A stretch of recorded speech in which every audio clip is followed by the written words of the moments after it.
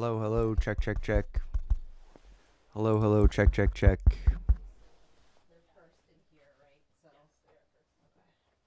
So our first speakers, so we'll talk to Dan about how he wants to do this, because I think they're gonna have to either shift them both over. I don't know if maybe they both want to stand. Okay. Let's see what he wants to do. Are you thinking like the slides in the center, like above? I was thinking we're shifting them as far over as we could. Both of them like right next to each other. Okay. Yeah. So I'll go talk to Dan. Okay, great. Yep. Sorry, I didn't. No, that's okay.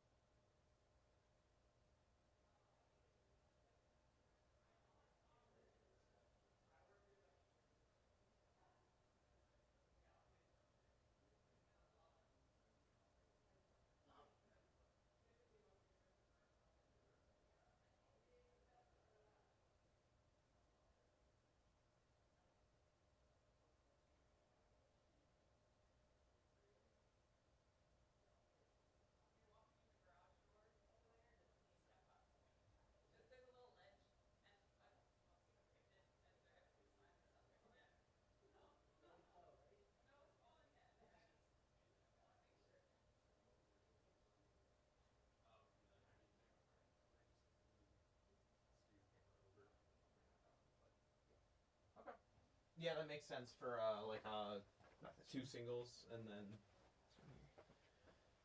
Yeah, but the problem is in the interview room they wouldn't be able to record audio in.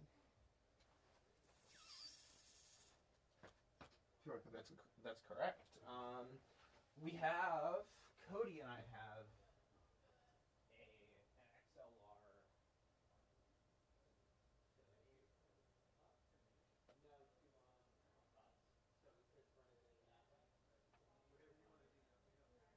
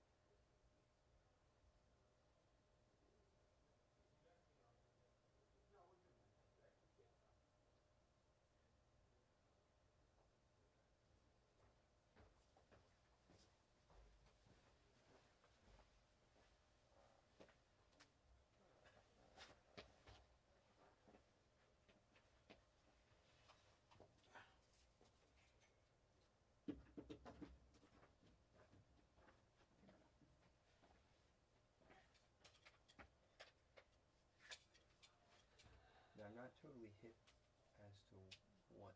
I mean, I know this is getting that angle, but is this going to be a live stream too? This, or no? Yes, it is. This the one that you're. Oh no, we don't wide? need this angle to be live. We only need the wide on the Okay. live stream. Yeah, don't worry about plugging that in. But now you got 3 cams to roll. Great. That's it. That's all Very we cool. need. Very cool. That's why 2 people need to be in here for sure. Like, somebody's gonna have to man this one and the wide. I think Alex has got it. He's got all 3. I can just hit him with the Yeah, you could be like this and your chest to. Yeah. Let's even the chairs out though, because one chair is not centered. So Is that the camera or the chairs? Because the chairs are marked the same way we marked them initially. I mean, if they're marked, they're all crazy off mark. Like this one is so far back, like the plane Relative ones. to that. Yeah. Just tell us where, Yeah. and we can remark. It could have slid around too. Alex, go left. This left. Yeah. And then Spencer, go right. Go right a little more. Just one more baby hit. That's it. Yeah. This is why your Yeah. directions are confusing. You told me to go left and him to go right, and then we went did the go same right. direction. Oh, I said you my left. Yes, you should have went right as well. I'm sorry. That is me. It's okay. We got it figured out. No, don't let him get away with this, because See, Dan and I have called him out for confusing instructions before, and he's like, my instructions are perfectly clear. Spencer, do you want 50% of Better Film? I will gladly pay Alex out of the company right now. So I can be part of it. Because you don't argue about my directions. You're just like, we'll make it work. Is the audio on? Yeah, I'm looking at it on. And it's these guys. Are the mics on? You could definitely. Yeah, hear the mics are audio on. coming through. Is the TV out there muted? Both Does the TVs. TV have like an internal speaker? Yeah, I have audio. I fixed the audio on the TV. I just. So we're just keep chatting back here so I can. Okay, yeah, you got it. Yeah, Cody will always be like, yeah, okay, now move that to the left. No, sorry, I mean like my left. No, but towards the wall. Where'd the gimbal end up, Al? Oh, that's a. It's in your closet. Is it in the closet? Okay. Yep.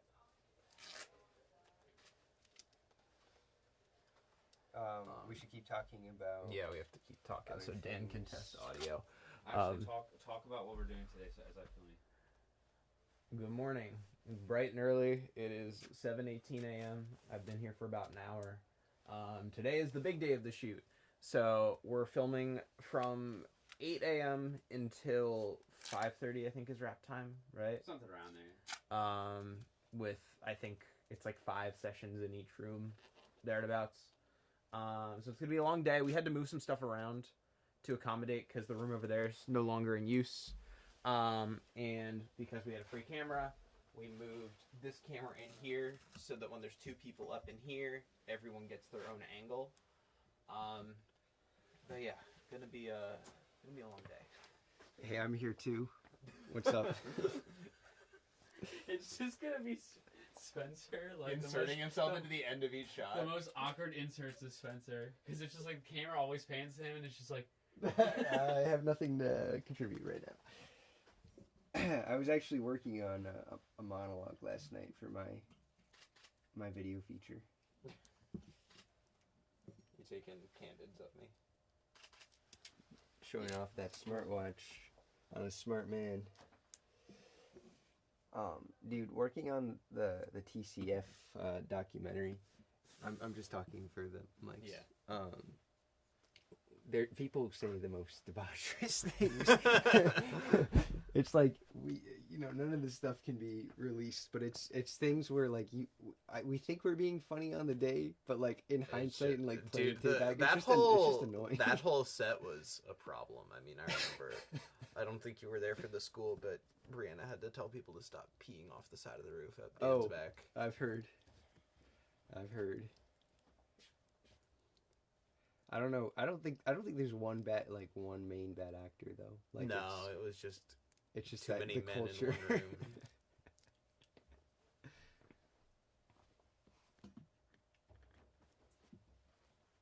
Anything else we want to set up or need to set up in here? Still no dice, Dan? It doesn't make sense because everything, the stream is healthy, the audio is going out programmed.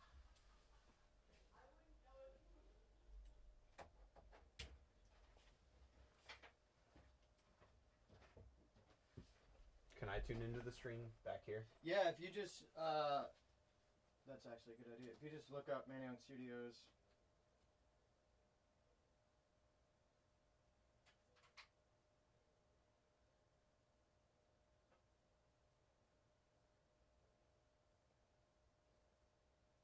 Testing. If you just look up MNYK Studios. So it is the TV. Unless it started working when I plugged the ATEM in.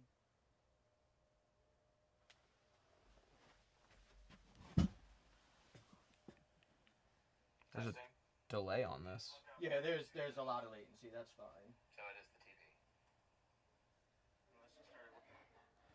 Okay, so So there is audio, then it is the TV then, or you fixed it. is there still audio? I just unplugged the ATEM. Oh, sorry. I closed out of it. Yep. Okay, so So there is audio, then it is the TV then, or Alright, you fixed it. Hop up front. Is there still audio? I just unplugged the ATEM. Oh, sorry. I closed out of it. Yep. Okay, so So there is audio, then it is the.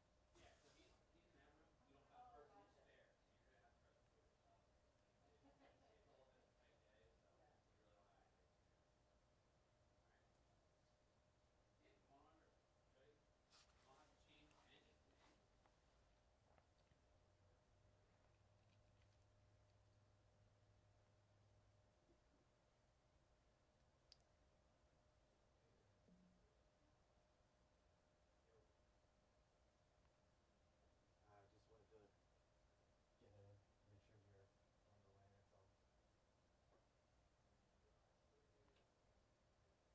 So you'll probably get here before 8 then. Okay.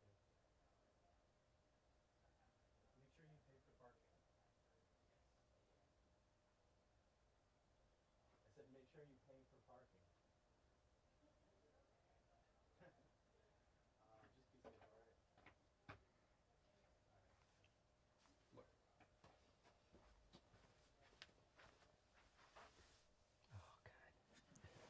I'm not turning audio on. No. Did the comments say what it was about?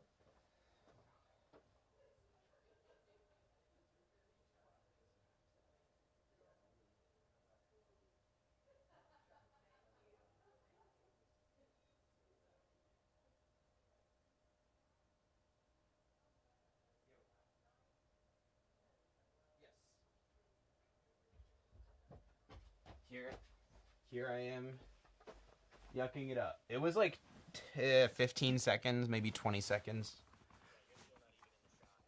Yep. Yeah, it took like 20 seconds last time, based on what I was seeing. Is it even more than that? That's crazy, because I'm...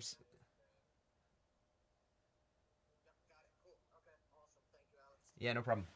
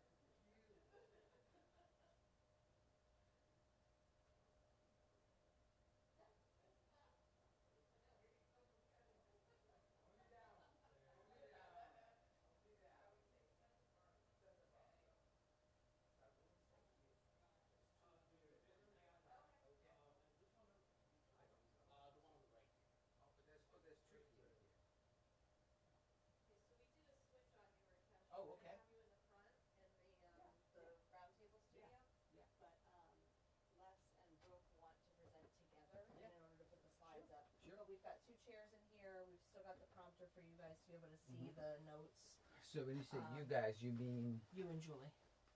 This is you and Julie, right? For the Oh, I first thought you said out there. But We were going to have you Oh, out there. we're We gonna have moved you in here. Yeah, that's Yep. beautiful. That's no problem.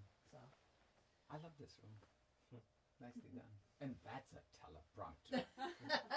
It's cool. The camera goes through the mirror there. Yes, but that's.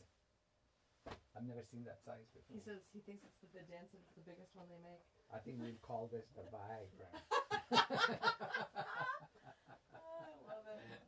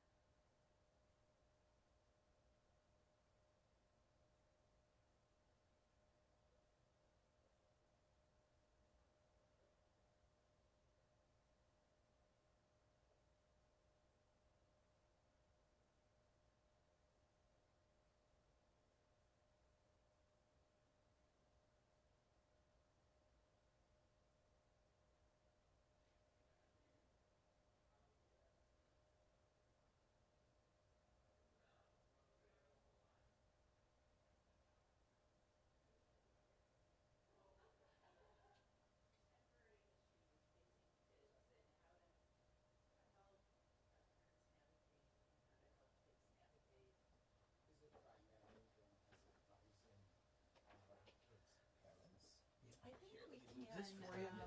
well, I think we can talk about both. There's a strong emphasis on communication and navigating social media use, LGBTQ issues. Oh, certainly.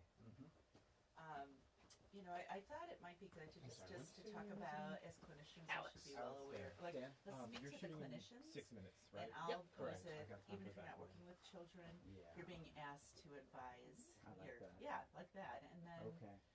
but if you are working with children, here's Hello, sir. Okay. Okay. side. Okay. We have half hour. Is that correct? Oh, great. That's a good thing. And it's 6 topics or so. Yeah. Yeah, it's about 6 topics. And Okay. yesterday they run them Okay. on the teleprompter so Okay. that if you need to, what else do you need to cover? Or Okay. the timer will be here. Okay. So Okay. I'm telling you, Sandra and I yesterday did one on anxiety about like Okay. that. So it's such a different format. This format actually left me feeling more anxious because there's not a script. But it'll be fine. It'll be fine. I'd We'll much just rather not have a script.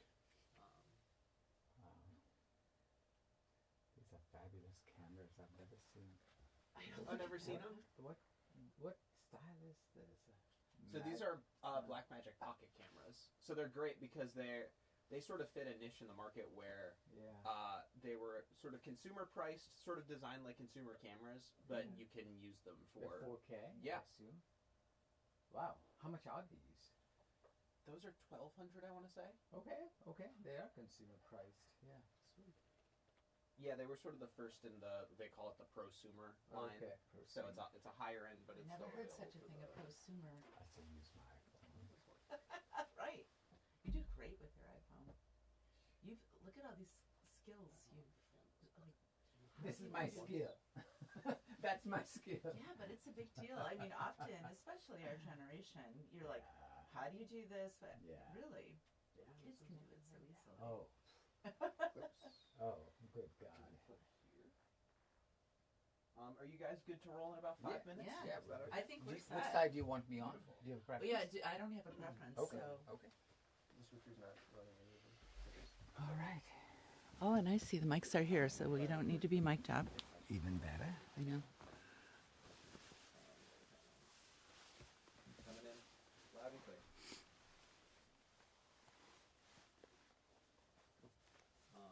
How's Mr. Sexy Time? So, Oh my gosh.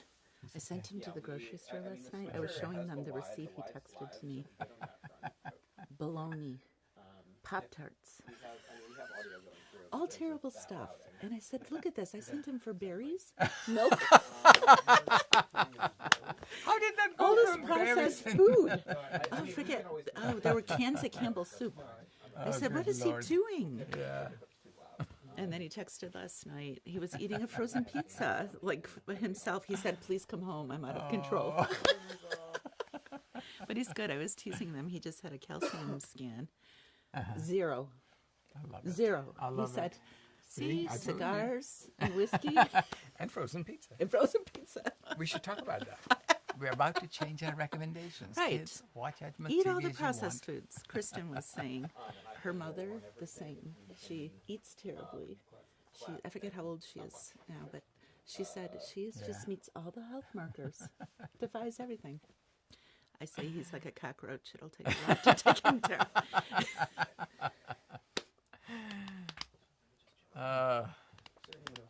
Aren't you coming to Texas soon? I Or was did you just there last You were week, and, there. And you know, they're moving to North Carolina. She just got. She'll be her first attending position. Will be at Fort Bragg in North Carolina. the So new Fort Bragg. the new Fort Bragg again. We were with all of her residency class this weekend celebrating her daughter's Your birthday. guys' Yes. I can't Can you make see it bigger? I absolutely. Oh, thank you. And so they were all finding out where they were landing. Some are going to Germany. Some will do child and adolescent back at Walter Reed. She's going to the old Bragg, new Bragg. And she'll work as an attending. She'll be an for attending. 7 years? Seven. Oh, Well, no, it's yeah. okay. If you can Hypothetically, send both they'll of these stay to there, us, but that would be at least 3. I think the military holds you 3 to 5. She was sending me all these emails last night. They were getting the Musk emails. Oh, Please send even 5 her. bullet Oh, points. she's a And- federal employee. And yeah. the Department of Defense then sent something. Do not respond to this email. We are. She said, "Mom, you should see the federal emails coming through." That's so fucked up. It's so fucked up, man. Give So me 5 things that you've done. that you've accomplished in His this 5 last week. things would be: I was cruel. I was very cruel. I was super duper cruel. She said, "These are active military out in the field. Come on now." So And she's a psychiatrist. What she's you a gonna say? psychiatrist. Help. No, I mean, So Yeah, that's you'll fine. kick the ball. Yeah, You right. kick the ball off. Yeah, You, I'll start. Get the, if that's okay. Yeah. Yeah. Yeah. And do I look at you? Do I look at the camera? I think we look at each other.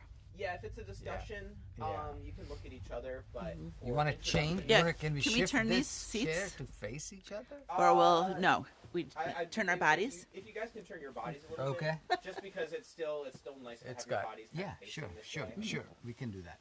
Um, And the timer's over there. You'll start that. Yep. Okay. Introduction stuff like that, you'll be looking right into the screen here. There's a Okay. camera back Welcome here. in. Could you scroll through it? I absolutely can. Brief overview: how modern challenges differ from traditional clinical training. Importance of slow down. Slow down. Sorry. Yeah. Importance of adapting changing times. So much. more So much is coming yeah. at once. I like it. Key challenges and their impact. 20 minutes. Okay. Thank you, sir. Man, this is such a challenge. Well, this is where the developmental concerns come up, and we'll talk about this. I don't. I'll save it. But you know, parents feeling like this is normal adolescence; they should be in their room for long periods of time, and then feeling, what did I miss when the child self-harms or? It's become a real problem. Social media and video games. 4 minutes. Dual-edged. Okay. And now I've got 30-some-year-old adults. The main source of connection is social. Oh, it it's is. games. They don't want to deal with humans anymore. No. Okay. 3 minutes for substance use. This is going to be fast. We got I to know, smoke it. No pun intended. Yeah. And we'll see how many we can get through. Okay. So if we don't, then we Yeah, just it's drop okay. 1 or 2. Yeah. Okay. Overscheduling and burnout. Is that the last one? I think it. Um, Oh, and Oh, just no. communication, but we'll just weave communication throughout. It Okay. doesn't necessarily have to be. So will and you if- open and close, or I can open and close if okay? you'd like. Okay. Yeah. Either way is fine. Yeah. And if you see that we haven't covered something, you all, can you I'll keep an eye out for you. keep an eye out and just put it up there so that Of it's a course. reminder? I'll sort of follow topic to topic. As you Okay, great. talk. Yeah, and that way, if we need a point of reference, we Yeah, can of look. course. Okay, great. All right, let's roll cameras. Ready? Yeah, Rolling over let's here. do this. This will be fun and important. Yeah.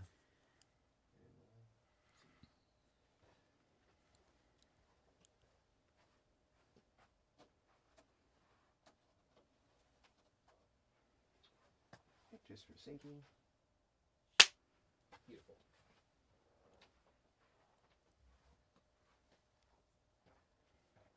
All right, I'll count you guys in 3, 2. Rakesh, I'm so excited to sit and have this conversation with you about a very important topic, of course, in my practice, and that is addressing emerging challenges in clinical practice with children and adolescents. What a topic this is. I know that you and I have had many conversations about the impact of post-pandemic life on children and adolescents, and whether you're working with parents of children and adolescents or you're working with kids, which of course I want to encourage everybody to roll that into our wheelhouse because there's such a workforce shortage of working with children and adolescents. This topic, I think, will bring a lot of relevance to our Psych Congress family. Absolutely. You're completely right. Whether you are a child-centric clinician or otherwise, one way or another, these are essential skills. And the post-pandemic life has been tough on America. Absolutely. And you know, the Surgeon General had a report last year that we are in a crisis for care of youth across our country, mostly because of social isolation, academic challenges. Kids are having a hard time catching up again with some of those academic losses. And the largest of which we all can relate to was what that isolation meant to us as a community, and especially to kids, where their social networks were really disrupted. This is a problem across the board, I think, for parents and for kids. How much of that isolation can you have behind doors, and how much should we be encouraging interaction? I don't know. What do you think about It's a very that? tough conundrum, because it's also true that all our kids, just like adults, have a different genetic makeup, Yes. and they have a different need. But the overarching concern that you have, which is social isolation, is literally a malignant condition in terms of emotional development, I think is really true. And as a result, when I do these evaluations, Julie, I cannot apply what I think the kid needs, Yes. but more to look at the entire context of how the family functions, how the child's genetic approach to socialization is. But I think you're onto something, that overall the problem is isolation leads to disruption in social bonding, which then leads to disruption in almost everything that's essential, and leaves the kids vulnerable to not just social anxiety difficulties, but depression and anxiety disorders, but also low self-esteem, low self-confidence. The ability to date down the road is also affected. Yes, that disengagement from social connections that becomes more exaggerated when there are not those opportunities for practice. And what I see too is that parents understand that normal development of adolescence means some pulling away, hiding behind the doors of their home.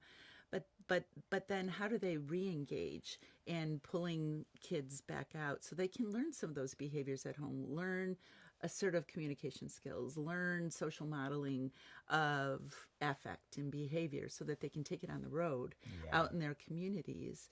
And I think parents are protective. If they see that their child is struggling, they may want to allow some of that space. So it's this very delicate dance that you see parents and children doing, where the child wants to pull away and the parent is coming closer. I actually had one parent say, my child is like a cat. I have to wait for them to approach me. And I hadn't heard that. That's what's so delightful about psychiatry. I had never heard that. And so we had to work with them together so that the child could actually say or give a clue of when she really wanted her parents to come in close. So I think you're right. There's all of the social modeling that comes along with social connectedness that we really need to help inspire in the home, and then as clinicians facilitate between parents and children so that self-esteem, an idea of who am I and how am I separate from my family and my peers, and really helping to build those skills so that the child can effectively launch. Otherwise, you do have outcomes like anxiety, depression, and social anxiety. We know, even with children, has really peaked post-pandemic. I know. Triple. How does any disorder triple in 5 years? Right. So we got a real challenge. So from a clinical perspective, what I'm advising my residents and my fellows to do is, there are vital signs you collect. Yes. How you socialize is a vital sign. It is. And it is so valuable to let the child, the adolescent, and the parent know that improving socialization is a stressor. But just like a muscle, if you don't stress the system, there is no growth. Absolutely. Yeah. And we're all born with, certain aspects of our personalities that rub against other people the wrong way. But the only way we can improve that is by tumbling, right? Rolling Yes. rock, gather no moss. And I think that's very true for socialization. So I have started seeing, and let's see if you support me in this thinking, I started seeing enhanced social interactions as a essential therapeutic tool, no matter what the disorder might be. I agree, and I always talk about your wild five with families as well. One of which is connecting with others, and if you're not working that muscle, as you say, you're really not going to have those effective outcomes. And helping kids find their peer groups and helping them to merge through normal developmental phases. If they're being protected and they're being kept at home, there are less opportunities for that, and you will have a lot of anxiety as you try to navigate that, but doing it together will help embolden children and parents to be able to make those steps. Well said. This is a good segue for another challenging topic, I think, with kids, and that is the use of social media and video gaming. And what I hear a lot with kids is this is my one avenue where I am connecting with others. I have friendships. I'm able to connect across the world. I have a best friend in Wales. Some have even had romantic relationships across the waves. The literature on this stuff is that it's all about balance, efficacy and outcomes with navigating these technologies for social. They're really natives to technology. This is newer stuff for us and for most parents, but they're very skillful in navigating it, but then being able to use it to launch is the challenge. Huge what do you challenge. think? Yeah. Julie, you and I got lucky in some ways that social media arrived in your and my life probably in our early 30s or so. Yeah, later. So, later. So, in some ways, I got protected. I really worry about social media's intrusion into our children's lives too early. And I'm not an anti-social media kind of person. But I think the culture and our society is also worried. In fact, many states are passing regulations that unless you're 16, you actually cannot even be on social media.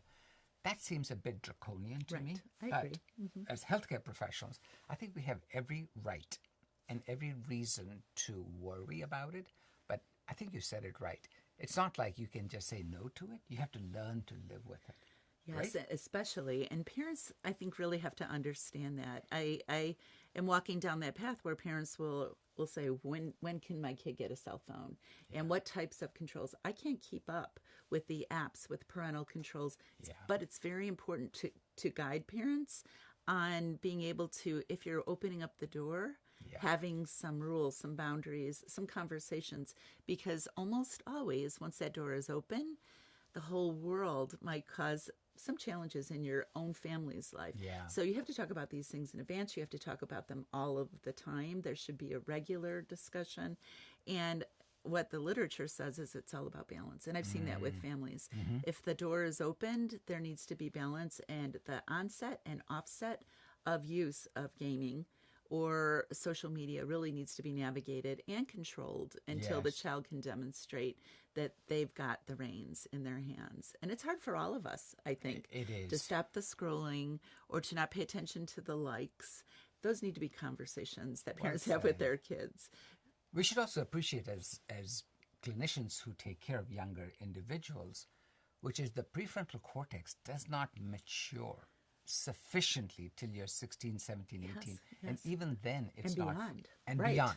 All the way up to 25 or 35.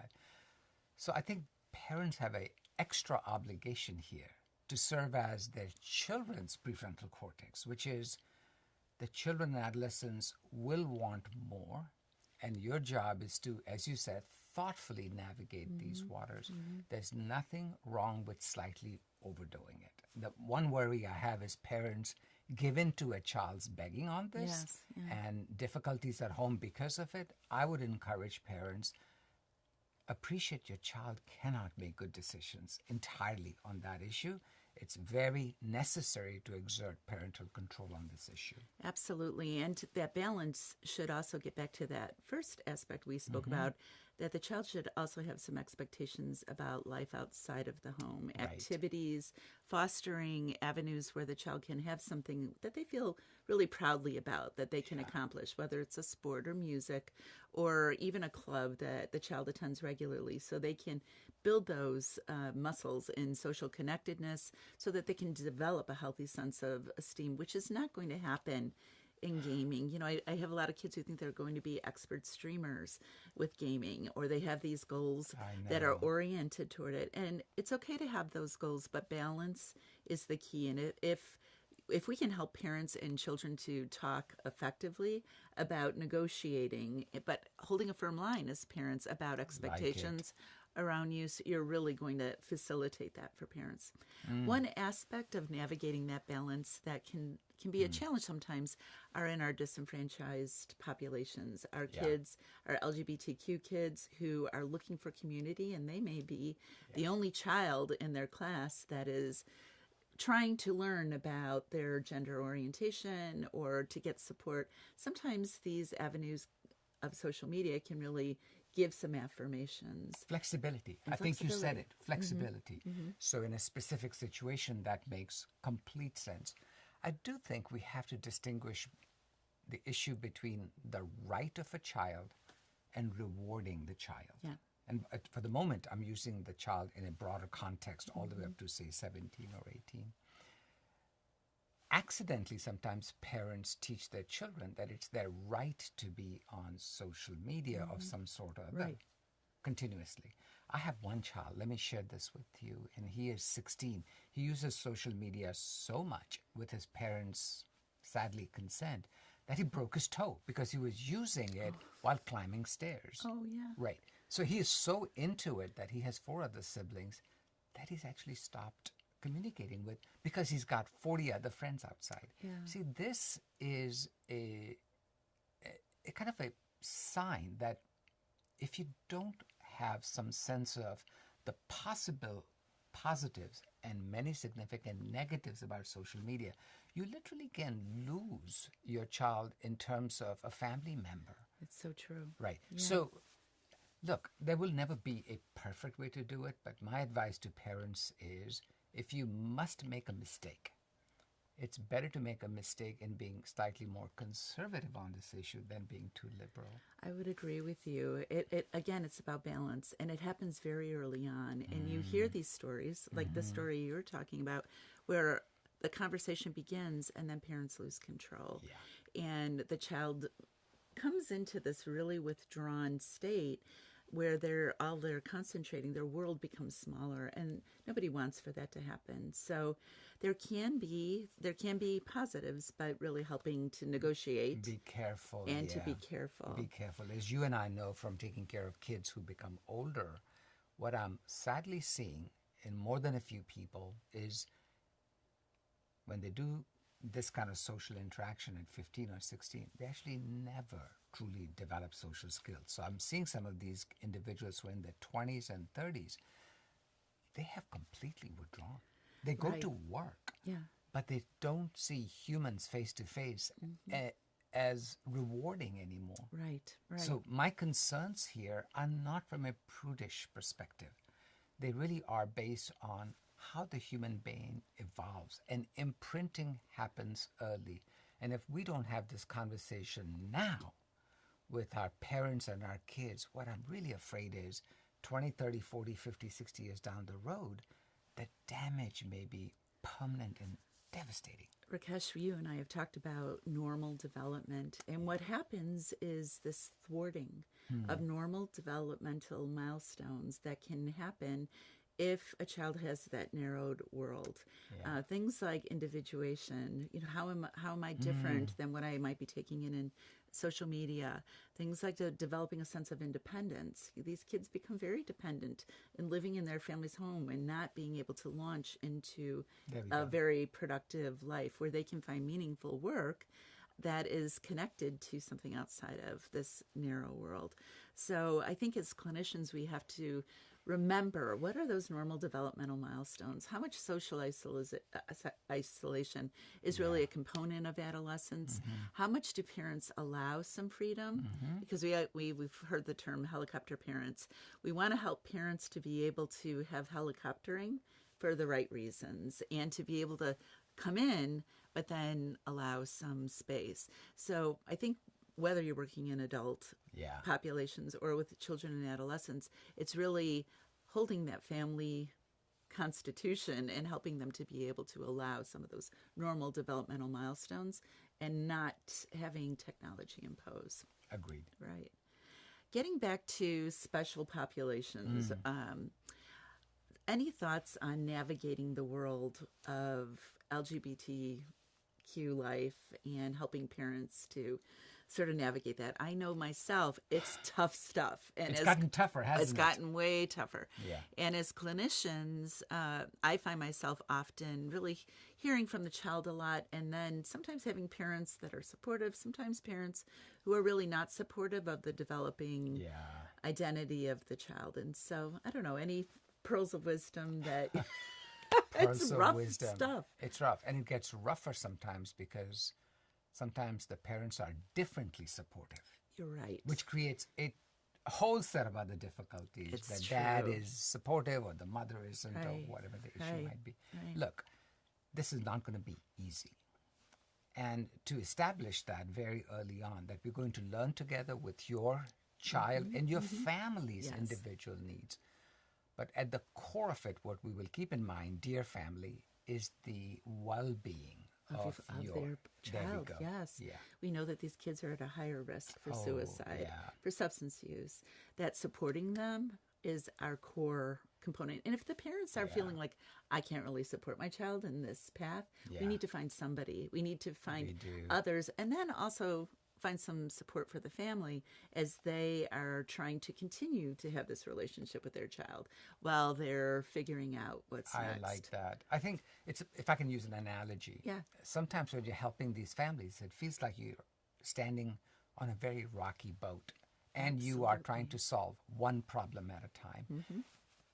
That isn't as productive as asking the system, with your help, what is the North Star? Mm-hmm. So your child is now 12, just emerging. What do we want things to look like when your child is 25? What is your North Star? Right. And the North Star always in loving families is, I want my child, no matter what their gender is, no matter what their preference is, to be happy, fulfilled, thriving. So what I say is, okay, that's our goal 10 years down the road. What do we need to do today to reduce the chop? Yeah. Otherwise, all I'm doing is crisis management. Again that and doesn't work. again.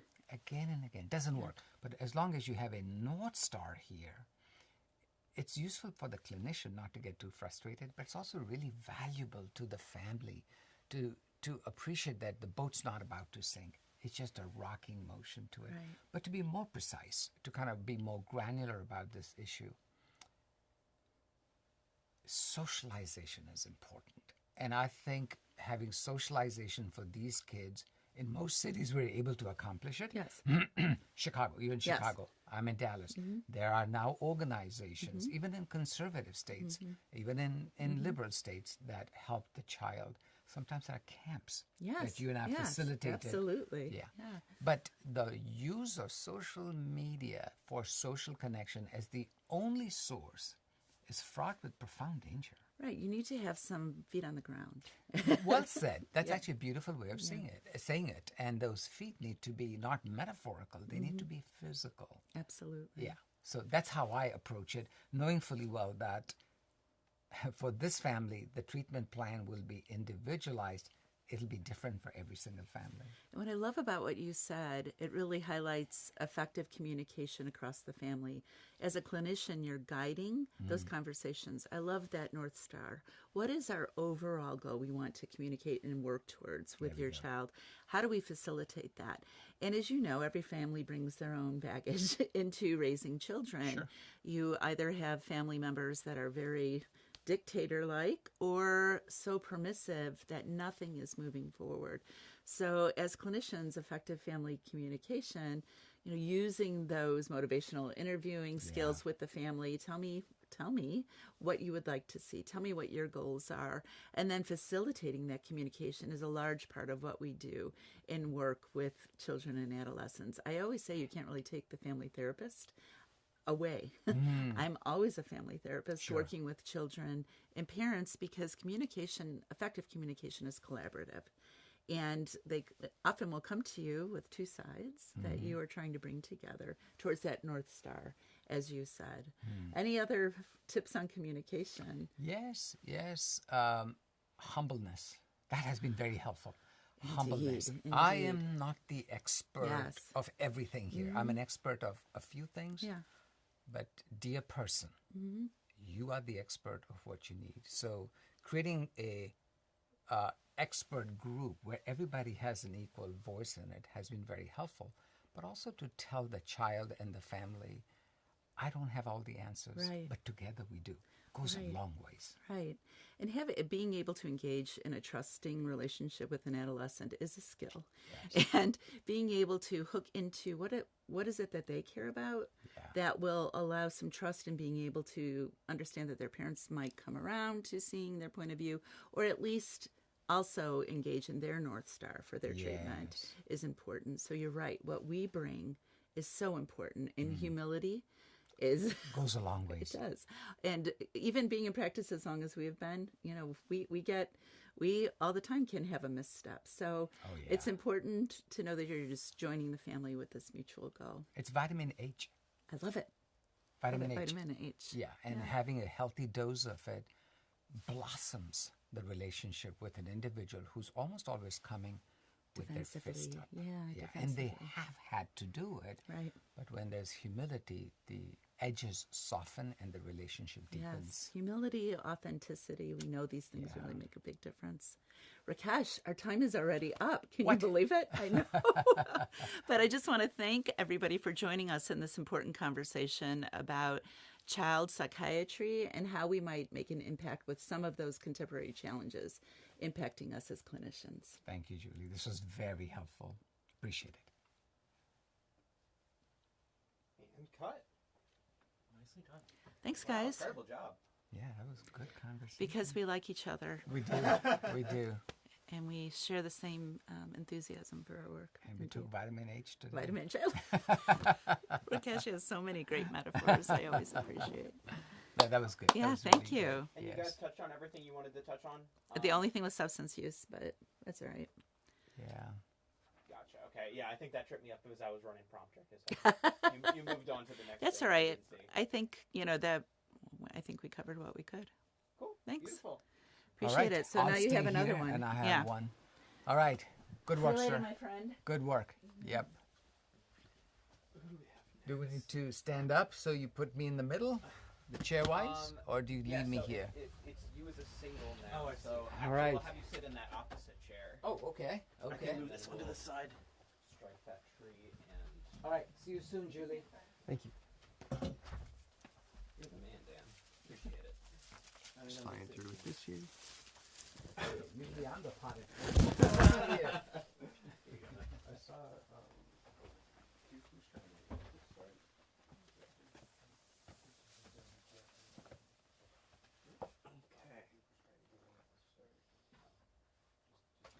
Yeah. Because he can film up front too. So you'll give me a slide changer. Is that how it happens? Yes, Okay. sir. And I have 30 minutes, or do I need to check with our? Or do you have I that? believe it's 30 Okay. minutes for your section. Okay. Take two. How was my voice? Because it's a little hoarse. Did you guys hear okay? No, it's Okay. fine. Okay. Okay. Okay. Okay. Yeah, sure. But it's just all that travel, Oh, sure. Yep, you're 30 minutes. Okay. All right. And we can get your slides up and running so you can run through them.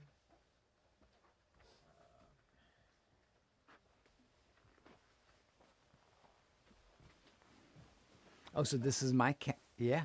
At some point today, there are 2 introductions that you will read for Okay. Saturday's sessions. Okay. It's, Can we do it right after this? yes, Oh, absolutely. let's Okay, do that. So it's only going to take 2 or 3 minutes. Boom. Let's do it. All right, so your section's on PTSD, correct? Correct. Bow tie straight. Because my bow tie dances. Pretty. Yeah, looks Pretty good to me. straight. Okay. It looks pretty good. Okay. Uh, Thank you, kind sir. No problem. Dan, would you know what the name of the slide deck is? That is a good question. Not off the top of my head. And this one would be for PTSD. Looks like. Yeah, that's what I'm looking for right now. Solving the sleep puzzle. It's one of those. Is it morning RT day 2? No, if I get back. Oh.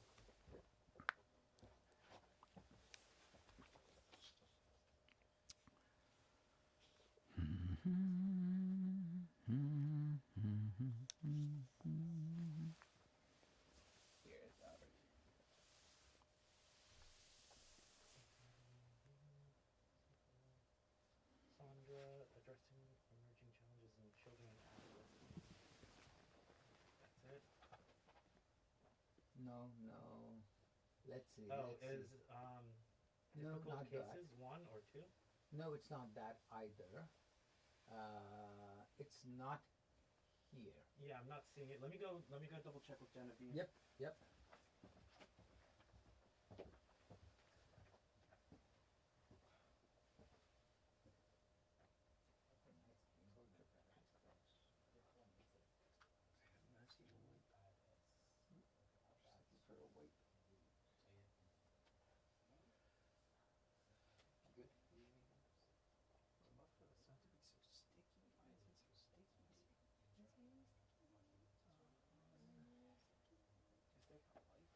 I can look around. Yeah, you can just do a quick check. I see one. Oh, you do? Beautiful.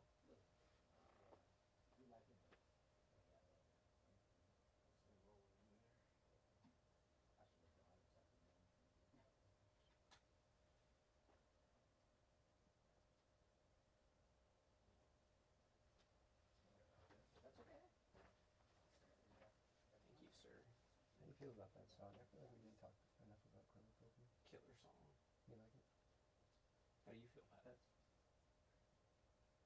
You're iffy on it? No, I'm not iffy. The only one I'm iffy on is that Blue's Clues ass.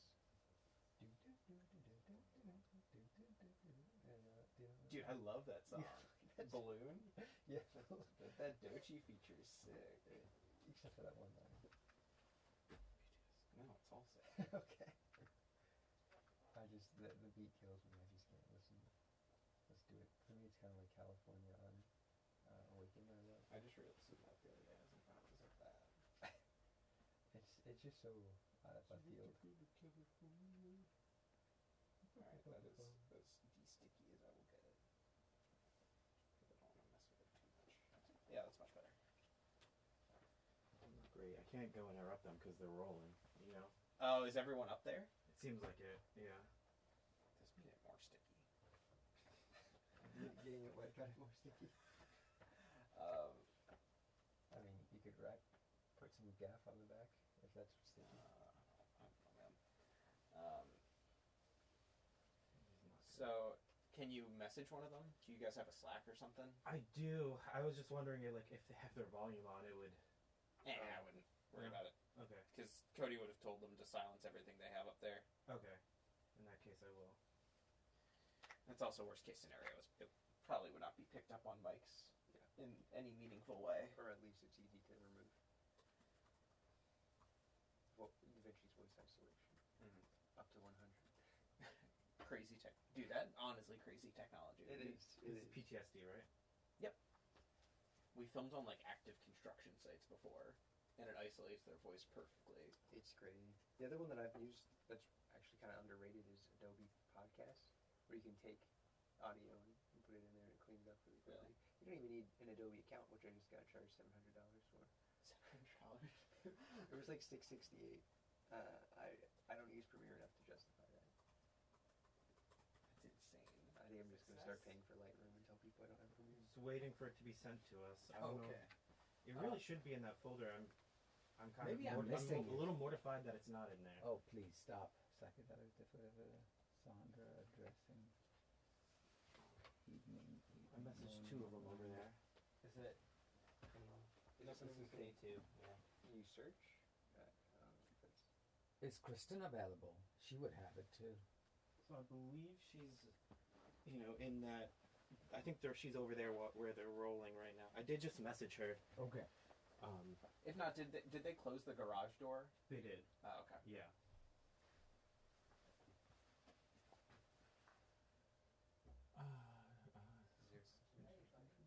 So it's not. No, I mean everything would be in this folder. I mean I can check and see if it's in day 1 if it got put in there by mistake. Yeah, that's a good idea. Chapky, anxiety. No. No. Go back to day 2. Did we do Rakesh introductions? We did not do Rakesh introductions. We can film that in the meantime. Okay. Oh, that was the thing Genevieve was just talking about, I believe. Okay. Well, if we to save time, maybe. Sure. Oh, Genevieve is looking now for the slides. Oh, okay. Never mind then.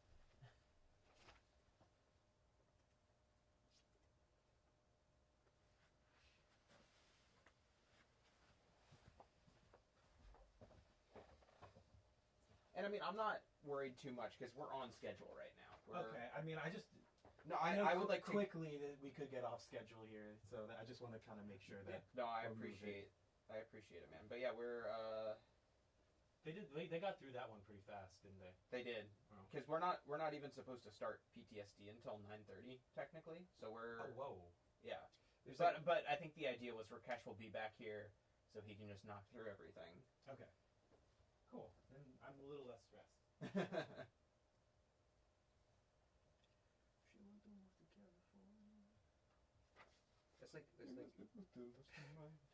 It's like a song Drake would do now. Like, Wagwan Delilah. I'm so cheese. Cheese in the farm.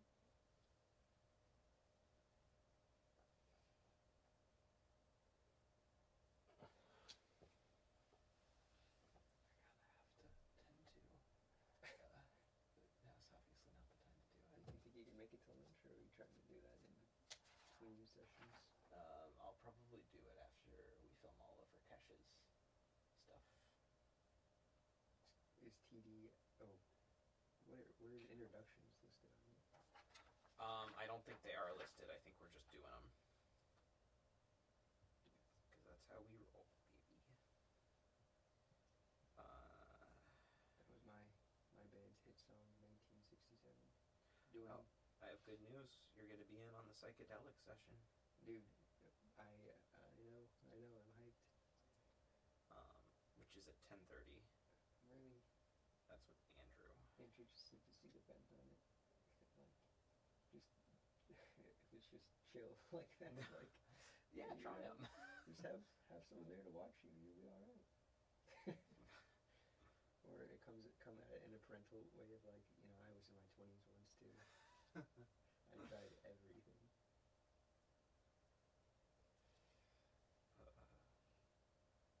We're doing psychedelics and then it's lunch and then We're doing psychedelics. yeah, we're doing psychedelics before lunch.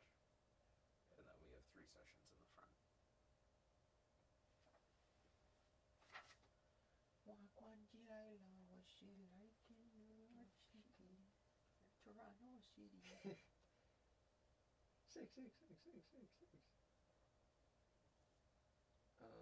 I think worst song of last year though. I'm just thinking about it from the Hive Mind thing.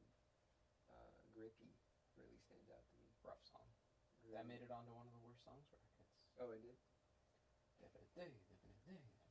Alright, so they should be sending them to you this way. All right. Are they dropping them in? They should be, yeah. Yeah, there they are. Perfect. Awesome. Rakesh, if you need to take a bathroom break, do whatever you need to do. We got plenty of time. No, we're good. Oh, there we go. So I will look there, or You can look right into the screen. and that's okay. There's the camera there, so I'm tilted, but that's okay. I'm assuming That's up to you. because I'm tilted, right? I'm not straight up You're to not it. Yeah, that's fine. And that's Yeah, okay. Like the slight angle's okay. Okay. And then that's working. Beautiful. And I'll go through the slides real quick. Here you go, sir. Thank you, sir. I'm assuming this is the forward. It is the forward.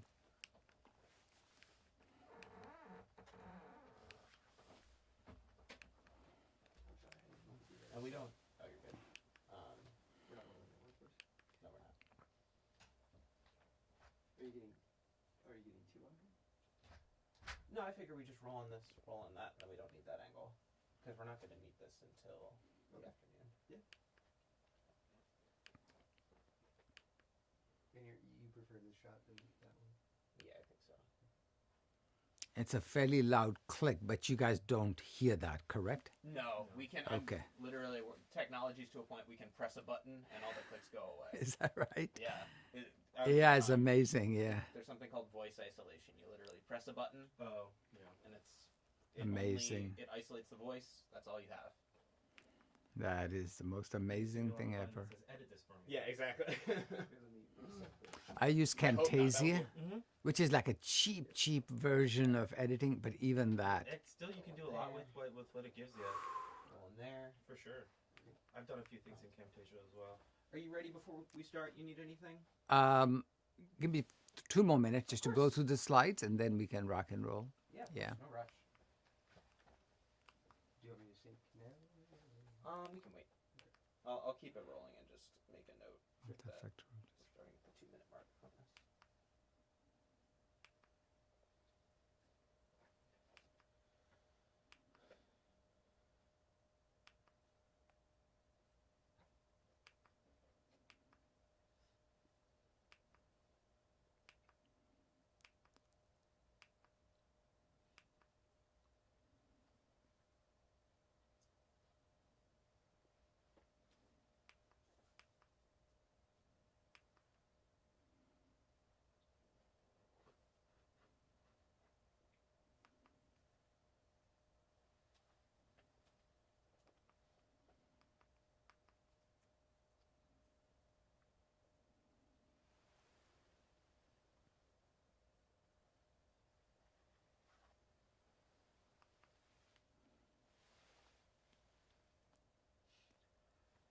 Is the gimbal out there?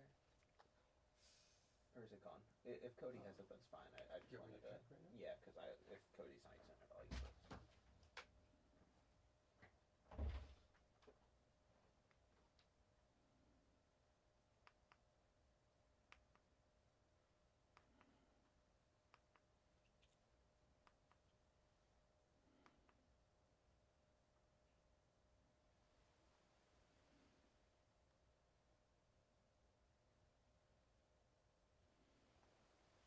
I don't see it out there, so he must be using it. Cool. Yeah, that's fine. I mean, if he's using it, that's all good. I'm guessing he's probably gonna use it through his session. Yeah, which is, again, that's totally cool. I was just worried that there was miscommunication and neither of us grabbed it. Right.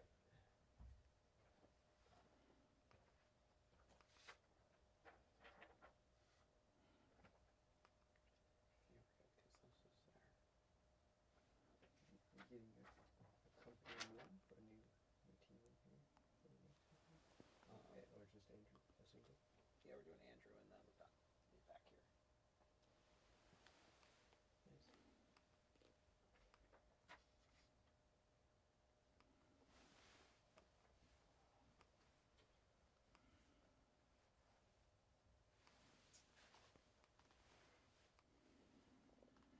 Looks good on you. Thank you. Alright. I think we're doing pretty good with time, if I do say so. Yeah. What time You is know, it? not gone. It's like 8:35. Let me find Wow. out. But We are rocking it. Yeah, we are. It's the green smoothie. It's a green smoothie. Yeah. All right, sir. Let's take it back to the top, or shall I do it from my end? here, I can do it on my end. Ah, thank you. Easier.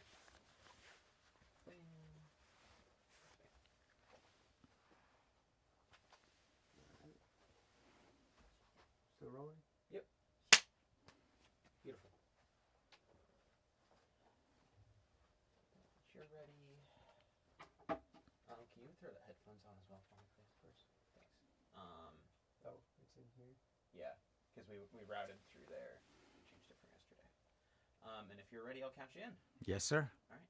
In 3, 2. Hello, dear colleagues, and welcome to this presentation, Unseen Scars, Treating Trauma, Recognizing PTSD, and Embracing Trauma-Informed Care. My name is Rakesh Jain, and I'm very much looking forward to this presentation. In terms of my faculty disclosures, they are here for your review, along with other disclosures that pertain to the CME activity. Okay, what are our learning objectives today? And as you can see, I have reached for the sky on purpose. PTSD remains a widely under-discussed, under-treated, under-identified disorder. And as a result, I wanted to shine a spotlight on it, but I also want to talk about trauma as a general principle, because in mental health, that is often a very important issue. And we'll, of course, talk about treatment options that are available in this condition. So how common is PTSD in clinical practice? Well, not only is it common, what we have found is different types of trauma lead to different risks of ultimately developing PTSD. Some traumas, such as rape and assaults, tend to have very high rates of developing PTSD, and some other less so. But having said that, all our patients who have a history of trauma in their recent or distant past really should be screened for PTSD. It's really important we establish that most cases of PTSD occur in the general non-military population, and it's more frequent in women. There's no question that military-based PTSD is incredibly important and very expensive to the individual in terms of suffering and suicide. But 90% of all PTSD in America exists outside that setting, in our clinics, in our population. And women are 2 times more likely to develop PTSD as compared to men. But let's be careful not to forget about our men as well. So we are thinking there are 13 million adults in America who have PTSD in any given year. Well, in the world of trauma and PTSD, both missed diagnosis and underdiagnosis, they're 2 different issues, are critical challenges for us. So the missed diagnosis happens when a patient appears with insomnia or fatigue, and we forget to screen for or appropriately detect PTSD. That's a big challenge. The other is, of course, the issue of underdiagnosis of this condition. These are errors we cannot afford to make. Why is it so complicated for us? And part of the reason is psychiatric comorbidities are so extraordinarily common in patients with PTSD. You might be wondering, how common? Well, anywhere from 40 to 90% of our patients, in fact, have not just one comorbidity, but often more than that. And the most common comorbidities, in fact, are affective disorders such as major depression, dysthymia, such as bipolar disorder, also anxiety disorders, also substance use disorders. And these disorders have a very bad habit of grabbing the spotlight. And when they do that, what recedes in the background, though it's so important not to avoid looking at it, is PTSD. So we should all be on guard, really on guard, looking for PTSD in patients who present with affective symptoms, anxiety symptoms, or substance use symptoms. Now, PTSD as a term did not even exist till 1980. But you know what? The concept of PTSD is old. Even William Shakespeare in 1595 in Romeo and Juliet actually talks about it. That which we can call a rose by any other name would smell as sweet. What he's really trying to allude to the fact is exposure to trauma sometimes spins out of control in the human being's brain and actually their whole body. And this symptomatic disorder that we call PTSD can develop. I do think PTSD as a disorder has been with us since the advent of humanity. It's part and parcel of being a human being. By the way, DSM-5 is very useful as our North Star, as our guiding principle in identification of this condition. So on this slide, I'm showing you the 4 cluster of symptoms that are required to be present. First one is called intrusive symptoms. A person should have at least 1 symptom. The other one should be avoidance, at least 1 symptom here. The third one is negative alterations in cognition and mood. We need at least 2 symptoms from here. And then finally, as you can see, alterations in arousal and reactivity, at least 2 symptoms. So think back to the patients perhaps you even saw today or this past week. How many of our patients, in fact, had these symptoms, but we just wrote it off as panic disorder or depression or insomnia or whatever? We can't afford to do that because, as I will demonstrate to you, this is a true biopsychosocial disorder of the first order. We're now shifting our attention to the neurobiology of post-traumatic stress disorder. It's really amazing how much we do know about what happens not just to the person's brain, but to the entire body. So PTSD is associated with, oh my gosh, take a look at this slide. So many different disruptions in the personhood. Inflammation is altered. The patient's ability to sleep is altered. The patient's reactivity is altered. The patient's entire being is altered when post-traumatic stress disorder steps in. This may be one of the reasons why people, our soldiers, when they return back from the war front, they have a strikingly elevated risk of developing inflammatory disorders like rheumatoid arthritis. These are young men and women in their 20s. This is because inflammation plays a rather large role in the pathogenesis of post-traumatic stress disorder. But coming back to the brain, by now it's quite well established that psychiatric disorders are in fact disorders of brain network dysfunctioning. And as you can see here, PTSD disrupts everything. Top-down control, bottom-up control, the salience network, the central executive network, and the default mode network. When they're not in harmony, major symptoms develop. What are those symptoms? Well, they can be hyperarousal. They can also be the lack of the person's ability to soothe themselves, to think themselves out of the difficulty they're in. And what ends up happening is patients are stuck in the default mode network thinking excessively, which pretty much means they are ruminating. They are going over again and again at a biological level the events that got them into this challenge. That becomes the disorder. So in a few minutes, we will see if our treatments can improve the brain network functionings so that the patient can recover from their disorder. Oh, multiple neurotransmitters are involved in the pathogenesis of PTSD, and I'm here to really say that serotonin and dopamine, of course, glutamate, GABA are involved, but let's not forget the great importance of norepinephrine as a prominent player in the pathogenesis of PTSD. So let's pull back the curtains. Let's see what actually happens here. What we have seen is norepinephrine, like almost every other neurotransmitter, lives on a bell-shaped curve. It's the middle part of it where a person is alert and relaxed or alert and available. Well, in PTSD, we see challenges at both ends of this bell-shaped curve. We have patients who have deeply disturbed sleep, a lot of intrusion of nightmares into their sleep.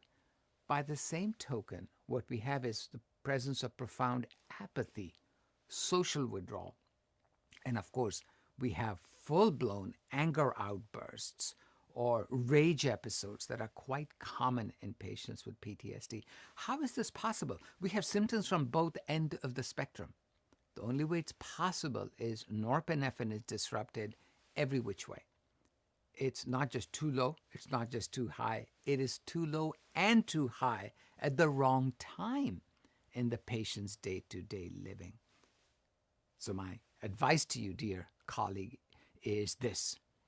Think about norepinephrine as being a very important player in this challenge our patients feel. And our goal ought not to be to just reduce the norepinephrine or increase the norepinephrine, but to exert a bidirectional impact on it.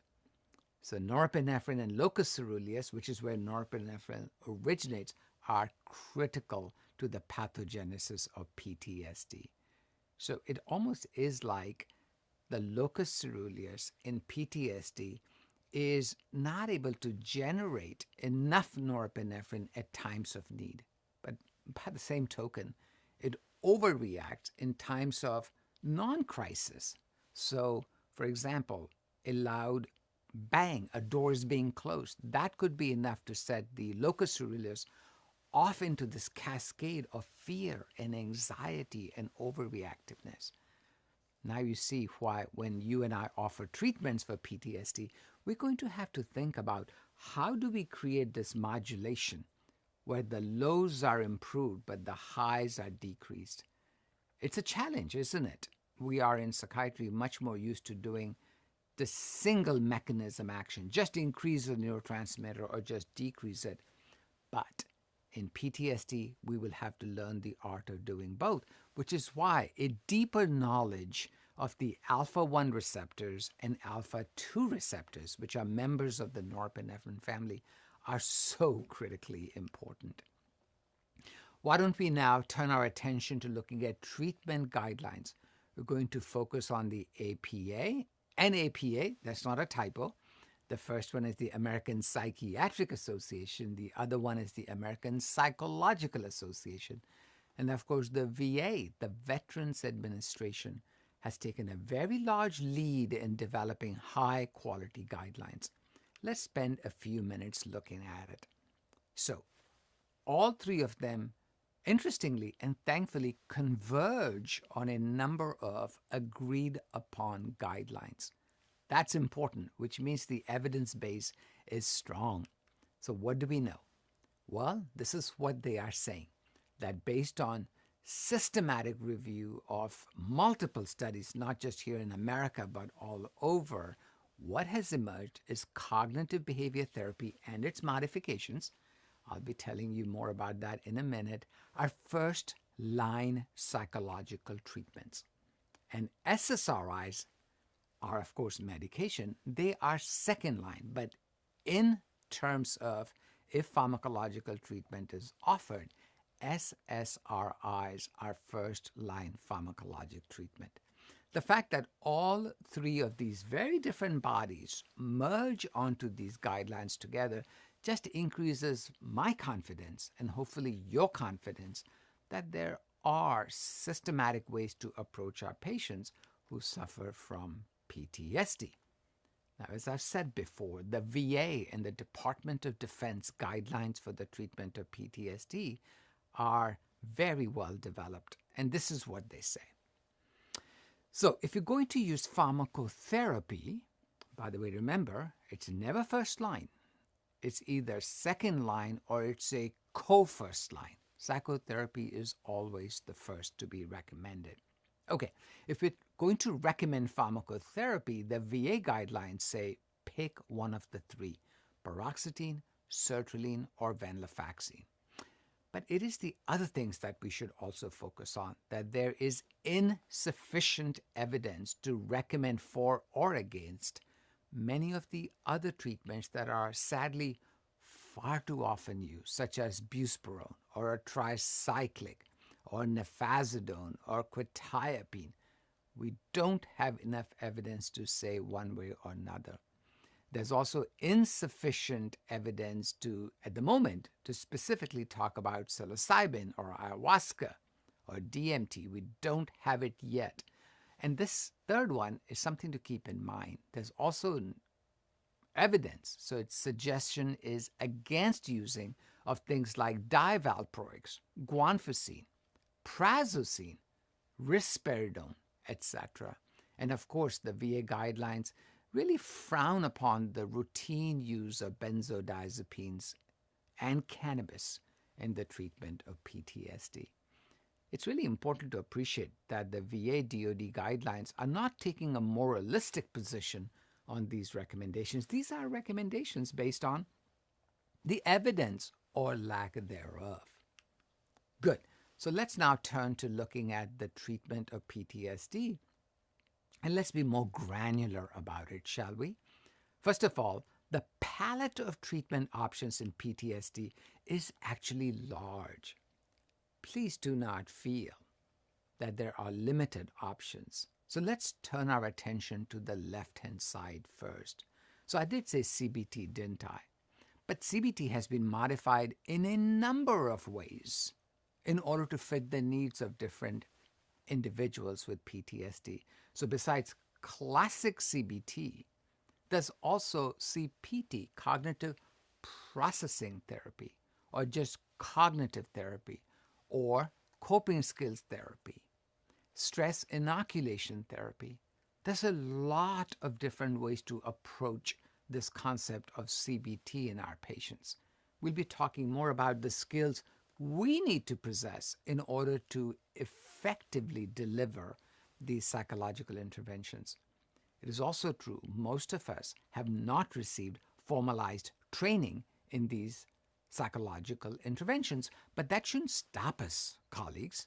What it should do is tell us if we don't have the skills, it's okay to refer.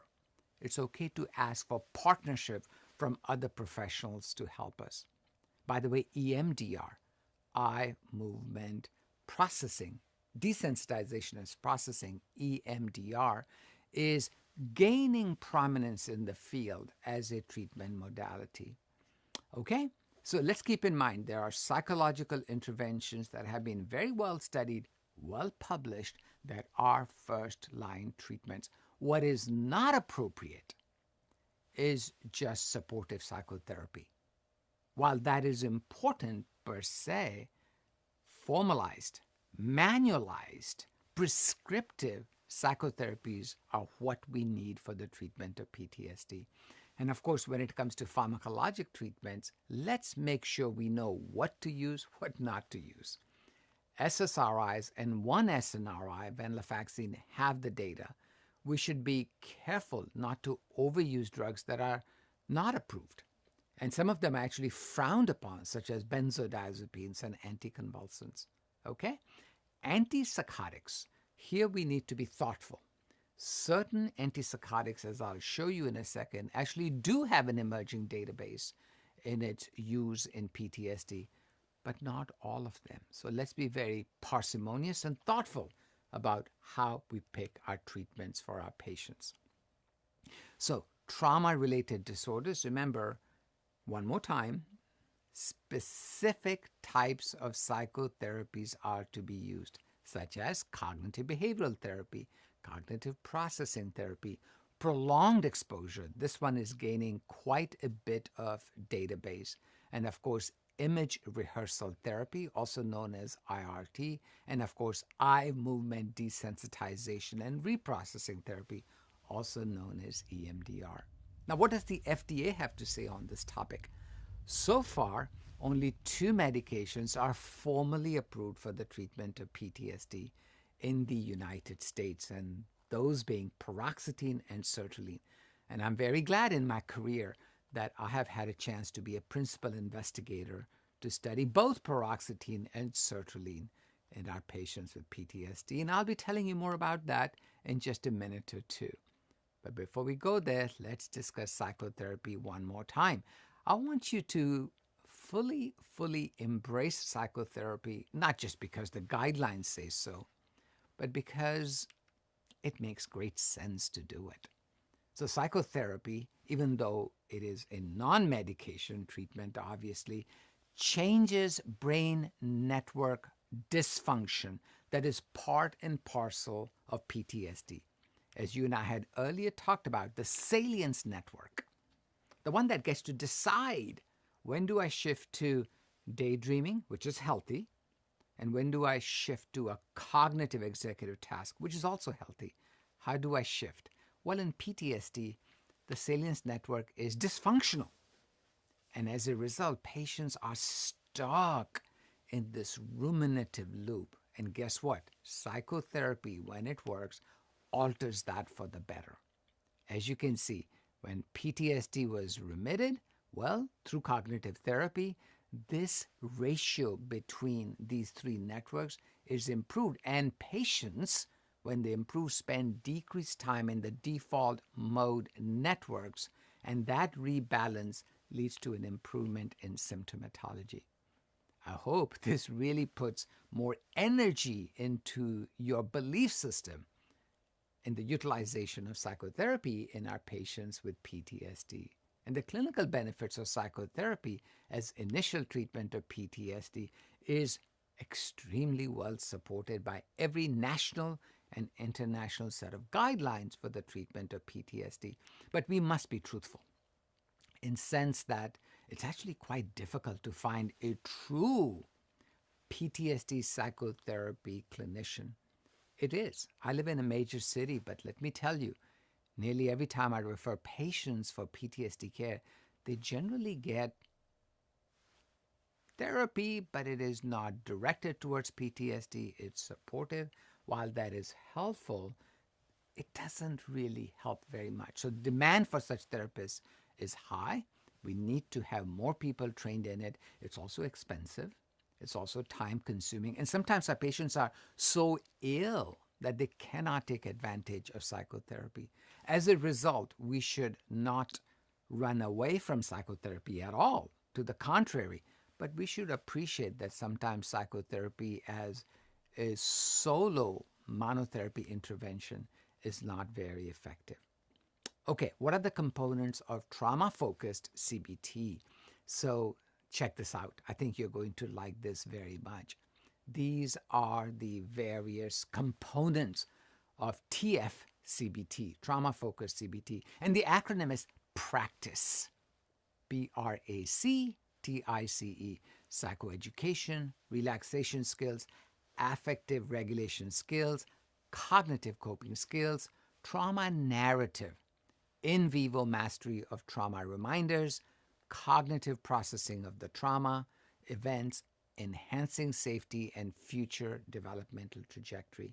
And this is conducted in good psychotherapy sessions into three components as I'm showing you on the right-hand side. We start with stabilization, followed by integration. And of course, you want to consolidate this because you want the patient to be better, well, hopefully forever and ever. And 12 to 15 sessions are recommended. It's not open-ended. That's another very important thing about psychotherapy in CBT. You don't want to say, we'll keep working on this for the next 20 years. No, no, no. There's a need to be in a hurry to improve the symptoms of our patients.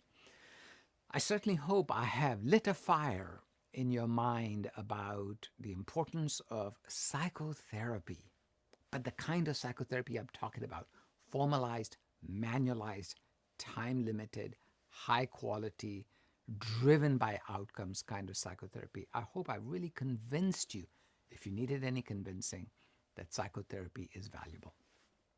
I also want to convince you that pharmacotherapy also has a very significant role in the treatment of PTSD. And one more time, let's summarize the US guidelines for pharmacotherapy. We have our 2004 APA guidelines. I think we're in need of updating them. At that time, the evidence was limited. So you can see a very limited number of pluses in the middle column. And then came the 2019 guidelines from the American Psychological Association. That too is just emerging. And then the VA guidelines came out in 2023. And here there is a little bit of movement. There is appreciation that certain interventions are simply not very logical.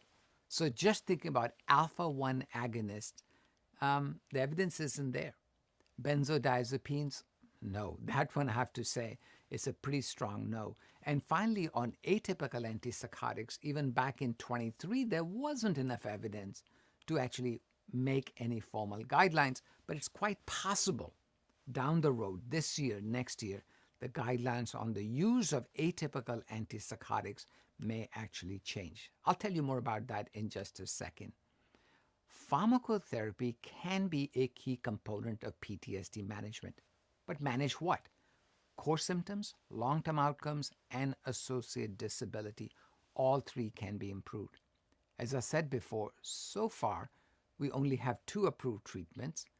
But let's also appreciate that a lot of patients, in fact, probably the majority of patients, are getting inappropriate pharmacotherapy.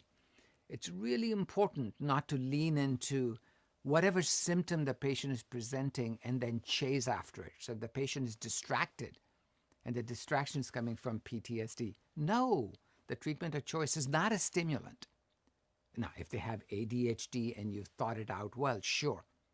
But my recommendation, and it aligns with the recommendations from the various treatment bodies, is be thoughtful. You want to go after the core symptoms of PTSD. Check this out. Look at paroxetine's database in PTSD. As I said before, I was one of the principal investigators involved here. there is repeat evidence from multiple trials that paroxetine can in fact improve some of the core symptoms of PTSD. And by now, you know there are 4 sets of core symptoms of PTSD. The same is true for sertraline. Sertraline is, in fact, an FDA-approved treatment option. And because sertraline tends to be less sedating, less weight gain than paroxetine, in many ways, sertraline has become the product, the SSRI of choice for most of us when we encounter patients with PTSD. But the question is, could adding an atypical to an SSRI help treat PTSD? And here we go. We have preliminary evidence from the combination of brexpiprazole, which is an atypical antipsychotic, and sertraline in combination. There are, in fact, phase 3 trials. There are 2 phase 3 and 1 phase 2 trial of brexpiprazole that, in fact, when you look at it in totality, in fact, let's do it right now. When you look at it in totality, these 3 trials show the following to us. 2 things emerge. Number 1, in 2 out of 3 studies, the combination of brexpiprazole with sertraline actually beats sertraline. Okay, not only beats it in the total amount of symptom reduction, but also in earlier onset and also its ability to address the various core symptoms of PTSD. And I think this is also some really good news. In terms of data, that is, I would call it breaking news. This was just presented at the ASCP meeting in 2024. The side effect burden was, in fact, quite tolerable as being compared to just sertraline treatment. So we shall see.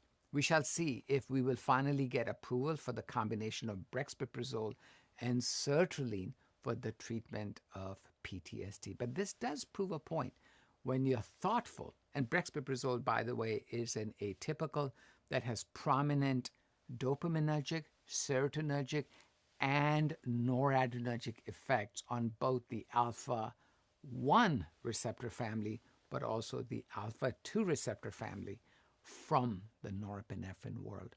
This emerging data kind of allows me to believe that, okay, we're making further progress in the pharmacotherapy of PTSD. We're also making further progress with MDMA.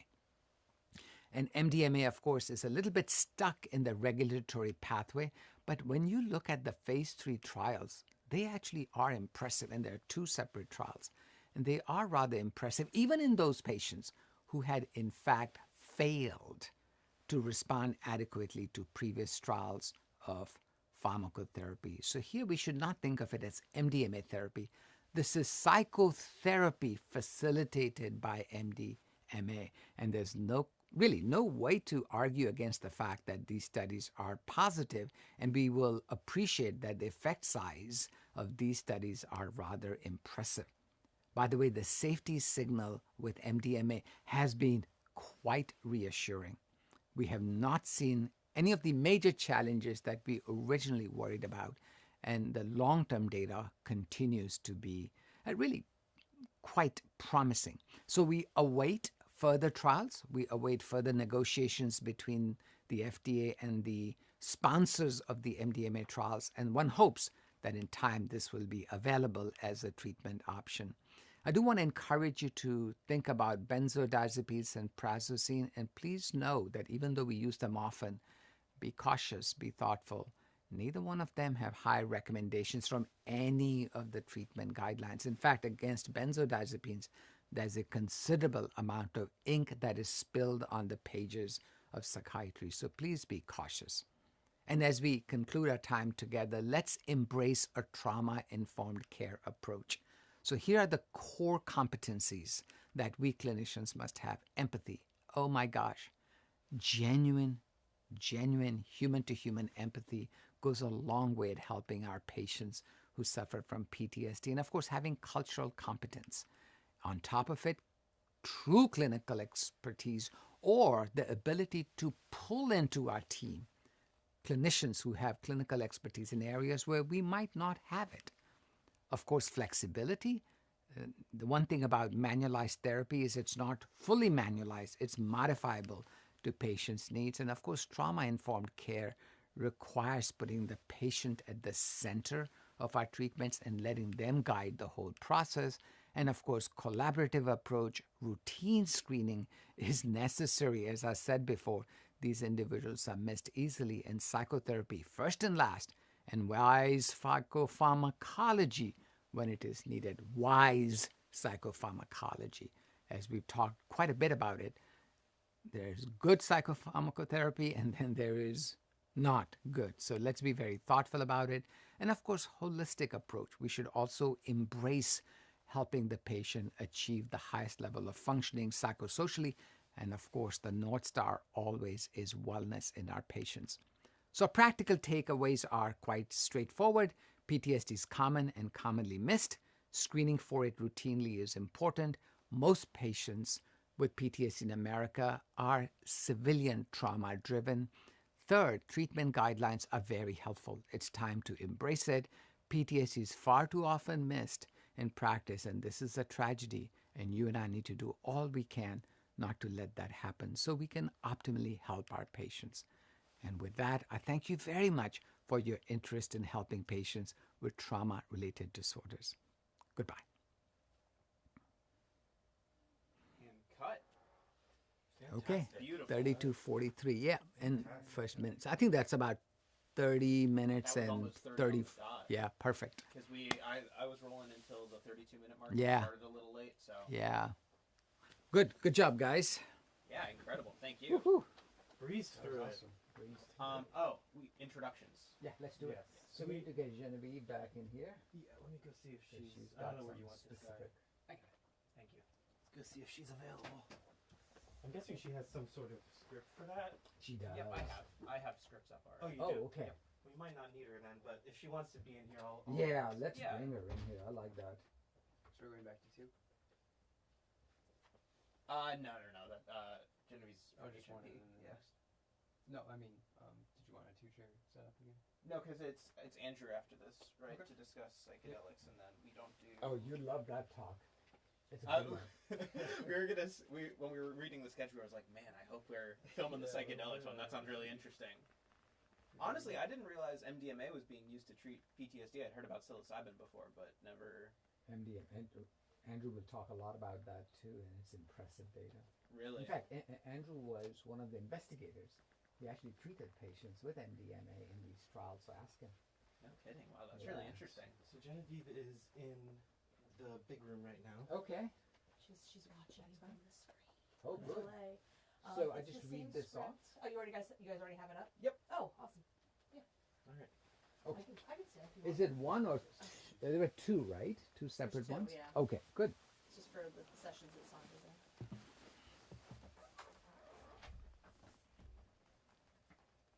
Would you scroll up so I can see? Session title, The Digital Shift in Psychiatry, scroll down, sorry. Obstacles and Integration. Our speaker for this session is Dr. Sandra Jain. Sandra Jain is an adjunct clinical affiliate at the University of Texas at Austin School of Nursing in Austin, Texas. Please be sure to submit your questions during this session and upvote the questions you most like. Our faculty will respond to the most popular questions during the upcoming panel Q&A session. All right, let's get started. Recording of the okay, hello everyone. Oh, I come back? Oh, this is number, That's the second. the second one. Okay, so pause and then, okay, let's do this. Huh? We just did it, yeah. I muttered my way through it. It's going well in the other room? Yeah, they just wrapped.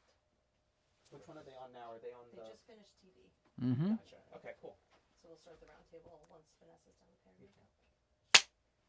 Okay.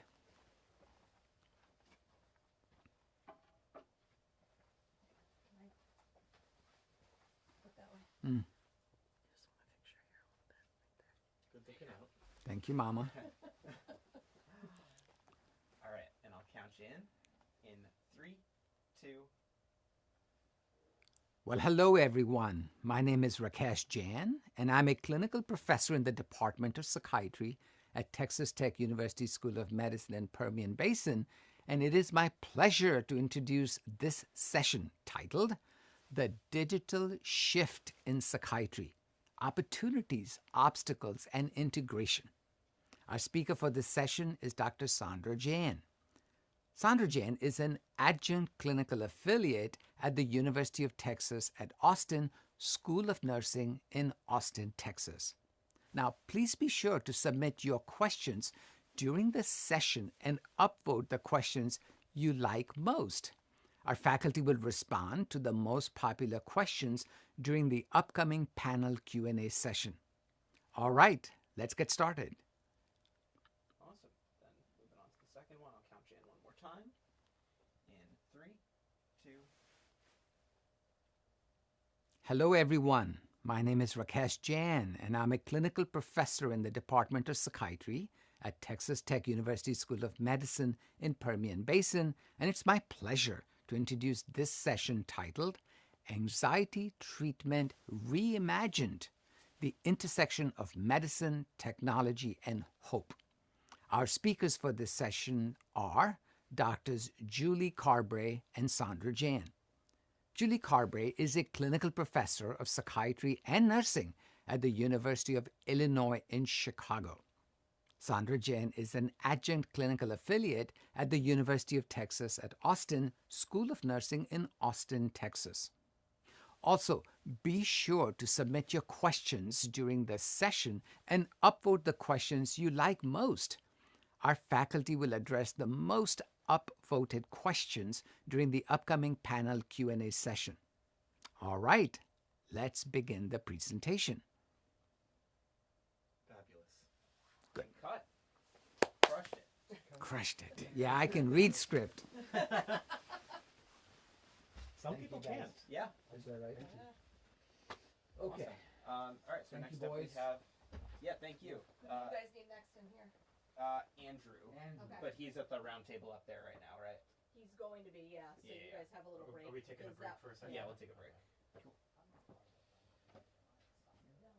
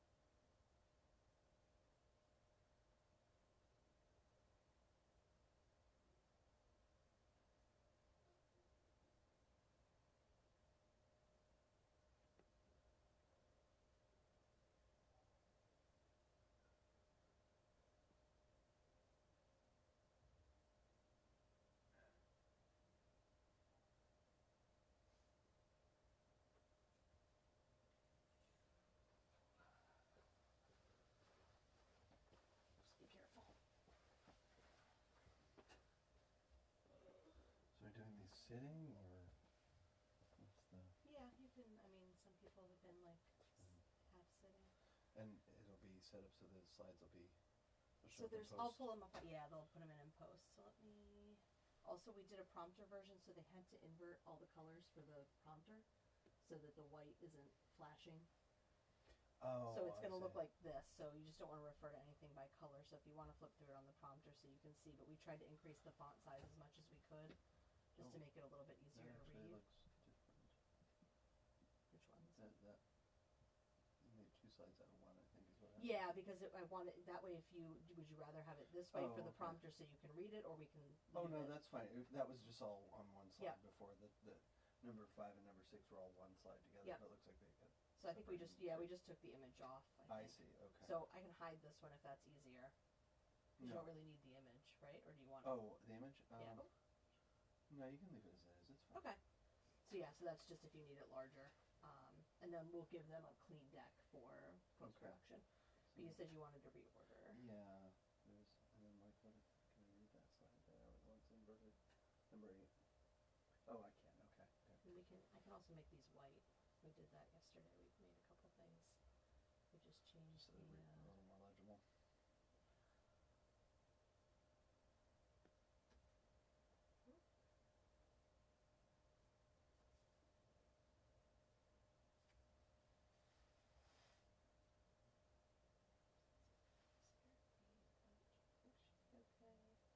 See how tricky when it's all inverted? I know it's very weird, especially with the images. Sandra had a person's face, and so it was inverted. It was all blue. It was so weird. It kind of reminds me of my job in high school. I worked in a 1-hour photo lab. Oh, So this yeah, is what it's all- this yeah. is like looking at negatives. Yeah, everything blue is orange. Yeah, you kind of learn to see like what things would look like. You train your eyes to So flip I it did. around your I head. did photography in high school. And Mhm. that is wild. Okay, so that got separated in 2 slides Yeah. as well. Okay. Just to make those a little bit bigger. Okay. Okay, that's oh, there's okay. Do you just want? Do you Oh, just want this that one was up? attached to the slide before. Oh, I just okay. want to know for my own rhythm. Yep. Yeah. So this is different than what I sent you guys. So And we can always use the regular. We just know that some people have trouble seeing the prompter when the text is really small. I see. So Oh, okay. Yeah, I'm glad I asked Yeah. because this is so then we split this. okay. It's Into just gonna a make few for a lot of slides. slide changes. That's the only thing. So okay. Like I said, if you're comfortable with it the original way, we don't Yeah. have to use those broken out ones. It's really just if you need them to be able to see. Is it? Can I see what it Yeah, you looks can like put from it up here? there. Just so I can see. Here, how we take record this. Oh, It's the advancer, so you can do it. And I can. They put it in slideshow mode. Start from the beginning. Just the big button here. The one on the right. One Yeah, right. it's Okay. further back.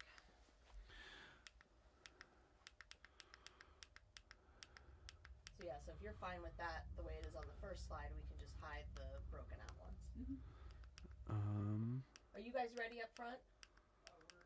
We're looking for all the talent that's going to be up for that discussion. Andrew's one of them, and Vanessa is in hair and makeup. So we're just flipping through this real quick, and then we'll bring them up. Okay. Thank you. Yep.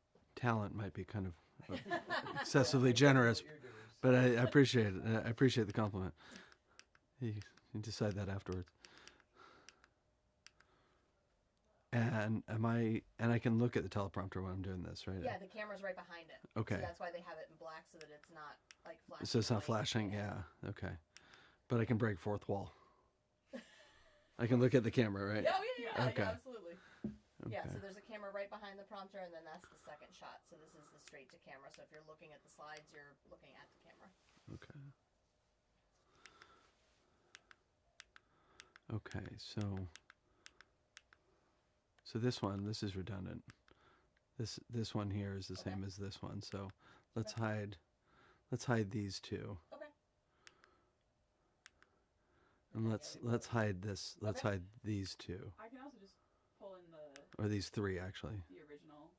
That's fine. I think some of them are broken out and we left it, so I'll just Okay. hide those. Great. And so all the builds before the purple stuff. And can we go back to the original on this one because I don't need 3 slides is going to belabor this. I just really this is like a touch and go. Sounds good. That one we don't have the original in here, so if you want to go into this file and just pull it in after I hide them. Same with the Usona. So yeah, so if we can combine, if we could go back to the original for the the compass and the Usona ones, because I don't want to spend too much time on those because they're older studies and this is all updated. Okay. And then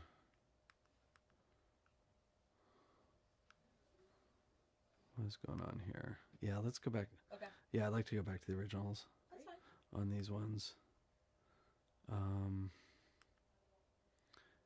And this one as well. Yeah.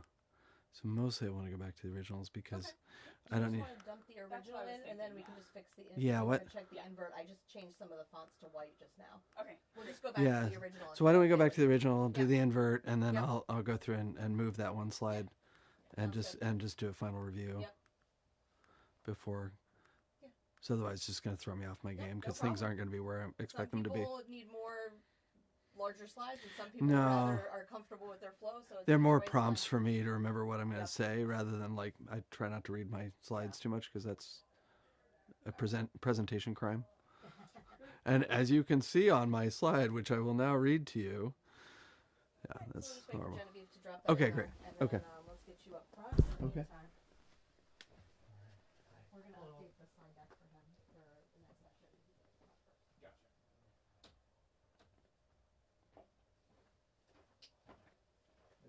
Both your copies? No. Only the one with the lid is.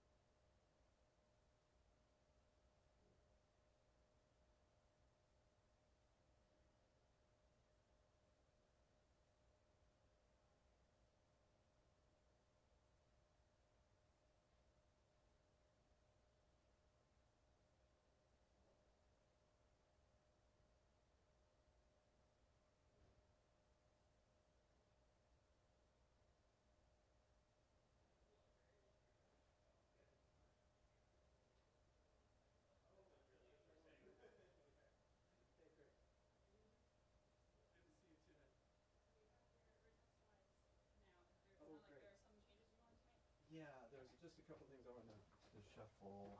Here you can take a look on the laptop here. Yeah.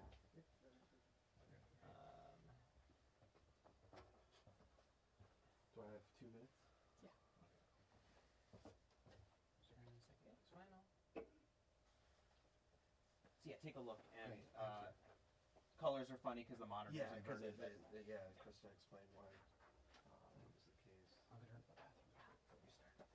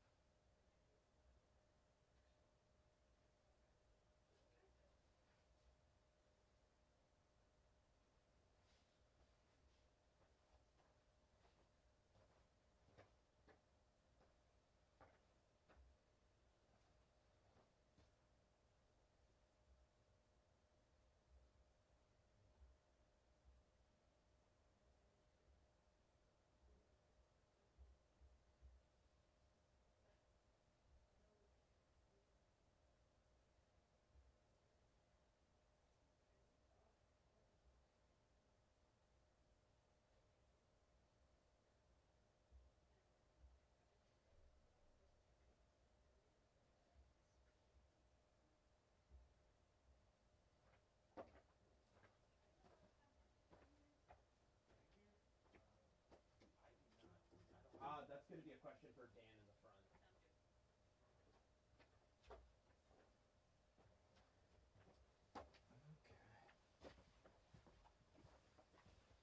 We have the right slides? We do.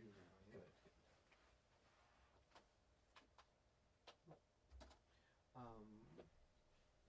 This is Genevieve, question maybe for you. So when we do this in the live show, like does the audience think that we're giving this like in real time, like live?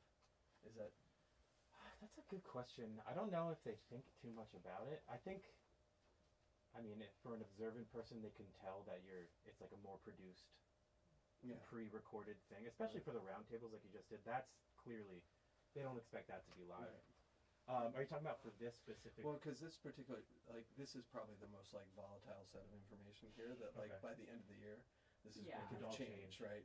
So there's moments where I was, when I was rehearsing this, I was thinking like, you know, as I'm recording this in the first quarter of 2025, this is where things are at.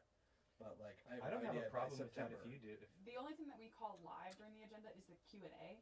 Okay, so maybe what I can say is that, you know, I can elaborate on what's changed in the live Q&A. Yeah. But this is where things are at the time of this recording. Yeah. Like, okay. And for the recording purposes, you could just say as of right now, you know. Right. As of the beginning of 2025. Yeah. Something like that. Yeah. I think that's fine. Okay. Because I mean, we're going to be pushing this out in early April anyway, so. But the content is not, so we're going to push this out at the end of November as well, which was where the issue comes in. Yeah. So this rolls out all. Yeah, I would just say like as I'm recording this, you know. Yes. Okay. Because by November, who knows what No, that's happening totally in fair. this, particularly in this topic, like with RFK is. Yeah, I don't think HHS I don't think we're particularly trying to trick the audience into thinking it's live. Yeah. Okay, that's my So key thing. I that's didn't want to create some problem there. I wouldn't worry Yeah, about cool. that. Okay. Can I run to the bathroom real quick? Of course. And then we'll get going. Get some water, do what you need to do. Great, thank you. Alex, the other watch you just did, I just put it on the charger. I don't know. I mean, songs now. we can return to it in a bit. I mean, now that you're back here with me, Yeah, as long we as can one of figure us it is out. on walkie.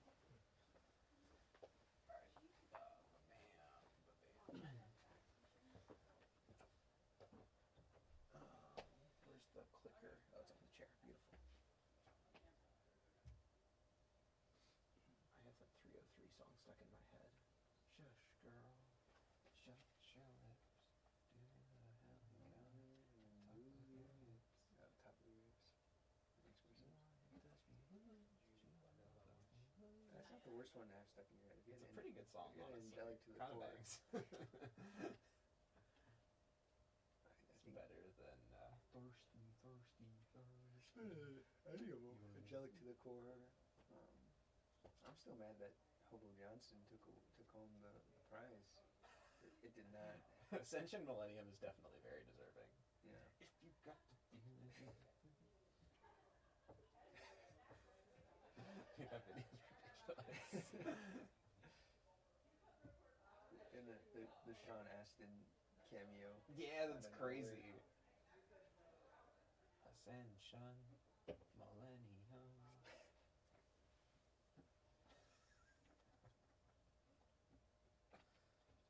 I do not like that Hobo Johnson song.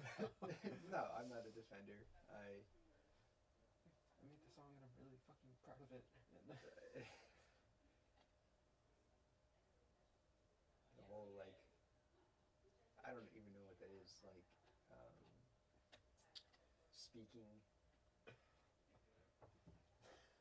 You Talking missed it in at the rhythm. beginning, but Riley was like, when I listen to the Hobo Johnson song, I feel like I'm supposed to be doing something.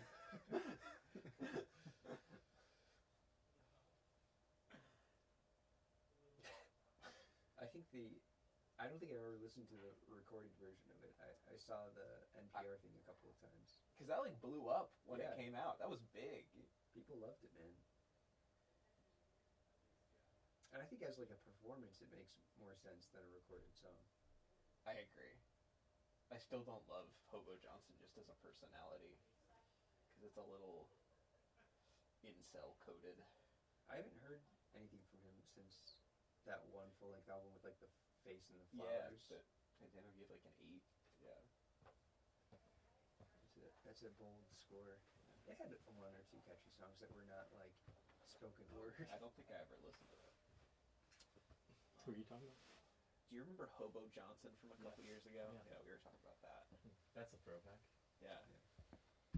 He was like everywhere and then he disappeared. That folk punk. Yeah, yeah. Interesting. Interesting character. Yeah. Anyone else joining us back there? I don't think so. All right. It's gonna be just us. I'll ask Genevieve if she'll sit. You wanna pop in here, or are you gonna stay? I'm gonna stay up there if I can go to the grocery. Okay. And you want me here, Asu? Yep. Just kind of the.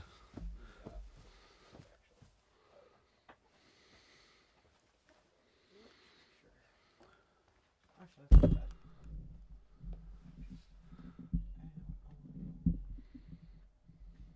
So no lapel on this one.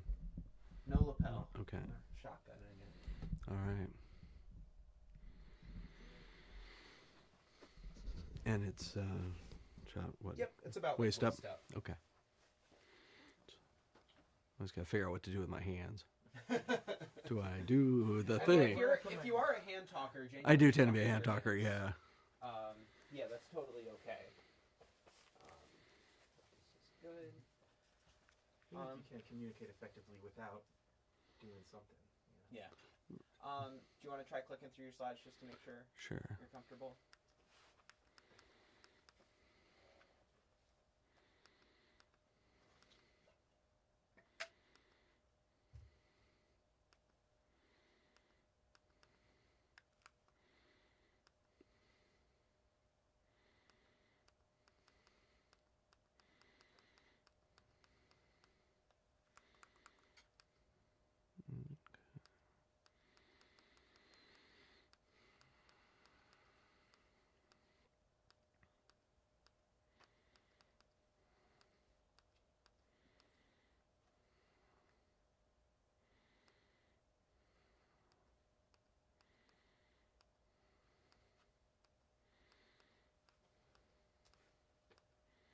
And we're going for 30 minutes, right? Yep.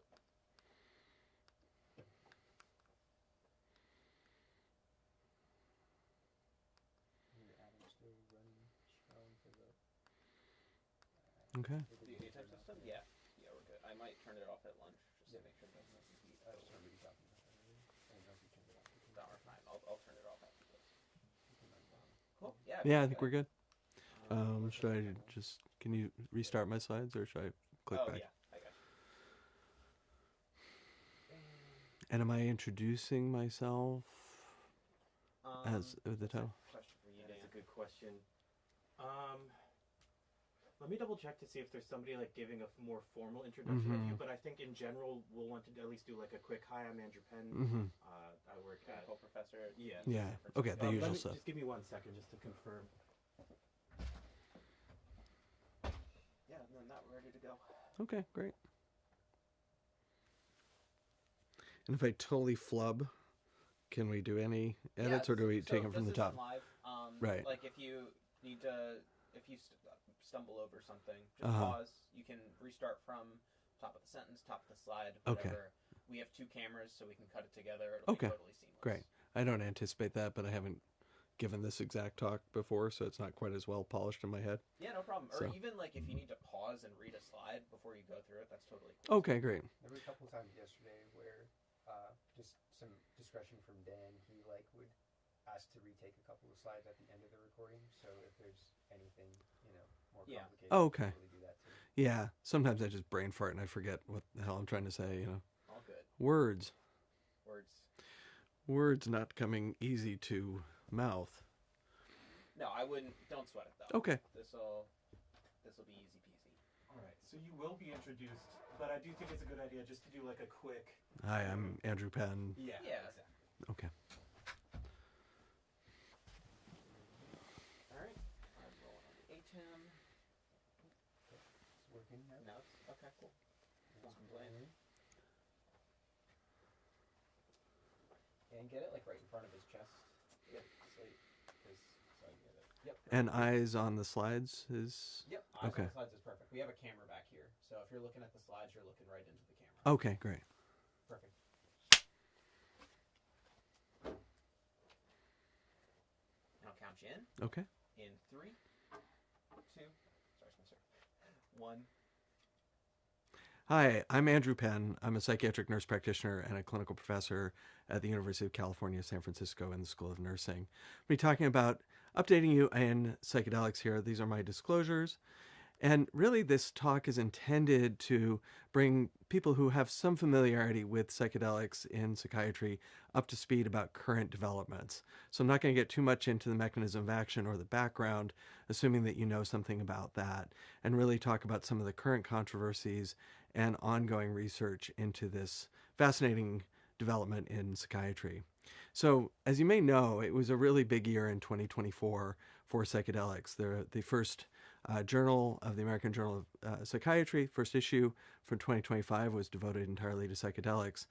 And this comes on the heels of some big news in the FDA space with the rejection of the new drug application that Lykos put in for MDMA-assisted therapy for PTSD, which then led to some significant shakeups within Lykos and their originator, MAPS, the Multidisciplinary Association for Psychedelic Studies, and then ongoing questions about what comes next. And I'll talk a little more about that.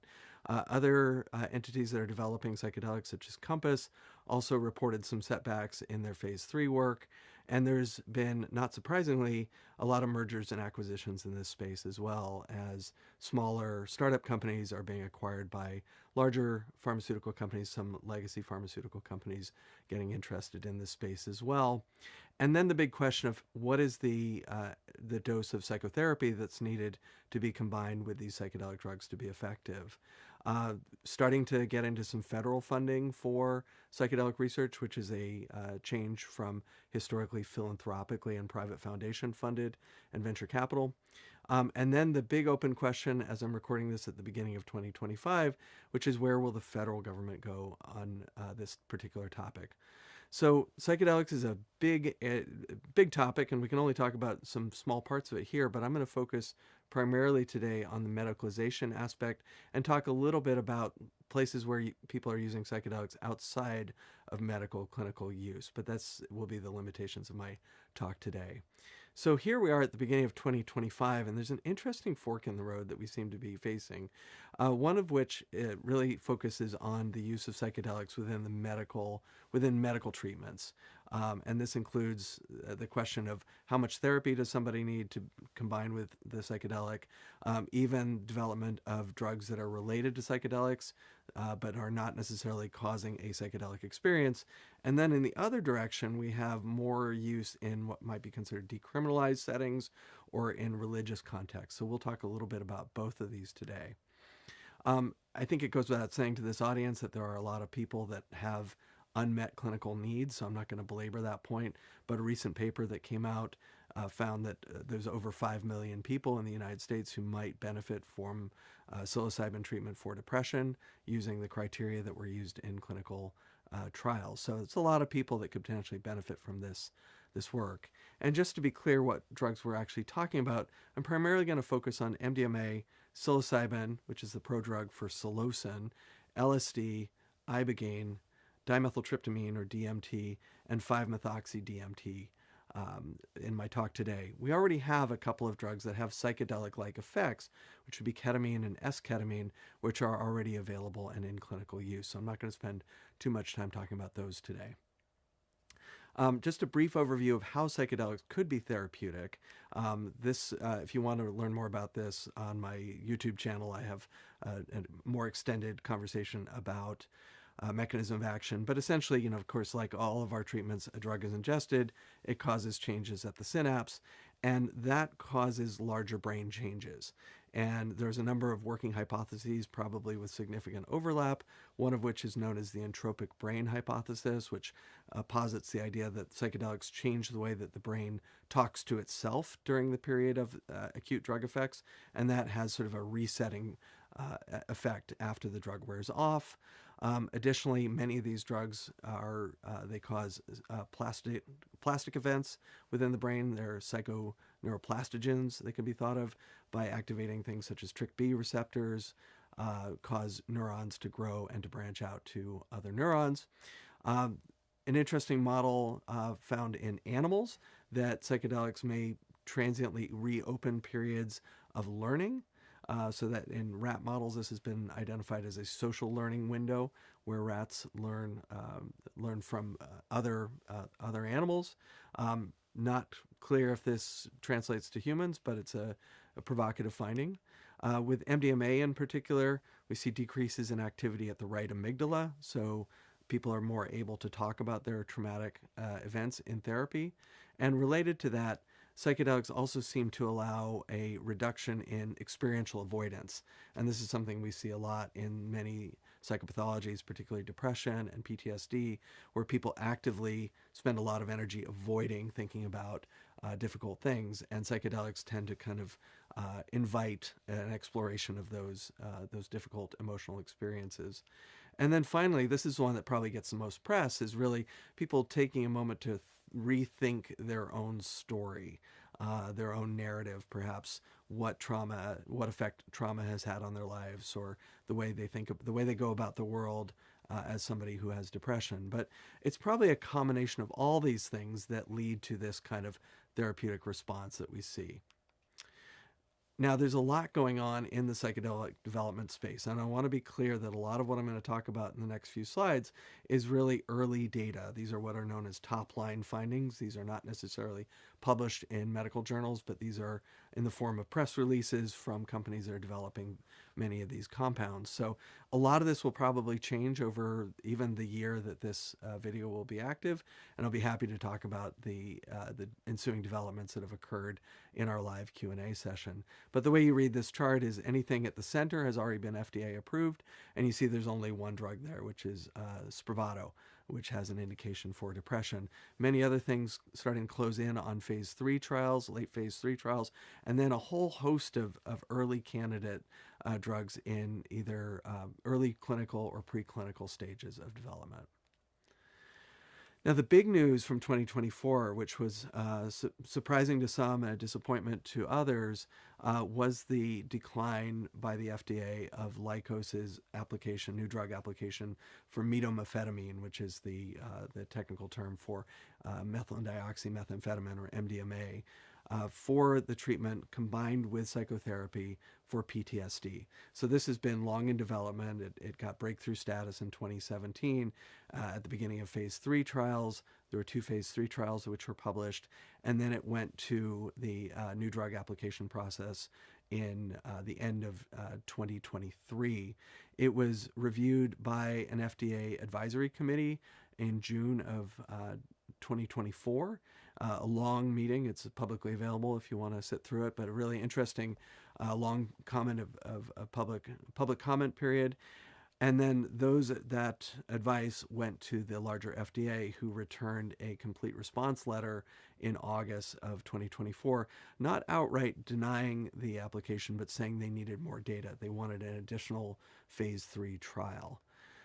So the advice that was given to the larger FDA was asking the question of if this treatment was based on the available data, if it showed that it was safe and effective, and the advisory committee, for the most part, said that they did not feel that it was. So what happened during that advisory committee? And we don't know exactly what was in that complete response letter, because that's not open to the public. Only the FDA and the drug sponsor get to see that. But a number of different things were highlighted in the advisory committee meeting, one of which was fairly basic stuff like not collecting pre and post dosing liver and cardiac measurements. And then this question of, well, what is the therapy? So if this is a drug plus therapy, what is the actual therapy? Now, MAPS had a manual, MAPS and Lykos had a manual, which they instructed clinicians how to use that. But there was critique that the manual was somewhat non-standard. It wasn't a evidence-based psychotherapy, and it wasn't clear how much of the effect and the outcome of these subjects that went through the study was the result of the drug, and how much of it was the therapy. Additionally, there was doubt cast on what would be considered the equipoise of the clinicians. Did the clinicians approach this with too much enthusiasm, and did that lead them to underreport adverse events? And even how do we define an adverse event in psychedelics is tricky, because, if you think about, say, a patient who has really bad PTSD and depression, who has not laughed in years, and in the middle of an MDMA session they are laughing, is that an adverse event, or is that a therapeutic event? I personally would rather that we just define these as changes from baseline and take that adverse decision piece out of it, but just report what changes from the beginning of the study to the end of the study. But nevertheless, this concern about what was considered an adverse event and were they sufficiently reported was raised. There was a very unfortunate situation in early phase 2 studies, not the phase 3 study that was given to the FDA, of sexual abuse by a researcher of a subject, which is disgraceful and should never have happened, but did actually understandably raise a lot of concern by the advisory committee. And then this question of functional unblinding, and we'll talk about that more here. So a lot has happened in Lykos since then. Obviously, they don't have any other drugs to fall back on. They have a one molecule in their portfolio, and so this has created a big shakeup. As you can imagine, a lot of the staff were laid off. There's been shakeup in leadership. Folks from the Spravato effort from Johnson & Johnson were brought in as medical advisors, and this question of how are they going to pay for another phase 3 trial, which would probably run about $100 million. At the time of this recording, there's movement afoot to possibly take the Lykos organization back over from its investors by a private investor. All of this has really resulted in uncertainty for MDMA. I think it's likely that it will get back to the FDA for consideration again in the future, but that's probably not going to happen for at least 2 or 3 years. Now, one of the questions that the advisory committee brought up was this kind of obvious question, that people tend to know when they've been given a psychedelic versus a placebo. This should really not come as a surprise to anybody. In fact, it was even sort of satirized in this New Yorker cartoon.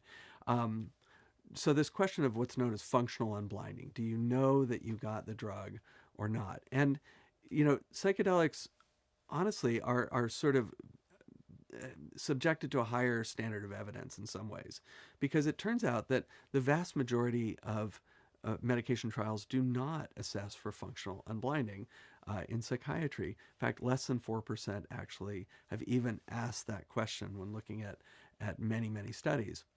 And the most recent FDA approvals in the antidepressant space did not ask for that data. So dextromethorphan, bupropion, esketamine, and zuranolone were all brought to market without assessing functional unblinding. And it turns out when you do actually assess for functional unblinding, what people think they got actually has more bearing on their outcome than the drug or placebo assignment. So psychedelics, not surprisingly, are difficult to blind. And that introduced this doubt of, like, is that why people got better? Is they felt a drug effect or they didn't feel a drug effect, and that then colored the way they reported their symptoms going forward. Now, this is really interesting data coming from a different study. This is a phase 3 study run by a company called MNYK, looking at LSD treatment for generalized anxiety disorder. And what was fascinating about this is, unlike the MAPS study, which only had 2 treatment arms, they had a drug and they had a placebo treatment arm, this particular study used 5 different assignment conditions. So you could either get placebo, a low dose, 25 micrograms of LSD, a moderate dose, 50 micrograms, or a full dose at 100 or 200 micrograms. And what you can see here in this chart, so I know it's a little hard to read, but taking a look at number 3 and number 2, those are the low arms, and number 1 is the placebo. And they also asked about functional unblinding. So what was interesting is that about a third of people who actually were assigned to placebo thought they got LSD, which is intriguing. At the 25 microgram, that very low dose, the vast majority, 87.5% of people said, yeah, I think I got LSD. At 50 micrograms, almost 100% guessed correctly. And at the full dose, everyone guessed correctly. So not surprisingly, people tend to know when they've gotten LSD or not. But what's interesting about this is when you look at the outcomes.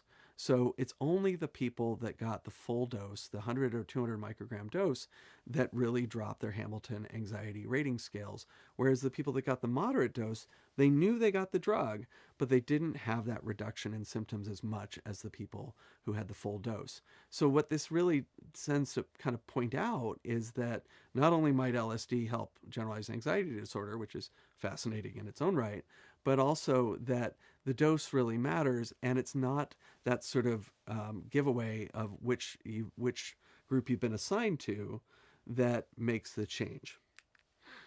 And this is also advancing through phase 3 trials. There's a second phase 3 study that is expected to be showing results in early 2026. Now, there's this other question of how much therapy do we actually need to give along with the psychedelic? The early studies used a lot of therapy, 40, 50 hours of therapy. Some of the newer studies, such as the MindMed study, had very minimal therapy. In fact, they had no therapy. They had somebody sitting with the person, but not delivering psychotherapy. There was no psychotherapy before or after. So there's that question of what is the minimal effective dose of psychotherapy for this to work? Is it 0? Is it a few hours? Is it many hours? And then if there is going to be psychotherapy, what kind of psychotherapy needs to be delivered? Should it be an evidence-based psychotherapy such as cognitive processing therapy or exposure therapy in PTSD or CBT in depression? Or should it be one of these more tailored to psychedelics kind of treatments, such as the Embark model, which they're using in the Cybin trials, which I'll talk about in a moment.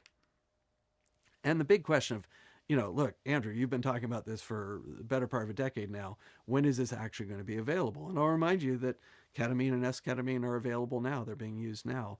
Psilocybin is probably the next thing out of the gate for treatment-resistant depression. And then there's these things that are further out in clinical trials that are a little too early to tell. Now, there's already been a number of phase 2 studies there's been 2 large phase 2 studies that have been published. This is the COMPASS study, came out in 2022. This is for treatment-resistant depression. And you can see the significant drop, particularly, and also a dose-related significant drop. The 25 milligram group did better than the 10 or the 1 milligram group in this study sponsored by Compass. They are currently working on phase 3. It's taking a little longer than expected. There were some setbacks in that process, but we're hoping for results from the phase 3 trials at the end of 2025. Additionally, USONA worked on a study. I was part of working on this study where we compared 25 milligrams of psilocybin to a active placebo of niacin. And again, you can see this large separation in this phase 2 study, which has now moved on to phase 3. So let's look ahead to what's coming up in the future. So another very provocative and interesting idea is the use of psychedelics for the treatment of substance use disorders. So this particular study is noteworthy for a couple of reasons. One is that it's one of the first federally funded studies. As I said before, most of these things have been funded by philanthropic and foundation money. This is coming from NIDA. This is a grant to NYU, Michael Bogenschult's group, to study psilocybin for opiate use disorder.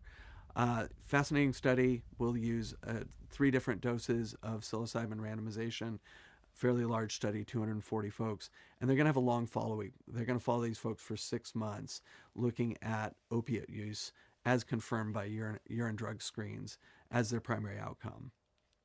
So follow this one, definitely fascinating.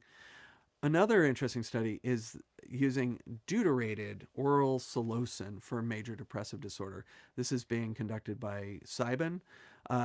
Deuteration, as you recall, is the substitution of a hydrogen molecule for a deuterium molecule. What that does is it allows the drug to have a larger area under the curve. So the drug comes on more slowly, it lasts longer, it gives you more time to do this sort of, to spend time in that non-ordinary state of consciousness. Early studies, top-line results, again, not published, looking at moderate to severe major depression, showing these significant drops at the 3-week endpoint and sustaining for 4 months, with the higher dose folks still in remission at about 75% at 4 months out. So this did also get FDA breakthrough designation and will continue on into later stage trials. Another deuterated molecule, this time dimethyltryptamine. So DMT historically is something that is inhaled, and it typically is a very short-acting drug on the order of 10, 15, 20 minutes. So deuterating this and putting it into an IM form, as they've done in this particular study for generalized anxiety disorder, again allows for a longer period of exposure to the drug. Looking at this for generalized anxiety disorder, this is a 2-dose protocol using an IM formulation of the drug and using the Hamilton as their primary outcome. There's another company, Atai, that is looking at this as a buccal film version of DMT. It's not deuterated. That's in phase 1 trial, so just looking at pharmacokinetics at this point. A sort of a related but different molecule is 5-methoxy dimethyltryptamine, or 5-MeO-DMT. Also typically a very short-acting, typically a smoked or inhaled drug. And the indications for this, there's 2 different companies looking at this for major depressive disorder, postpartum depression, which I think is particularly interesting, and alcohol use disorder. So this is Beckley, and GH Pharma is looking at this. Beckley has already done a intranasal DMT delivery system, so that is in phase 2. Again, they've looked at this for the relapse prevention of alcohol use disorder in combination with CBT, looking at reduction of heavy drinking days and also measuring abstinence.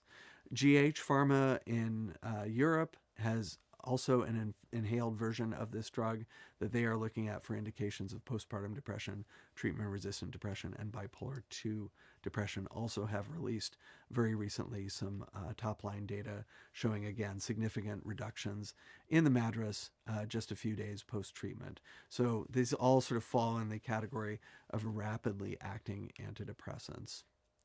Ibogaine is an interesting, this is a plant that originates in West Africa, has multiple areas of activity, multiple mechanisms of action.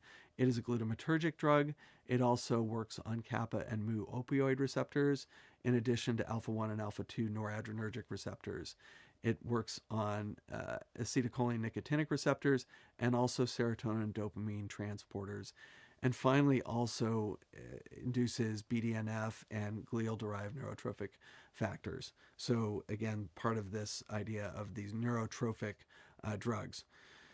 It can be a little bit tricky to work with, has a long duration of action. The acute effects of the drug last about 8 hours, and then there can be kind of a residua that can go on for a day or two. So it creates some real challenges in terms of using this in a clinical setting. And historically, one of the concerns about ibogaine is the risk of prolongation of the QTC with the heart. There is some early investigation of this as a treatment for opioid use disorder, and Nolan Williams at Stanford did an interesting study where ibogaine is a Schedule I drug, so they would actually have their population was special forces veterans who would be prepared, do their preparation and integration work at Stanford, but then would go to a clinic in Mexico where this is legal to be treated with ibogaine, looking at outcomes of PTSD, overall disability, depression, and anxiety, again showing significant drops in all of those, and were able to mitigate that cardiovascular risk by pre-administering with magnesium, which prevented any adverse cardiac events. And then there's this big question of, do we even actually need to have the psychedelic experience in order for benefit to occur? Some people have called these parapsychedelics or non-psychedelic psychedelics. And one of the companies that's developing these is known as Delix.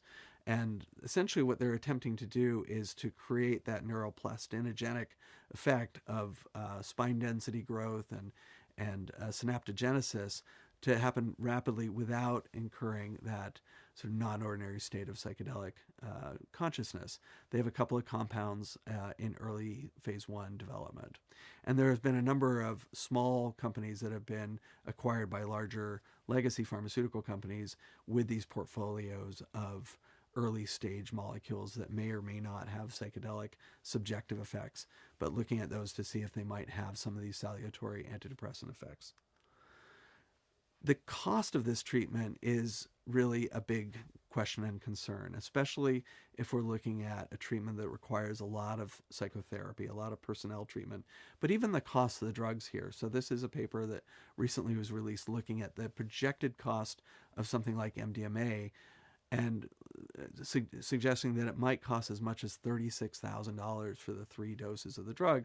And then you calculate in another $12,000 or so for the psychotherapy labor. And we're looking at a total cost of about $50,000 per patient. Now, in oncology, $50,000 is not a lot of money. In psychiatry, $50,000 would be a lot of money. So this really potentially has the possibility of limiting access to this if this is a really expensive treatment that people are not able to access. So looking at different ways that those costs might be mitigated, one of which is asking the question if we actually need 2 therapists for the entire treatment protocol. There's been a number of different labs that have been working with different ways of working with this. Many ketamine clinics don't have 2 therapists in the room. In fact, most psychiatric treatment doesn't have 2 therapists in the room. So this question of do we actually need 2 people to be there the whole time is an active question. And interestingly, in naturalistic psychedelic use, so such as ayahuasca circles and such, these are often used in group settings. And this open question of could we actually utilize the group to maximize the therapeutic benefits and also reduce costs is an important question. And like all treatments in healthcare, particularly in psychiatry, we're going to need to think about titrating the level of treatment and the intensity of treatment to the acuity and the symptom presentation of the patient. So there's many people that have used psychedelics in sort of naturalistic settings with no therapists available. And that is probably where the majority of psychedelic use is currently happening. There may be people for whom are relatively psychologically stable. Perhaps they're going through a difficult health situation. The use, we haven't really talked about palliative care use of psychedelics, but that's another big area of interest where they may not need a whole lot of therapeutic holding. And then, so that's the folks on the left of the screen. And then going all the way over to the right are people that are probably going to need more than what we've done in clinical trials, because these experiences can be so powerful and maybe even destabilizing. So these are folks with maybe borderline personality disorder or complex PTSD. I'm going to pause you for a sec. You just had something on your lip. Thank you. Do you need me to redo something? Maybe if we could start from the last slide, actually, that would You be got great. it. Yeah, let me just fix the floor. Get the dry mouth here.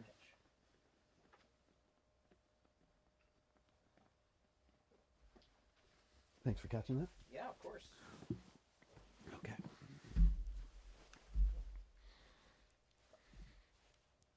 Whenever you're ready. Okay. So as with all treatments in psychiatry, we need to think about how do we fit this treatment with the patient and what the patient needs.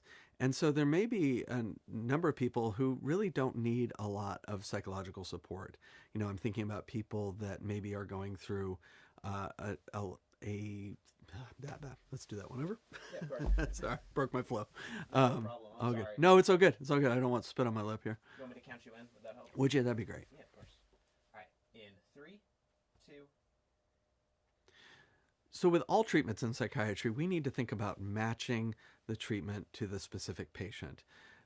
With psychedelics, it's really no different. There may be some people who really can probably do just fine with minimal psychological support. I'm thinking about people that maybe are going through a challenging health diagnosis. There's been a lot of interest in, can we use psychedelic treatments in palliative care? These might be people that don't have a lot of psychological comorbidity, that just need some gentle support. And then going all the way to the right of this spectrum, some of our patients that are probably going to need a lot of care and containment in order to benefit from these treatments. I'm thinking about people maybe with complex PTSD or borderline personality disorder who might incur harm if they're not well contained in these, what can be very powerful emotional experiences. One of the proposals that I've put forth as a way of mitigating some of these costs is really thinking about playing to the strengths of each profession. So as you know, I'm trained as a nurse, and I think about a lot of the things that nurses do kind of naturally with patients, thinking about presence, thinking about providing care, thinking about taking care of the whole body, are really well matched to a psychedelic, sitting for somebody with a psychedelic medicine. The psychotherapy part might be better done by a psychotherapist. So in this model, we talk about the preparation and the integration, which don't have drug involved, would be done by a psychotherapist. And the dosing itself would be done with a nurse and perhaps an assistant. And this cycle, if it needed to be repeated, following treatment team conversation, could then be repeated as is indicated by a protocol.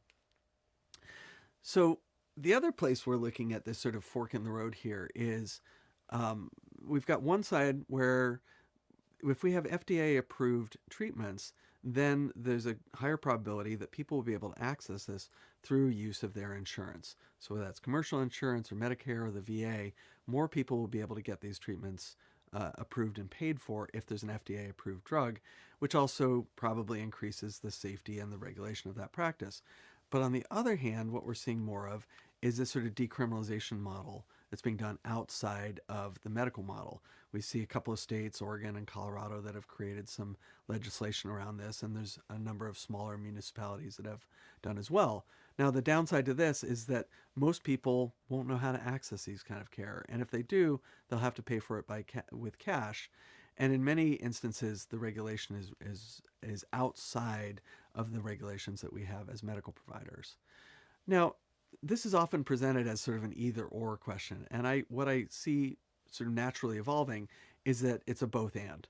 So what's already happening in a number of states is that we have these, as I mentioned, Oregon, Colorado. In Colorado, starting this year, you'll be able to go to a provider who can treat you with something like psilocybin, or you can go to a healing center. In Oregon, they specifically made this non-clinical, so it's known as an adult supervised experience. You can go to a psilocybin service center as an adult and experience psilocybin. They're specifically not supposed to offer clinical treatment, which sometimes I've noticed gets a little bit murky. But these are two states that have already moved ahead of the FDA, and a number of other states and municipalities are considering this. There have been some setbacks in Massachusetts just this last fall. The voters rejected question 4, which would have legalized psychedelics there in Massachusetts. And in my state of California, a bill that came before the governor was vetoed, which would have had a similar outcome. Another area where we're seeing more of this use outside of clinical treatment is in what's known as religious freedom use. So there is a law known as the Religious Freedom Restoration Act. It was signed by President Clinton back in the 90s, which allowed for the Native American church to use peyote, which had been a sacrament for centuries, to be able to use that freely without risk of legal persecution. What has happened is that a number of organizations have declared themselves as psychedelic churches and offer various psychedelic compounds, typically psilocybin, as a sacrament. And this really speaks to not only the medical change which people desire, which I've spent most of this time talking about, but also the other reasons why people sometimes are interested in psychedelics, which would be for more spiritual change. And there's been institutions such as Emory, which have opened their Center for Psychedelics and Spirituality to try and examine this very question. And then the wild card thrown in all of this is what is happening with the federal government.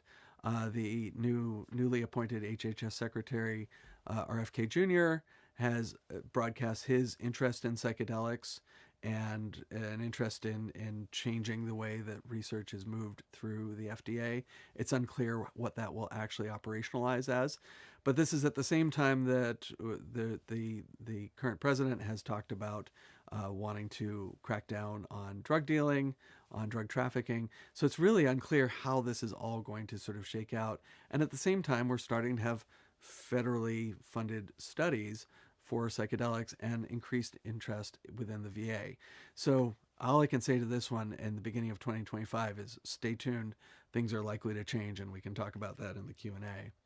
So in closing, while we did have a significant setback with the decline of MDMA for PTSD in 2024, there's a lot of other compounds that are moving through clinical trials. And this question about functional unblinding, that may not be the reason why people get better. But it is important when we structure these studies to have different dosing steps so that we can begin to tease that out. Is it the unblinding that makes people feel better, or is it the actual drug effects themselves? And increasingly, we're seeing this split between the medical use of psychedelics and more naturalistic use in decriminalization and religious freedom settings. So that's where we stand in early 2025. If anything's likely to change, it's this topic, and I look forward to talking more about it in the live Q&A. Thanks. Okay. Awesome.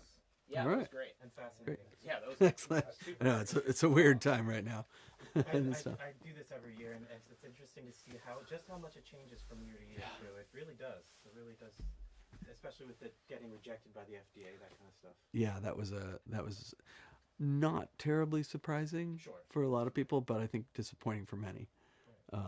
And depends how close you follow this stuff. If you follow it really closely, you're like, yeah, I'm not surprised. Well, I definitely don't follow it as much as you do. That's probably good. You probably have other hobbies, which I don't. Wonderful. I don't have any notes and nothing to redo unless you feel like you need to. No, there are a few places where I missed a word, but I don't think they're consequential. No, you sounded great. Okay. Super engaging. Okay, good. Yeah. Wonderful. Okay. All right, good. And that's just about lunch for us, I believe. Yeah. Is it lunch already? Yeah, they're doing one more recording in the big room. Yeah, I've got to do the round table, I think.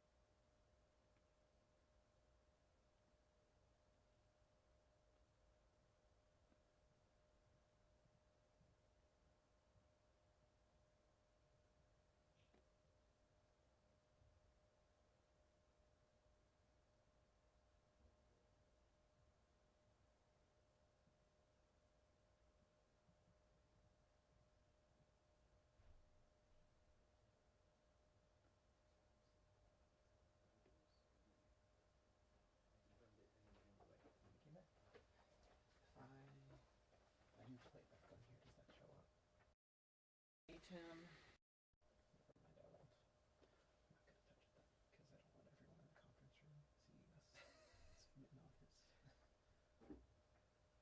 Did you want to, or are we trying to sneak in one more? I had Dan see if Mark is here yet. Because if we, I mean, it's 11:18. I guess we can break for lunch.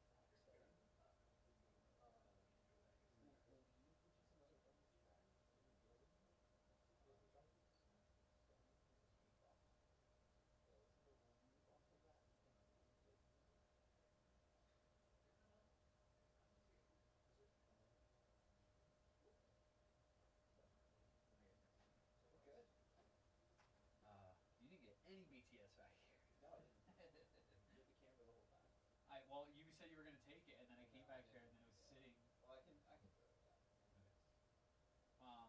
I think we should stay in our positions, I'm okay. but switch the boys around. I mean, how are you feeling? Are you fine back here? I mean, honestly, we're kind of chilling back here. So that's fine. If you guys are cool with it. Okay. I'll probably take a walk outside. I mean, lunch is near. Yeah. But before you get out, I want to see how the day's going.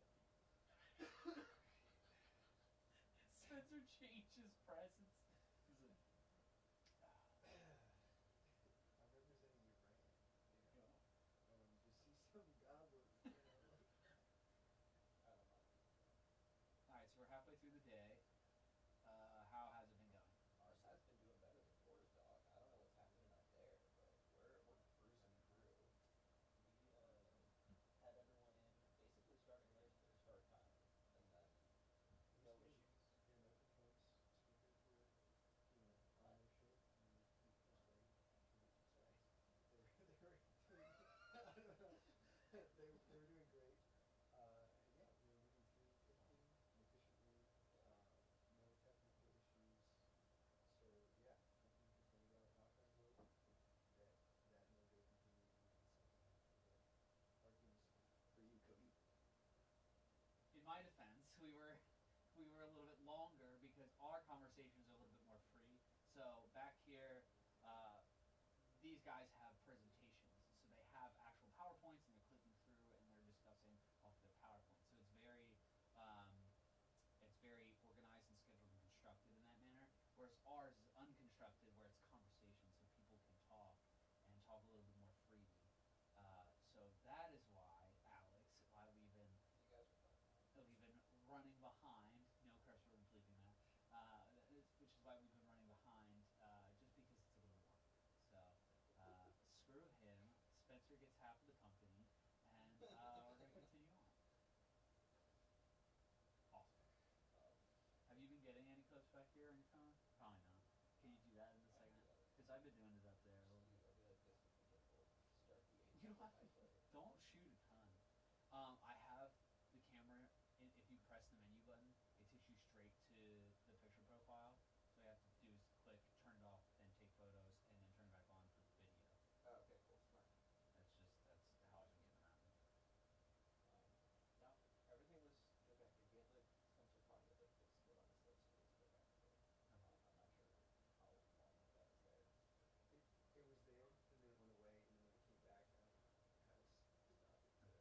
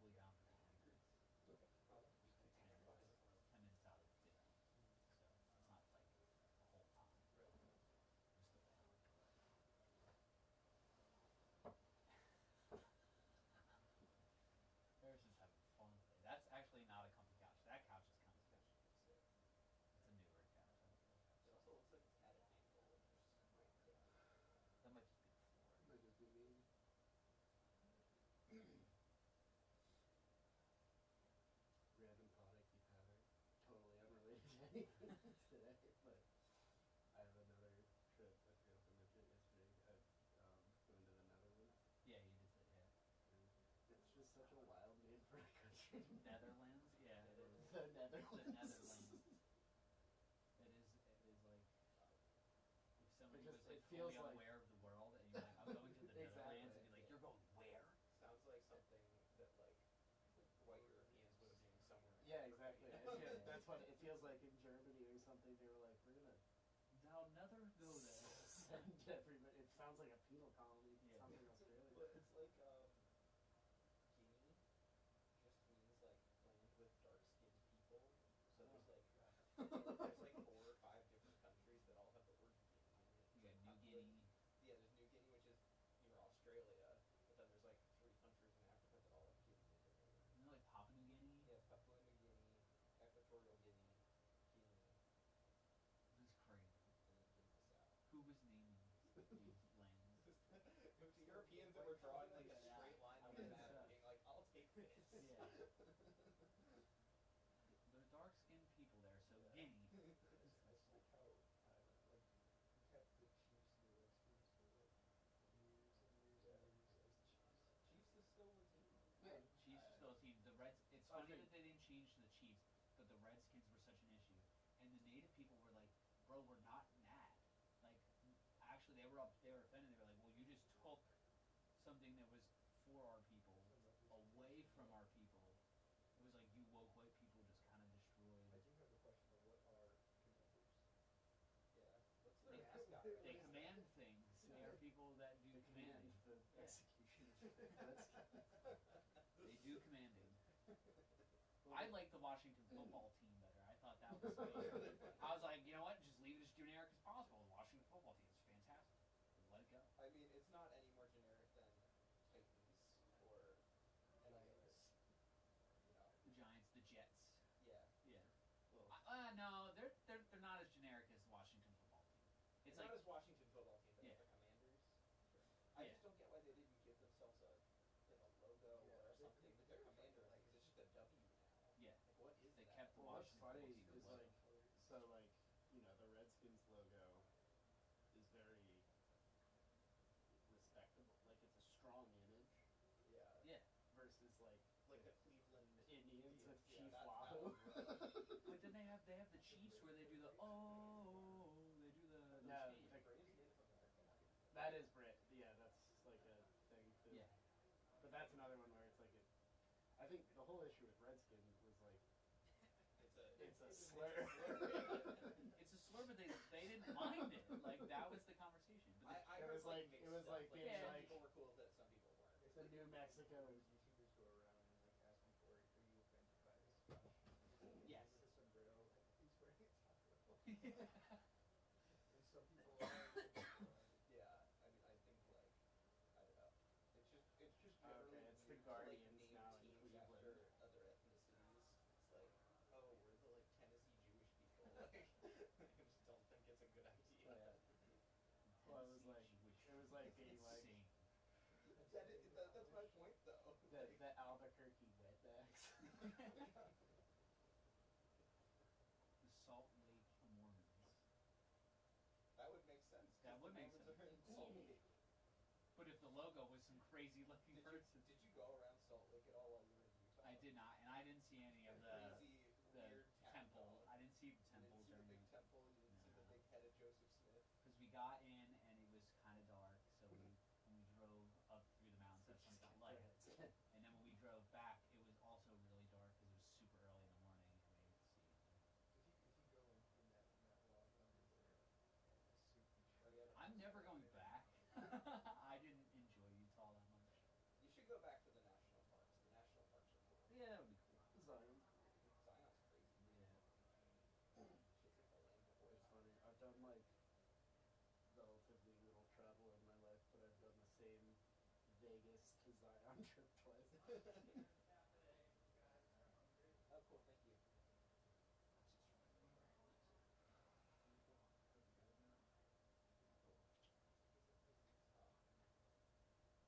Yeah, Zion's cool. I want to see arches as well. I've never seen arches. Yeah, I want to make my way back out and do a bunch of more. Zion is just very convenient if you're doing at Vegas. Like if you want to go out somewhere from Vegas, Zion's not hard.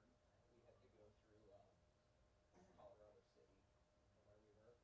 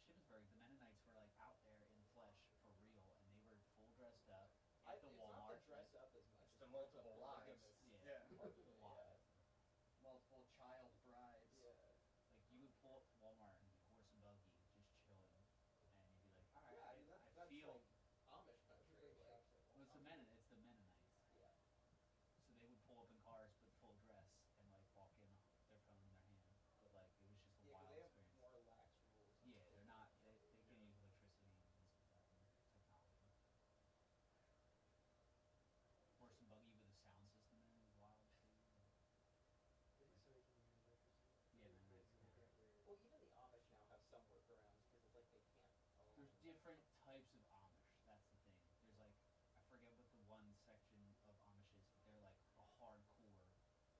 Like you don't leave the Amish religion and you stay within it. Right. And then there's They the don't one practice where the Rumspringa, but then there's the relaxed version. you get like when you're kicked out at 16, you go and Yeah, you do the Rumspringa, and then you can choose if you want to come back or not. But But you're there's like shunned from your family if you don't come back, right?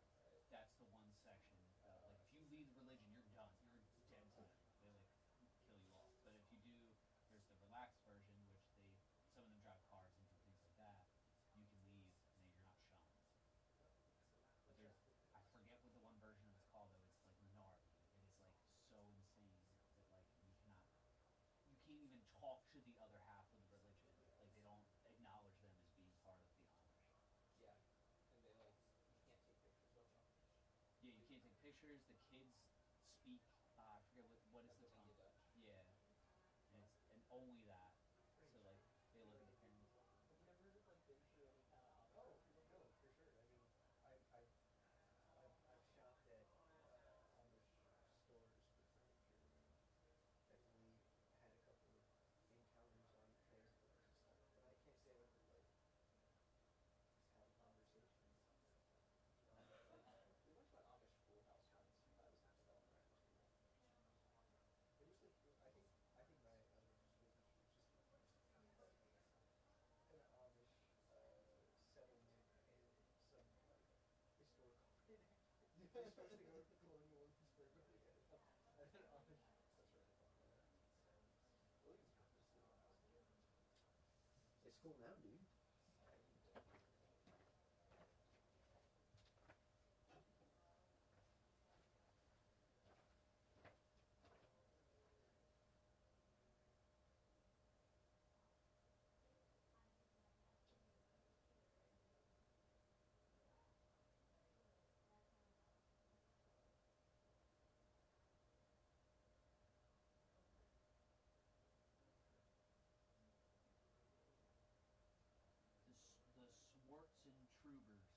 The Swartzentruber Amish is the like most conservative. I knew it was a specific name. It wasn't just like They can't be chill with the name like it's the Schwarzenegger. Swartzentruber. It sounds like a Jewish rock band. Because there's like mainstream old order, which is like more progressive, which is opposite, right? Because you would think like old order would be like we practice the old ways, but the Swarzentroopers are like we don't fuck around with our religion. It's crazy. Here's my eat. You already eat.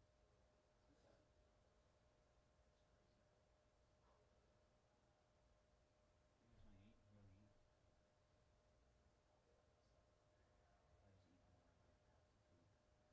Dude, I was pooped so bad. Yeah, My first session.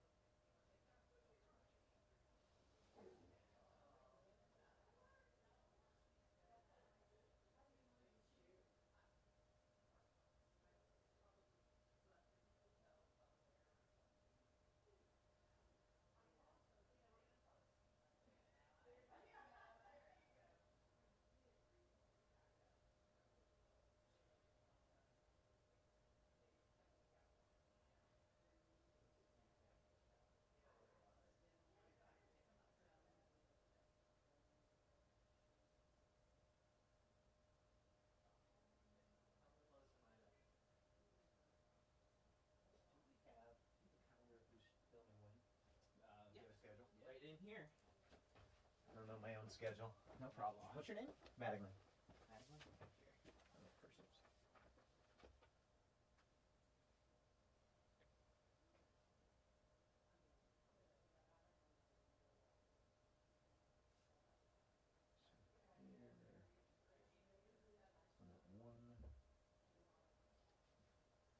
One, two, 4. So 1 o'clock's my next one. Awesome. If the case that is you eat lunch and you're ready to go earlier, Okay. we can start you in here at any point because you'll be in this side for your first one, I believe. If you're at 1 o'clock, It's a group of us. Oh no, then you're up front. then you're up front. Yeah. Never mind. I think the first one I'm doing is the group.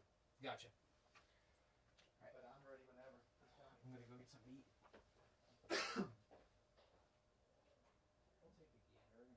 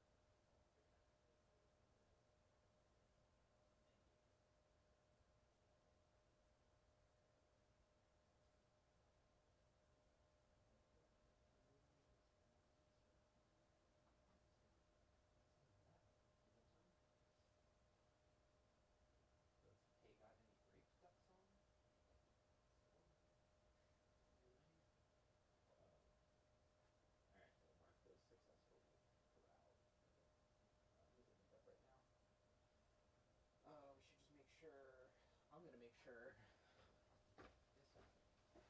His slides are up. Cameras are still on. Yep. We've got BTS cam.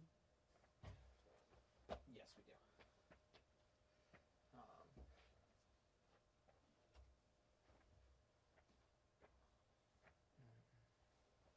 know which one is Mark. Mark is geriatric psych. Tough to follow. Psychedelics with that one. Yeah. Should be fun. Yep. So I have not heard anything about any slide changes, but maybe we should ask about that one. Yeah, we can ask when he comes in, and I'll have him click through just to make sure he's comfortable with everything too. Sure. Is Johnny still working? It's been nice having you here, man. Dude, thank you for having me. Of course. I mean, obviously, like, you know, beyond the pleasure of having a friend on this, like, you've also just been very helpful, which I appreciate. Absolutely, dude. Anytime. Really. It's been cool working with you guys. You're really easy to gel with. I mean, we have a long-standing relationship, but Cody's nice and Harrison is too. It doesn't feel like super formal or awkward or anything. It's been cool. Okay. Yeah, we'll have you back for sure.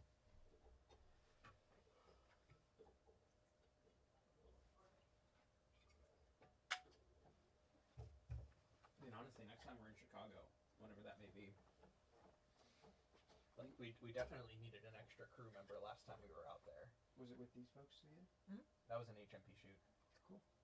Almost all of our travel shoots are HMP shoots, honestly. Yeah. No, I know the method. Was it the same kind of content? It was like a podcast discussion, so like very similar. Mm-hmm. Very, very similar. Yeah, count me in. Count me in. And thanks for hosting me. I hope I didn't trash the place too much. Oh, you were horrible. that one part.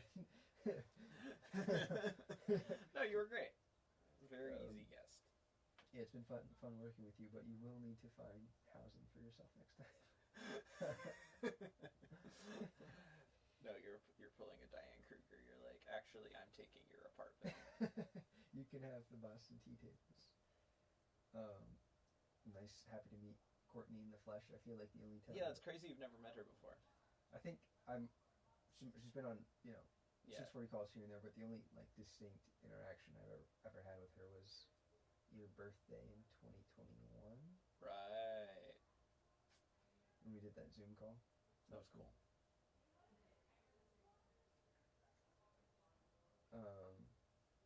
But yeah, Philly's dope, man. Happy to. Told you, greatest city in the world. You put it above Tokyo? No, you have to say it out loud. Say it's the greatest city. The greatest city in the world. I don't know. I like. Obviously, I'm exaggerating a little. I have a profound love for it. I think, for a city to live in the United States, it is maybe the best one.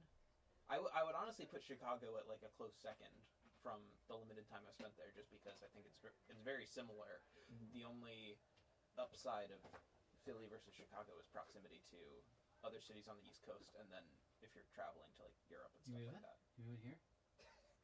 He's just talking it up, telling me it's the greatest city. It is a pretty good city.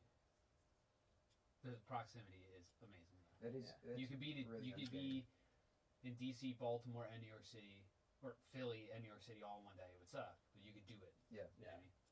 The train's like an hour and a half, or to New York City is probably an hour and a half. Yeah, that's crazy. To DC, it's probably. But I was saying, I think like Chicago and Philly are both kind of pretty similar. Literally, like the biggest difference for me between Philly and Chicago is proximity to other stuff on the East Coast. Yeah, and population wise, like. Yeah. Ready whenever you are, Mark. Quick photo of this. Of course. Yeah. I'm trying to tell everyone what I'm doing today, so. Nice. Phone BTS too. Yep. Just want to remind you. Sorry, not to be like. I can do that and send it to you guys if you want to just worry about That's your cool. camera. Yeah, sure. Thank you. You want stills and video? Not still, it's just video. Just like you can come from here and then go to there, but make it like a 10-second long or longer clip. Like, don't be afraid. It's YouTube. We're not really gonna like vertical cut for things. shorts? No, no vertical. Okay. We're doing this all YouTube. All horizontal. I have your slides up here. Take Oh, a quick good. look through, make sure everything Yeah, looks good. that's what I'll so do. Nothing throws you off. Do you know if Dan is sitting in? Or Yeah, I'm gonna go grab Dan actually.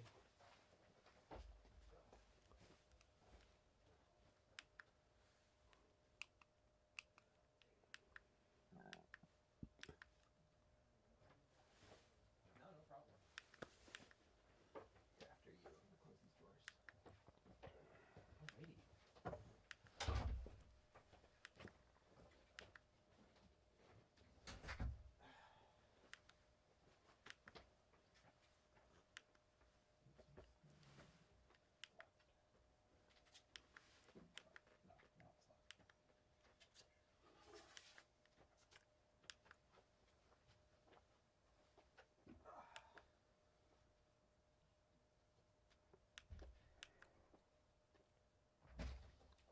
Dr. Agron, I'm not sure if anyone told you, but we enlarged some of the font sizes. But if you don't want that, we can pull the original slides. No, looks good. Wonderful, thank you. Thank you. I see what the blue says. More. Yeah, we and just both. did that so it's easier for you to read back that way.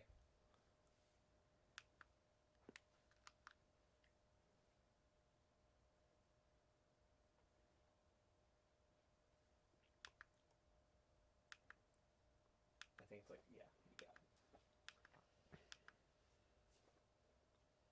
It's some combination of finger swipes. It'll get it back.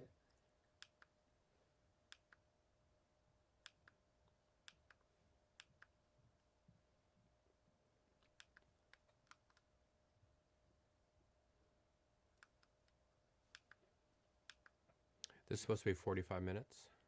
Correct. Okay.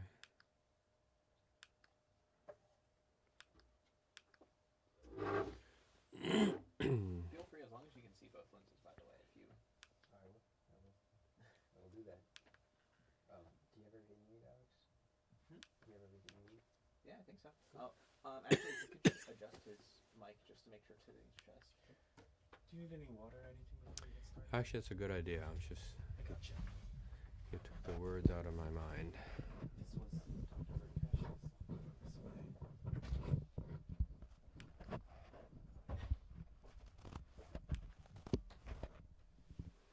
So the only thing is on this one, it's hard to read one of the slides just because it's white on yellow or white, whatever. This one here? Yeah. Did not mean to do that. We can, I can change the color. Yeah, maybe make the font black or something. The one where it's a green background. Oh, the one where it's a green background Yeah. up here? Yeah, the other ones I can read, yeah.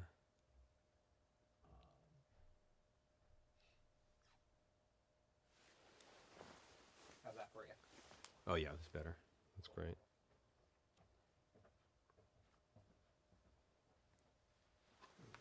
Oh.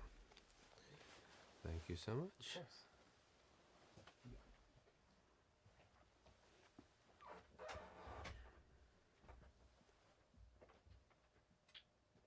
Sorry, I'm clicking through for you to get you back to. That's okay. That will be a timer, show the time then. Exactly. Okay. Perfect.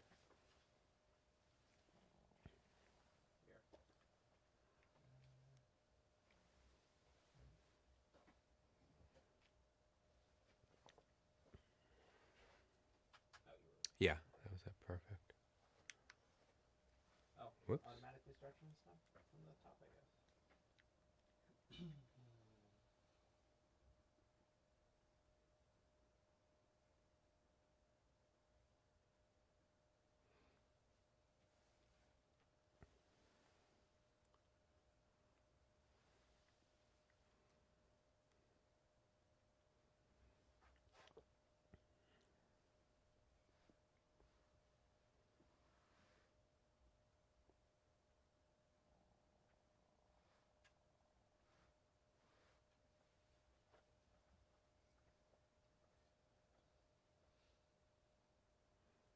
Oh, there it was. Oh, yeah, that's okay. Perfect.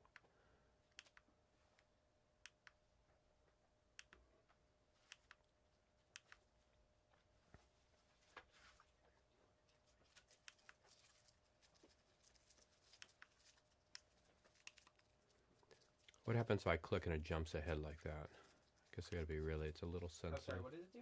Like it jumped 2 slides. So there's a button on the opposite hand side. You can click back. Oh, actually, that's right. They're not seeing the slides while I'm doing this. So no, it's- they're not. They're not. Okay. So we'll put in like final, revised, updated slides. Okay. When we edit. And I should read the practical takeaways at the end? Yes, Mhm. please. Okay. But as far as like disclosures and stuff go, you could just be like, these are my disclosures. Oh, and then one is like general disclosures. Do I need to comment on that or? Could you go to it actually, just so I could see what we're talking about? Faculty disclosures and then disclosure. I think this one we want to be a little bit more verbal about than the faculty disclosures. Okay. And for safety's sake, if you don't mind doing that, because we can always make the decision later on to just cut that part out too. So you want me to read this one? Yeah, if you don't mind. Should I say actually the faculty or I've been informed or we've been informed? Or... You can say we. Okay. Yes. And you don't have to like necessarily read it verbatim. Just kind of, okay. However you really want it. We're pretty loose about that. And how about learning objectives? Learning objectives, we do want you to. I should read them? Mhm. Okay. Yeah, maybe tilt it up a hair. Yeah. Do you want me to put this on? I'm gonna just put it on the table for you. Okay. Yeah. That should be fine. Oh, good. I don't need to wear something. I can just speak up there. Okay. Yeah, that's better. Did the cover still good on here? I mean, there's still. Sorry. It still looks good on here? Yep. Didn't lose anything? Okay. All right. And in the intro, do I need to say the topic? Hi, this is so-and-so. Welcome to this presentation, blah, blah, blah. Exactly. Yeah. If you will be introduced in general before it gets turned over to you, so to speak. But we do want you to just do a quick hello, my name is Mark Agronin. I'm the chief medical officer. Yada yada. Okay. However you want to do that. Just something brief. And then the title. Welcome, exactly. welcome to this presentation. Okay, gotcha. Perfect. All right. Okay. Oh, and one last thing. If you see me floating around with this thing back here, I'm just grabbing behind the scenes stuff for HMP. Okay, sure, no problem. Don't pay no mind to it. All right. With that, I will roll here. If I have to cough or something like that, I guess I'll just do it and then. Yeah, just pause, cough, and then you can continue. We have 2 cameras here, so we can cut between them. Okay. And you can look directly at your slides here. Okay, this that's is a prompter. perfect. We have a camera back here. Okay, sounds good. Perfect. I'll wait for you to get settled, Spencer.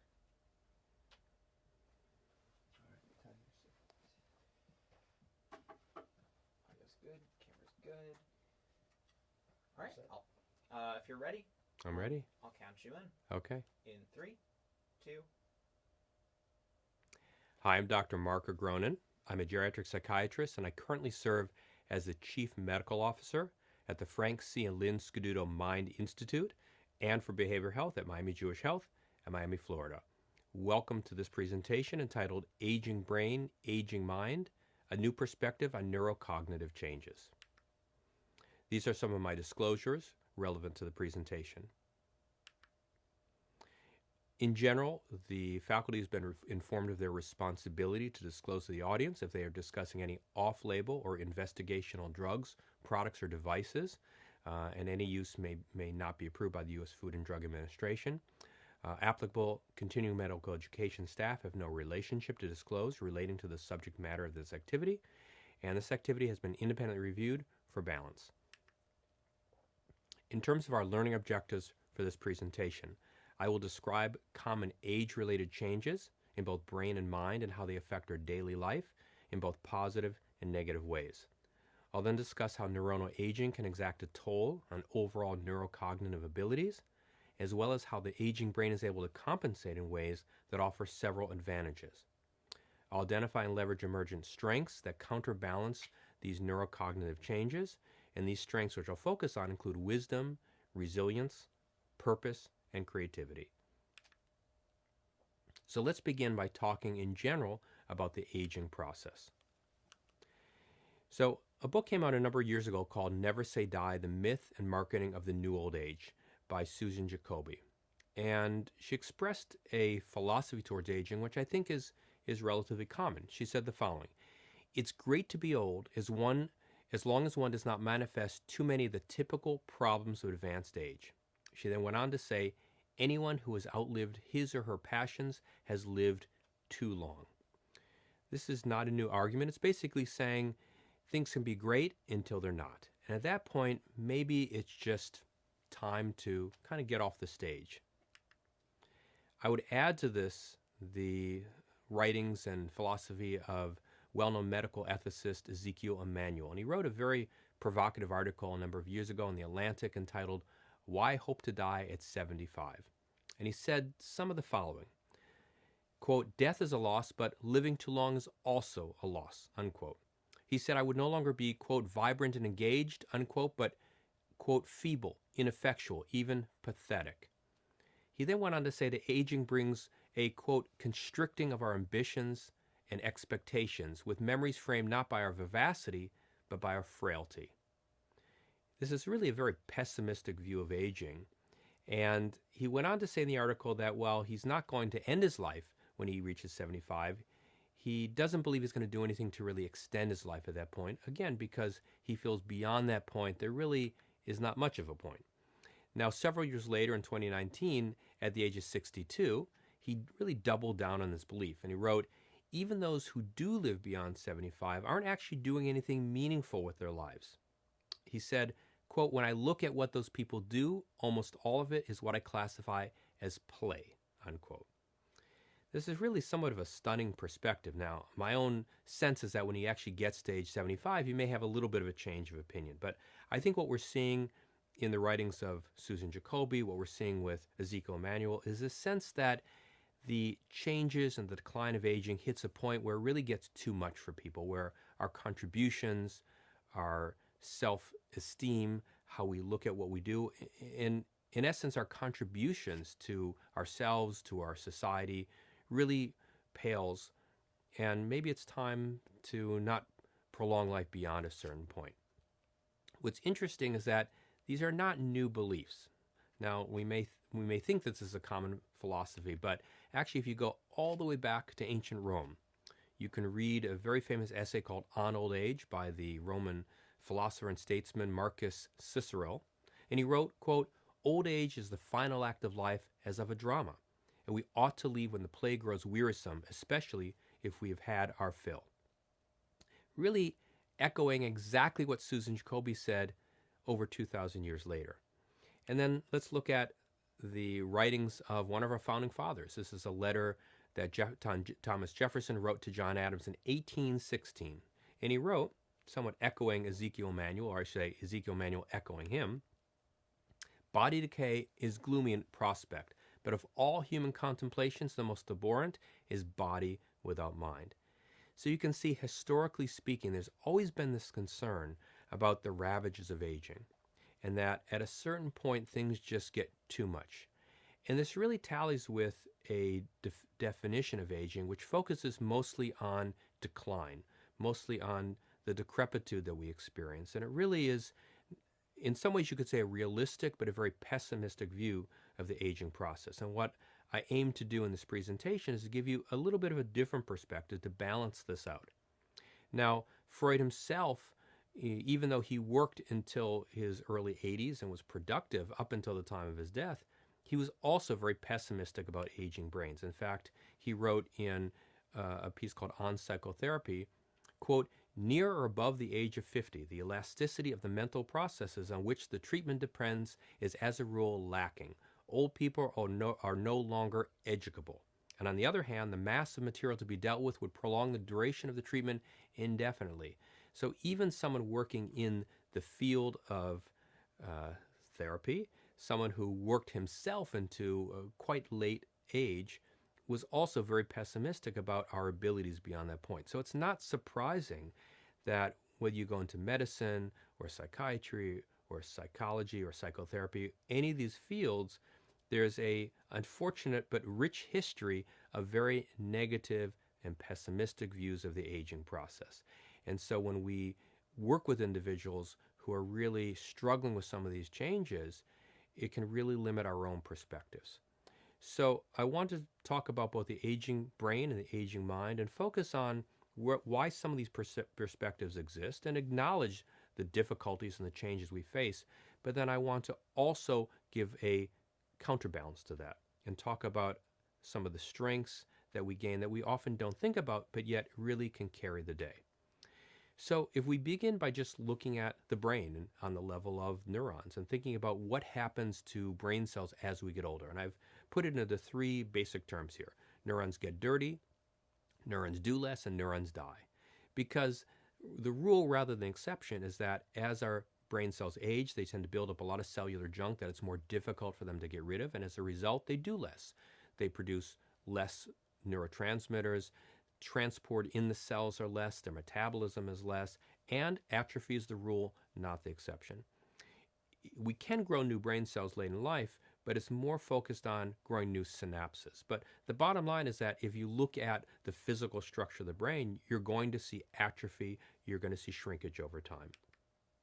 And this is borne out when you look at lots of different studies about our cognitive abilities. So for instance, this is data from the Seattle Longitudinal Study in Aging, and they looked at different cohorts, individuals in their 30s, 40s, all the way to individuals in their 80s, and they compared them on several standard IQ tests. So looking at things like reasoning ability, verbal ability, spatial orientation, numeric ability, word fluency, which is the ability to generate new words in different categories.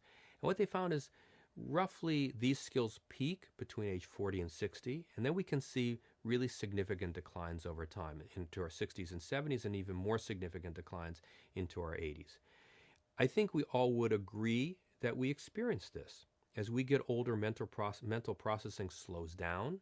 We have more of these tip-of-the-tongue experiences. It's more difficult to come up with names and ideas, especially as quickly as we may have done when we were younger. So this tallies with our experience, and yet what I want to point out here is that we're only focusing on certain elements of who we are as individuals, certain elements of our neurocognitive abilities. Maybe there are other things that we're not looking at or not focusing on that may provide a balance to this. But unfortunately, most of the time when we define aging, we do it on the basis of data such as this. In fact, if we drill down a little bit more in terms of how this affects some of our cognitive abilities, it's helpful to divide it into 2 categories. One, what we call fluid intelligence. This involves problem solving, reasoning, logic, pattern recognition. Clearly, if you measure these things, as you can see in the study I just cited, that even as of our 20s and 30s, we begin to slow down in terms of our cognitive abilities. Our processing speed is slower. As I mentioned, we have more of these tip-of-the-tongue experiences. Older minds and older brains have a more difficult time inhibiting or suppressing distracting stimuli and information, and our multitasking is slower, it's less efficient. On the other hand, if you look at what's called crystallized intelligence, this involves our skills, knowledge, experience. This tends to remain stable or even increases over time, depending on what we put into it. In particular, our vocabulary increases and our overall knowledge base increases. So you're beginning to see here that depending on what you measure is going to yield different perspectives. Now, if you add on to this the fact that older brains are stressed in many different ways, and so these different areas that we may have show some decline in can even be pushed along by things like acute and chronic illness, chronic pain, physical disability. When people lose their independence or they're overwhelmed with things like caregiver responsibilities or loss and grief, this can interfere with memory, with mental processing. Certainly when we have emotional changes that can affect our cognition. When people are lonely or bored, think about COVID, financial worries, poverty, which is common for many people, unfortunately, in our society in late life, major life changes such as retirement, which are a part and parcel of aging for many people, and then cognitive impairment. As I mentioned, the COVID pandemic worsened all of these factors for so many individuals, and I think there are many individuals still recuperating from that or never really fully recuperated from that. So again, when you add these common age-related stresses onto the baseline changes we experience, it's no surprise that you have individuals like Jacoby and Emmanuel echoing the words and the beliefs of people going back to ancient times who have a perspective that aging is really tough and aging involves losses at a certain point seem to overwhelm us. When I wrote my book, The End of Old Age, I put this into a scheme I called age points. And this is really a way to illustrate how we have to wrestle with these and what happens in our lives. And I call an age point basically a developmental milestone but in later life, in which the stress of a momentous event or life change exposes a gap between our abilities to cope and adjust and the demands of the situation. It usually begins with some sort of event, a major loss, retirement, illness, something like that. And it extends into a stage I call a suspension, where an individual becomes somewhat paralyzed, or they stagnate, or they fixate on something which they think is going to help them cope or deal with the difficulties or pain, but they're really not dealing with it. They're not moving ahead and coming to some resolution. And so when people get to this point, if they already have different cognitive changes and decline, they can really be brought out by this. And it can put someone in a very, very difficult situation. So what we need to start to think about is, what's the counterpoint to this? We've talked about the aging process and the struggles. We focused on these age-related stresses and the fact that people can hit these bumps and bangs in their lives where just aging seems to overwhelm them. So fortunately, there are a number of other processes that go on in our brains and our minds that can make all the difference because they provide a counterbalance to this. So let me begin with one of these emergent strengths, and that's wisdom. And I'm going to build up a case that we need to look at aging in a very different way.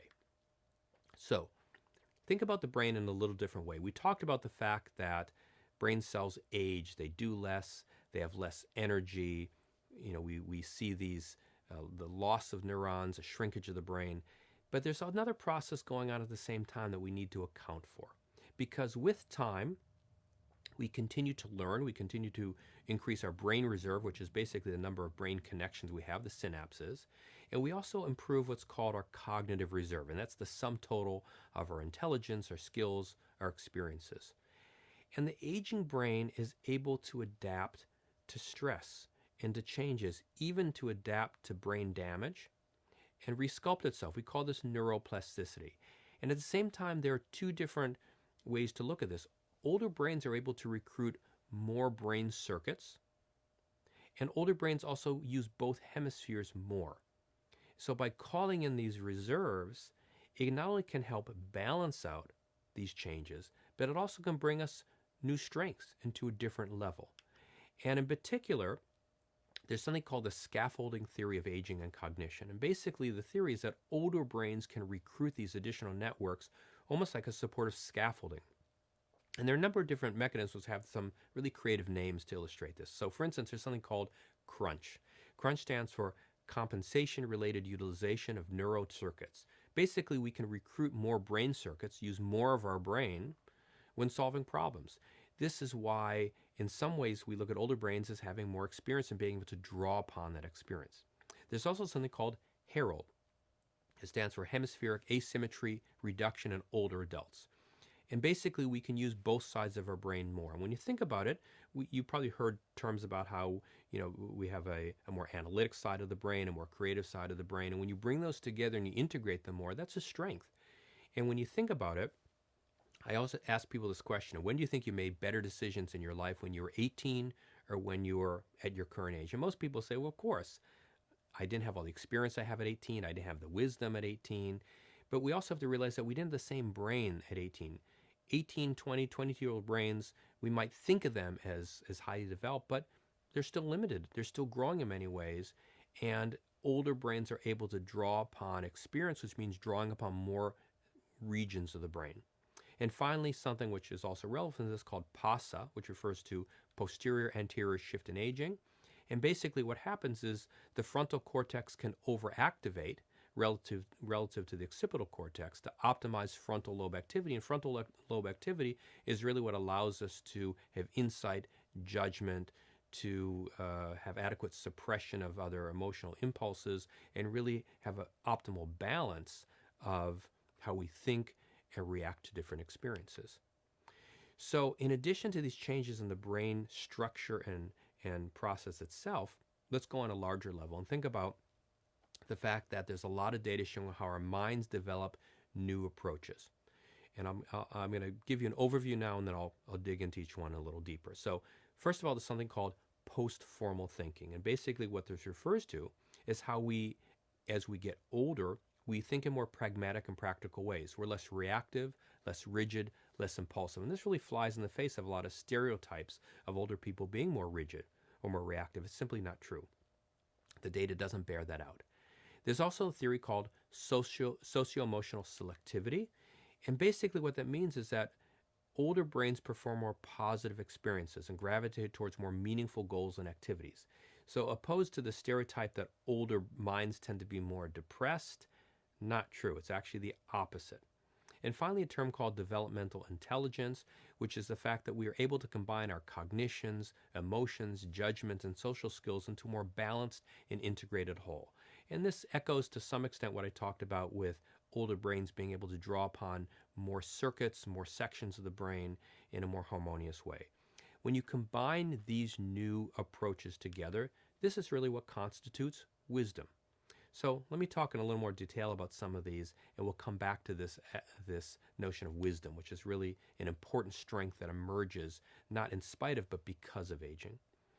So if we go back in time to the work done by the Swiss psychologist Jean Piaget, he literally studied his own children as they grew and developed because he was fascinated by how their cognitive development unfolded over time. And he developed a number of different stages and basically said, once we reach young adulthood, we enter a stage called formal operations. And he really defined this as the end point. You become an adult when you develop formal operations. You're able to think abstractly. So a lot of cognitive scientists have said, well, that's not the end, that people continue to develop into adulthood. So they've called this, amongst other terms, post-formal thinking. And basically, it involves the following. We're able to understand and compare competing sets of relationships or systems. Our thinking is more relative and less universal. We're able to appreciate the tension between our own perspective and that of other people or other systems. And in general, what it means is our thinking is less logical but more pragmatic. So as you can imagine, when you're approaching problems or different changes and struggles late in life, this is a key advantage because it allows you to be able to see the big picture and to have a sense between your own perspective and that of other people. There's also, as I mentioned, something called socio-emotional selectivity. And this is a theory developed by the Stanford psychologist Laura Carstensen. And what she found in her research is that older individuals tend to be prioritized. They increase preferences for more positive experiences. They actually gravitate towards more meaningful goals and activities. I think what she really summed up is the fact that we make this calculation that the end of life is getting closer. And if we're going to put our time, our energy, our being into something, it better be meaningful for us. It better be something that makes a difference, that's positive. And actually, the result is interesting. Older individuals are generally happier and have less mental illness compared to the average younger individual.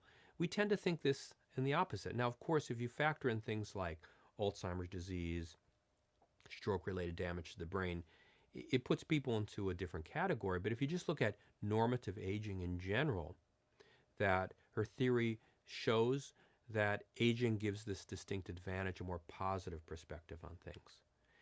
And the third term I talked about, developmental intelligence, this was developed by Gene Cohen, who was really one of the first geriatric psychiatrists, one of the founders of the field.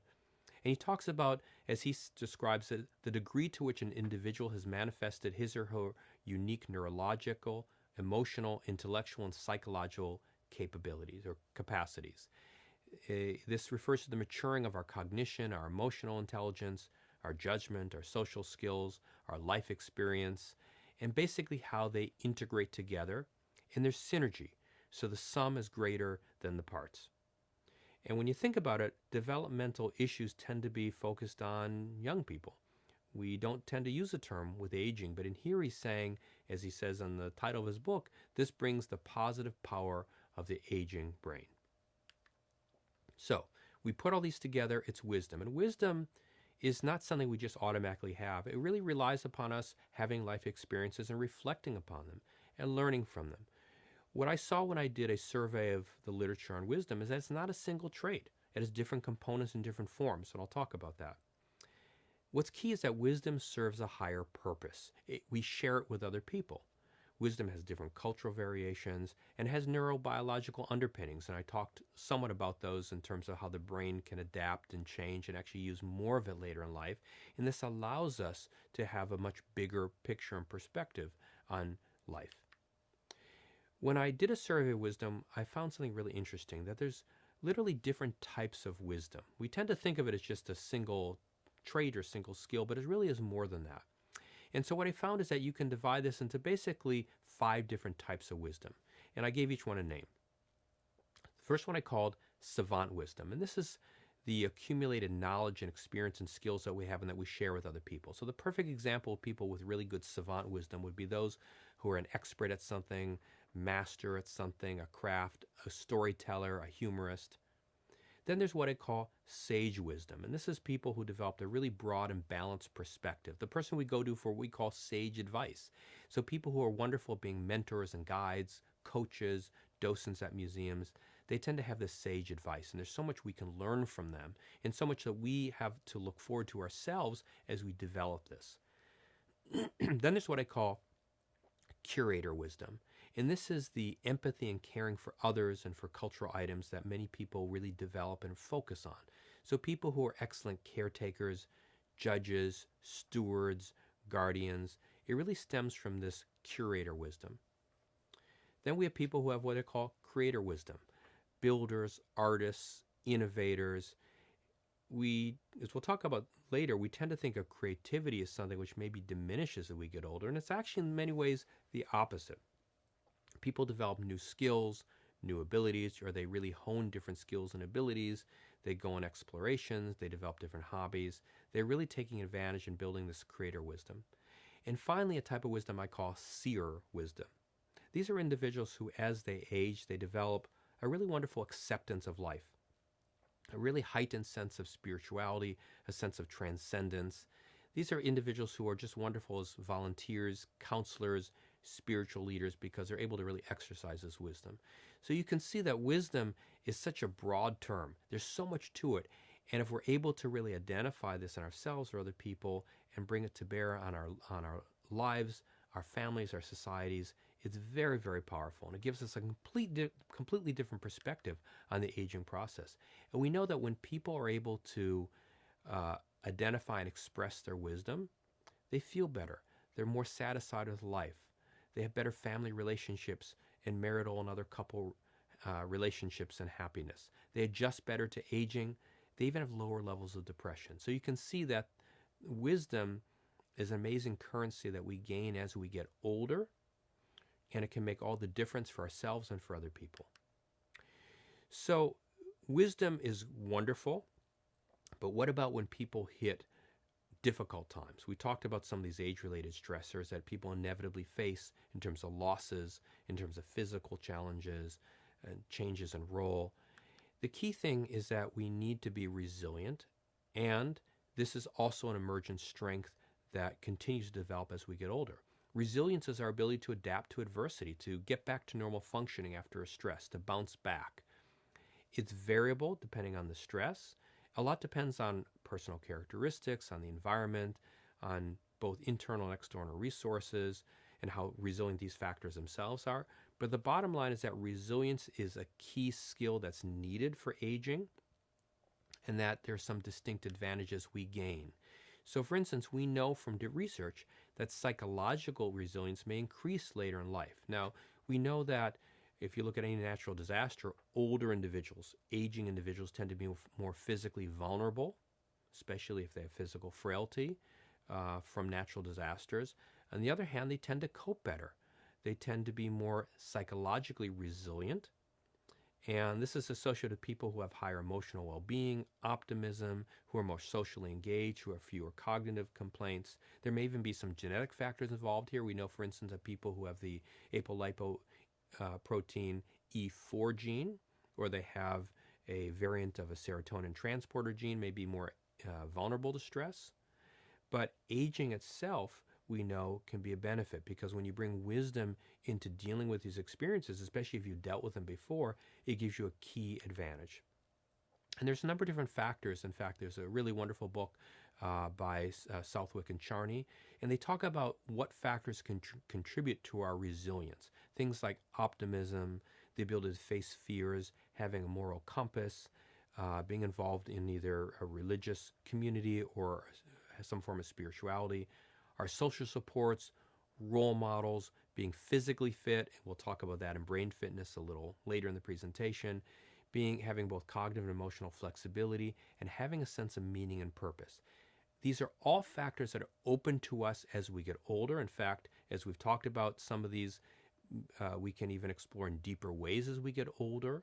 So we're able to really work on these factors and make a difference. And this is all the more reason why it's so important to have a more positive view on aging, and to realize that we need to put in the time and the support for ourselves and for aging patients or relatives to really get through these difficult points.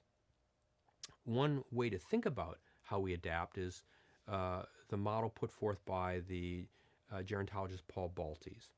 And he talks about how we're able to be more selective, we're able to optimize, and able to compensate. So let me give you the perfect example of this. The great piano player Arthur Rubinstein, as he was one of the great piano players of his generation, and as he got older, people really were in some ways surprised how he was able to give such amazing performances, because they knew that clearly he was slowing down physically, maybe even slowing down a little mentally. And so he was asked, how do you do it? And he said, well, first of all, I'm more selective in what I choose to perform. So selection was important to him. He chose the most relevant, accessible, meaningful pieces to perform, the ones he knew he could excel at. He also said, I have to practice a lot more. He had to optimize, so engage in extra focus, rehearsal, or exercise. And finally, he said, I compensate. This is where you adjust the activity or the performance to account for age-related changes or declines. So he said, for instance, maybe he doesn't have the exact same dexterity in his fingers to play things really fast, but maybe there's a part of a piece that instead of playing it faster, he plays it a little louder. He gives it a more depth. So he's adding his own creative spin to this. He's adapting, but in some ways, he's making things different but better. And we have to put aside this notion that just because something is a little slower means it's not as good, it's not as competent. That's not the case. And he really showed the perfect illustration of this way of adapting, of being resilient with changes. So we come back to these age points and we talk about, well, what do people do? How are they resilient when they go through a really difficult event that puts them into this suspension where they're kind of paralyzed or they stagnate, they can't get beyond it? Well, there's two additional processes that get us out of this if we're able to get into them. The first is what I call reckoning.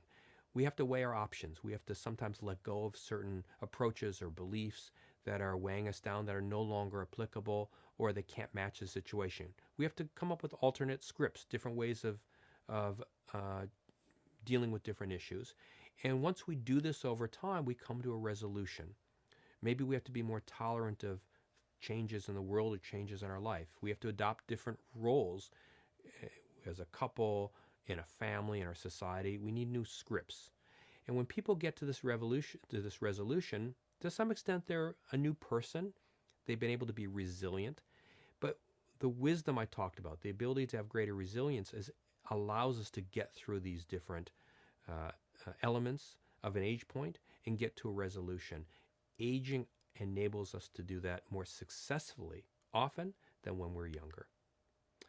So we have to add to this the role of purpose, because it really makes an enormous difference. And this is also another age emergent strength. So there's something called the MIDAS study, the Midlife in the U.S. study, and they look at cohort of aging individuals. And some of the studies have looked at a sense of purpose, and something which you can actually measure.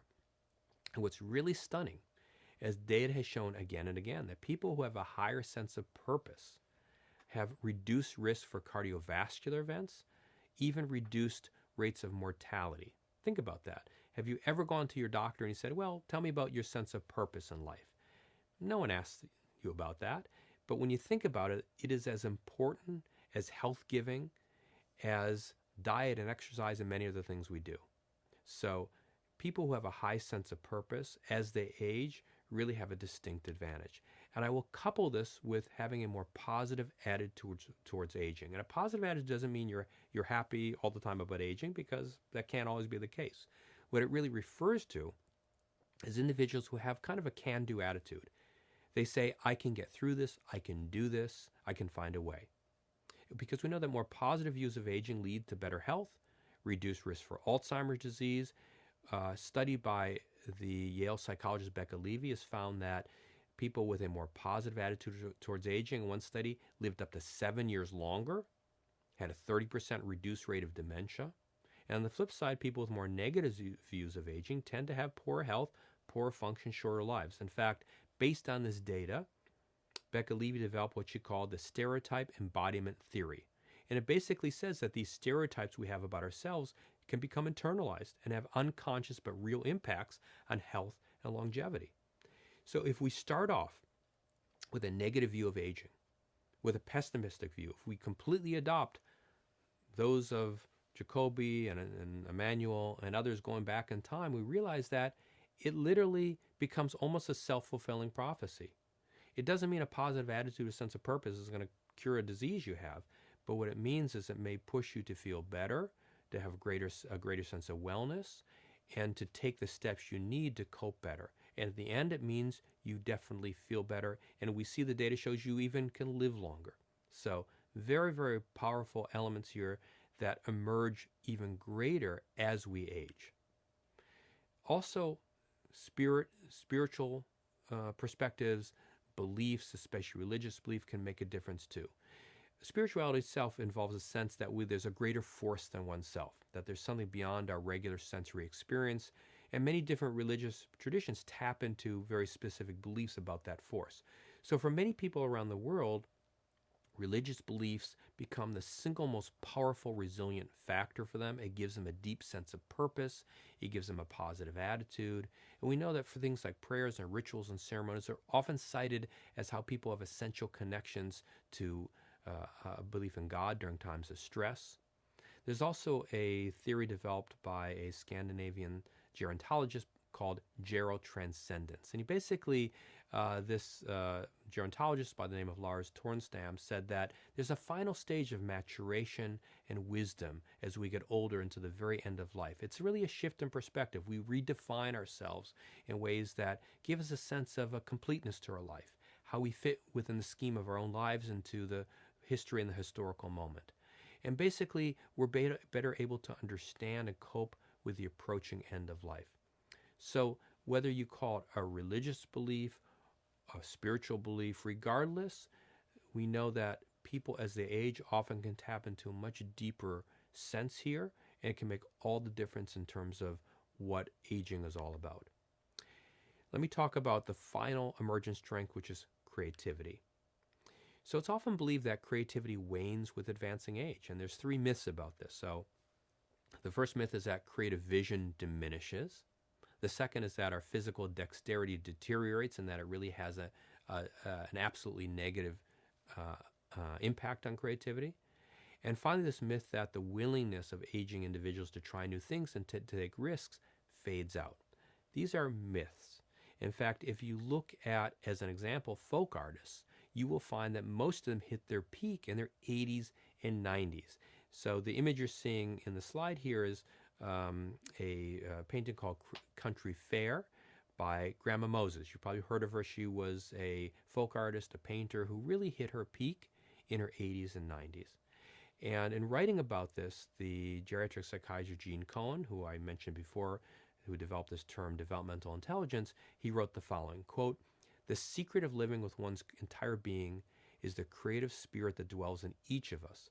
It can occur at any age and under any circumstances, but the richness of experience that age provides us magnifies the possibilities tremendously." In essence, what Gene Cohen is saying is that aging gives us a new and more powerful creative spirit because we're able to draw upon our perspectives and our experiences that we've gained, again, not in spite of aging, but because of aging. And we can bring this to bear on any situation. Creativity can be about art and artistic expression, but it's also about dealing with problems and problem solving, relationship issues, dealing with changes in life. That creativity we use every single day. And if aging is helping to deepen and expand it, imagine the difference it can make in our lives. In fact, when Cohen talked about stages as we got older, he said, think about it in terms of human potential phases. And I love his use of the term potential because that's not a term we think about with aging. Certainly the perspective we talked about earlier in the presentation, certainly don't use the word potential in terms of the aging process. But he says, keep in mind, and there are many different examples of this, and he cites many of them, that as we go from midlife into later life, we're able to tap into newfound energy. So for instance, he talks about a midlife phase, roughly between the age of 35 and 65, when people want to explore, they want to reevaluate. He gives the example of Alex Haley, who in his early 50s explored his family history and wrote the best-selling book Roots. Aging gave him the ability to do this. Then there's a liberation phase, and I think about this term liberation is typically not a term we associate with aging.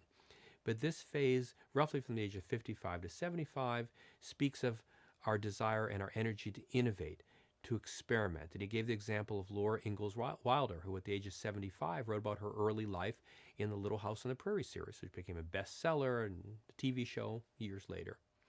Then there's a summing up phase, roughly from our 70s to our 90s, when we have a sense and energy to want to resolve issues from earlier in life, to recapitulate something, to contribute to ourselves, our families, our societies. And he gives the example of the great Italian opera writer Verdi, who in 1893, at the age of 80, wrote a comic opera called Falstaff that premiered at La Scala.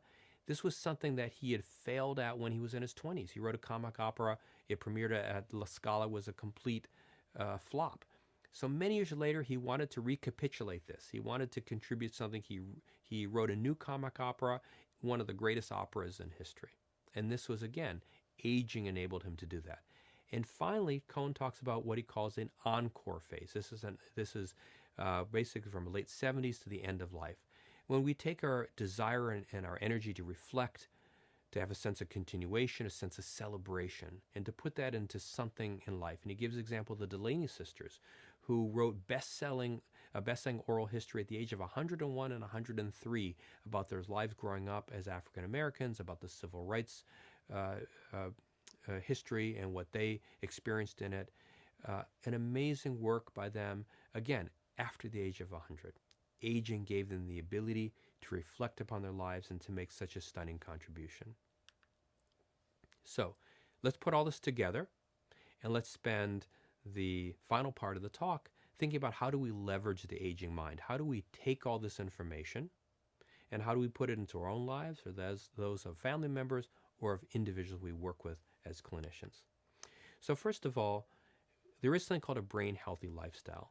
And this is important, is necessary, and involves really making sure both body and brain are optimally cared for and optimally exercised. So one pillar of this is physical exercise, moderate, most days of the week. We know what this does is it improves blood flow to the brain, and in addition, it releases neurogrowth factors, which increases the propensity of neurons to create synapses with other cells. So exercise not only helps in terms of our body and making us stronger, have better balance, more limber, but it has a distinct advantage for our brains. Second, diet can make a difference. Probably the best diet that has a lot of data on it is what's called the MIND diet. It's essentially a Mediterranean diet with a component to deal with hypertension as well. It's rich in fruits and vegetables, a very colorful plate. Healthy oils such as fish oil, olive oils, less high sugar, less processed foods, a focus on more lean meats. And if someone has one glass of wine or spirit a day, that's perfectly fine as part of the diet. In fact, when we look at individuals and societies around the world that tend to have greater longevity, it often stems from a diet like this, very similar to the Mediterranean diet. I think the point here is that you don't have to do some, unusual, deprivation of diet to achieve benefit here. The third pillar of a brain healthy lifestyle is stimulating your brain through puzzles, games, volunteer work, adult education, learning a new skill or language. It's about doing things you enjoy so you keep on doing them. And that's actually a good rule of thumb for whatever exercise you do. Some people it's walking, swimming, gardening, but doing things that you will continue to do, things you enjoy doing, and things that when you're with other people, you're socializing, it all comes together. And finally, keeping our brain soothed, adequate sleep, hydration, something like meditation, yoga, or prayer to help reduce stress, seeing your doctor regularly to make sure you're dealing with high blood pressure if it's there, elevated glucose, all these things that can increase risk to heart and brain are important, also part of a brain healthy lifestyle. So this forms a basis for it. But in addition to that, we want to take this to another level. You know, volunteer work, I put a special plug in here because this is one of the best things you can do for your brain. It engages someone with a purpose. You're socializing. You're being physically active when you're doing volunteer work. It promotes altruistic behaviors, which make people feel great. It benefits the community. We know that studies on volunteering shows it improves psychological well-being. It lowers cardiovascular events. It reduces functional decline. It reduces mortality. This is really important data showing that volunteer work is one of the best things that someone can do. And regardless of age, is in fact, many aging individuals who have the time and the experience and the ability and the empathy are wonderful volunteers. And we need to tap on that more. And it comes from having a more optimistic view of the aging process. We also can put this together and develop what I call a life portfolio. So think about the strengths we talked about: wisdom, resilience, purpose, and creativity. So wisdom is really, those are our mental assets. You want to define and share them with other people. Share your wisdom. Don't stop learning. Keep growing your wisdom. Your resilience really is like your insurance. You have to be willing to accept and engage change. Review what are your ways of adapting to stress and how can you strengthen those. And one way is to expand your social connections. People need the help of others. Purpose is how you invest in new things, new interests, projects, relationships. We talked about volunteer work. Do what you love to do. Be positive aging. This is how you have a strong sense of purpose. And finally, creativity is how you diversify. So get involved with the arts as a participant or observer, explore something new, help others with problem solving. So if you think about, everyone has a financial portfolio with your assets, insurance, investing, diversification. Now you have a life portfolio based on these age emergent strengths that only get better as we get older. And finally, celebrate aging. It's so important to take this more positive view in aging, to balance out a lot of the pessimism and the nihilism that we have, and realize that aging brings strengths. We all face challenges and difficulties as we get older. It can seem overwhelming at times, but you have to also consider the fact that aging has also given you many gifts. It's given you strengths. And the more that we can identify these and learn from them, it can make all the difference in our lives. And a really key point here is that as a clinician, you will be working with aging individuals. They need this perspective. They need this optimism. They need you to believe in them. But it's hard to believe in someone if you don't even have a more positive view on aging. And if you're stuck in this very one-sided view of aging, which only looks at the decline and the losses and doesn't balance it out with everything we've talked about today. So, putting this all together into several practical takeaways. Even as our brains age and many cognitive skills slow and decline, our brains are able to adapt and show enduring and emergent strengths. As we age, our minds develop new ways of thinking and being as we age, centered around several emergent strengths. We talked about wisdom, resilience, purpose, and creativity. And finally, we know that a brain-healthy lifestyle, coupled with positive attitudes and purpose, can buffer and even turn the tide on age-related stresses and losses and offer distinct benefits for enhancing wellness. I hope that this information has helped to promote a more positive view of aging and to give you even a greater sense of purpose when working with aging individuals. Thank you. Wow, incredible presentation. Don't cut just yet. I noticed one thing during the Mind diet. Yeah. I think you said fish oil instead of fish. I don't know if that was intentional because I know fish oil is... yeah, probably. So I can... Literally, if you could just go through the Mind diet section. Oh, just that? You can just do that and put it in? Okay. Just starting time? I will count you in. Sorry, I was taking a note Okay. myself. In 3, 2... Diet is also a important component of a brain healthy lifestyle. And one of the diets that's had the most study and data is what's called the MIND diet. It's essentially a Mediterranean diet. Let me start off on that one Yeah, no second. problem. Do you want me to count you in again? Yeah, let me just think what I want to say then. Okay, I'm ready. In 3, 2. Another key component of a brain healthy lifestyle is diet. And one of the best diets is called the MIND diet. It's essentially a Mediterranean diet coupled with different strategies to reduce hypertension. It's a diet rich in fruits and vegetables, so you should have a very colorful plate. Focus on healthy oils such as olive oil, fish, lean meats, less high sugar and processed foods. And if you have a glass of wine or spirit every day, that can be part of it. It doesn't mean you need to start, but that can certainly be part of it. In fact, if you look at individuals around the world, especially in areas that there's greater longevity, they often have some form of a MIND diet or a Mediterranean diet. And cut. Fabulous. You can splice that in? And Yeah, no problem. Okay. Yeah, that was an excellent presentation. That was Okay. super interesting. Do you ever wrap like a presentation and be like, man, did I really just talk for 45 minutes? Well, truth be told, I give this all over. This is kind of my stump speech, and it usually goes longer. Oh, really? So this is nice. It's a challenge. 46 minutes. I really had, or 45 minutes. I think I went over a minute. I had to really focus on that, and so yeah, and that's it's based on my book, so it's kind of I give this all the time. It's all there anyway. Yeah. Yeah, incredible job. So thank you. so much. Thank you. All right. Let's take a little break here. Okay.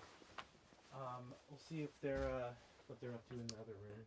Yeah, the challenge here is it's drier here than, but I actually I did well with that because when it's dry, I to clear my throat more and all that. But I think it worked well. Gotcha. You're usually in Miami? Yeah. Gotcha. Yeah, much different climate. Yes, definitely. I'm gonna grab some water myself. Okay, that was my water right that there. One's yours, yes. Okay, thank you so much.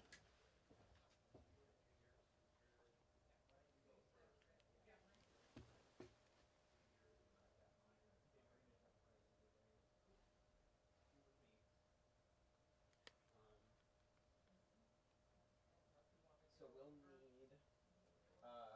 actually, if you can hang out here for just a second, we have to reset the stage here a little bit. Okay, I'm heading out. They were talking about wanting to do separate first. Oh, they're doing separate first? Oh, okay. Never mind then. Would you mind just take a picture of me just sitting here? Yeah, of course. Actually, you know what? Let me do that, and then I'm also going to get that on my camera. Oh, okay. Because I know each people like that. All right. 3, 2, 1. One more. 3, 2, 1. Beautiful. Okay. And then I'm actually... He looks like a doctor. I hope.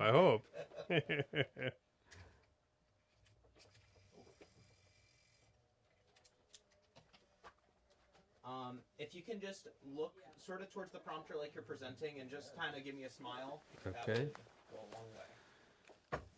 1, 2, 3. One more. 1, 2, 3. Gotta snap a couple.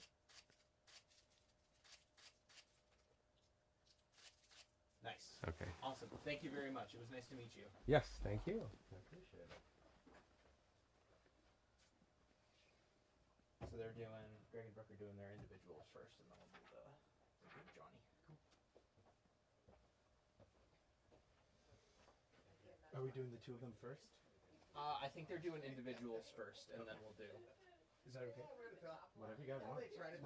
That seems like what they're comfortable with. Thank you so much. Of course, yeah. Have fun on the round table. They are. Doesn't work out, you try for something else.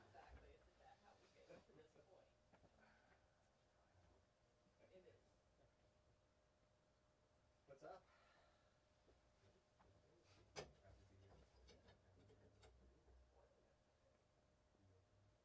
Oh, that's that's the good part. You're still walking us up. We get a 3 and a 1. Our dinner meeting Thursday night. It's so fun.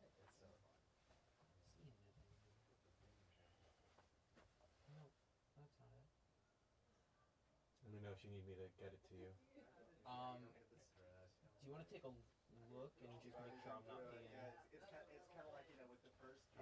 Where's the computer? Hold on. Not missing something? Second kid, think he falls in the ground. Thank you, Dan. Blow it off and stick it back in. My grandkids go.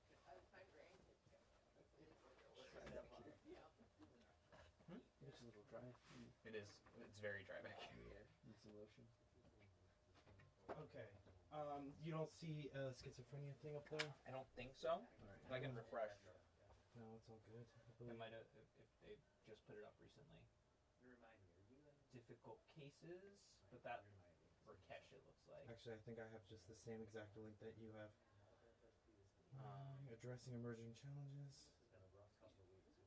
It's not either of the agonisms, I don't believe. Just as an FYI, I know we're all back here hanging out. Yeah. But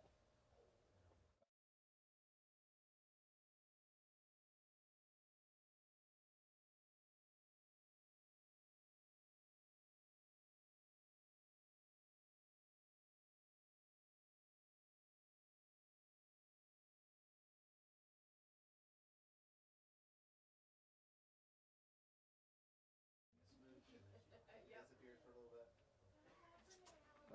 so yeah, once we get there. Waiting for that one. So your practice, No problem. administrative, Oh, what are you doing? Are these chairs super creaky? I remember them being pretty creaky. Little creepy, but they're comfy. Maybe I grab one. I'll have to wait until Dan gets these slides. But that's we start in the next few minutes for a half hour ahead. I love it. Okay, so it's actually titled weirdly. It's the muscarinic agonism. Oh, it is one of those. Okay. Yeah, the difference is one of them has larger font. Oh, found it. Okay. Yeah. Cool. I think they should be the same content-wise, though. Yeah, the other one's just like a white background and Oh, okay. smaller Cool. font, I guess. Oh, and it looks like you invert it as well, I guess. Like the. Oh, okay. Yeah, I found the one that has the larger fonts on everything. I think that should be fine. What was Cody saying? Are we getting behind or something? No, we're good. We're ahead. Letting us know we had hot mics in here. That's all. Oh, Yeah. okay, so don't say anything bad. Which is, we haven't said anything bad. It was just a heads up. Cool. 201. All right, who's presenting first? You? All right. Sorry.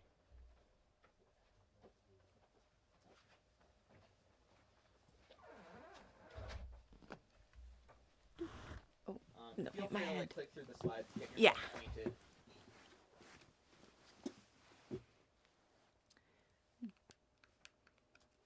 Do you have, and I don't know how others have done it before, do I introduce myself and mention Dr. Mattingly? Oh, this is a two-part. Oh. Mm-hmm.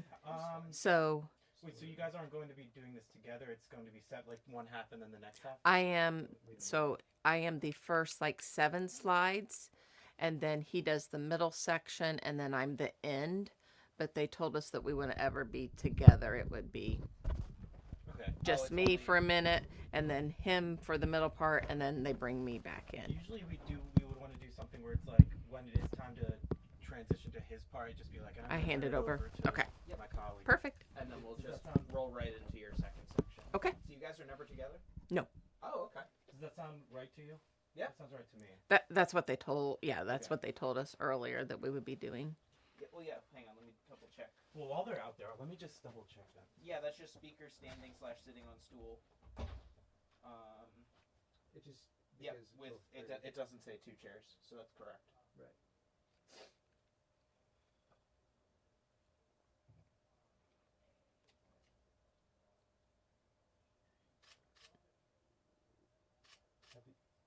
Happy with framing and everything? Yeah, looks great.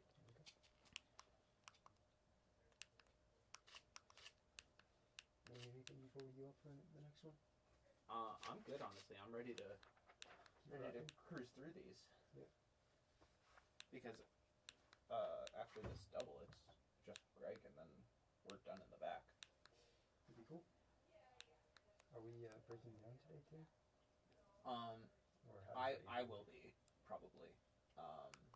You're not expected. I mean, you go whenever you need to. Sure. But Cody and I will be. Wow. Which is fine. I mean, a lot of this is probably staying built. We just have to take our lights and then the stuff from up front.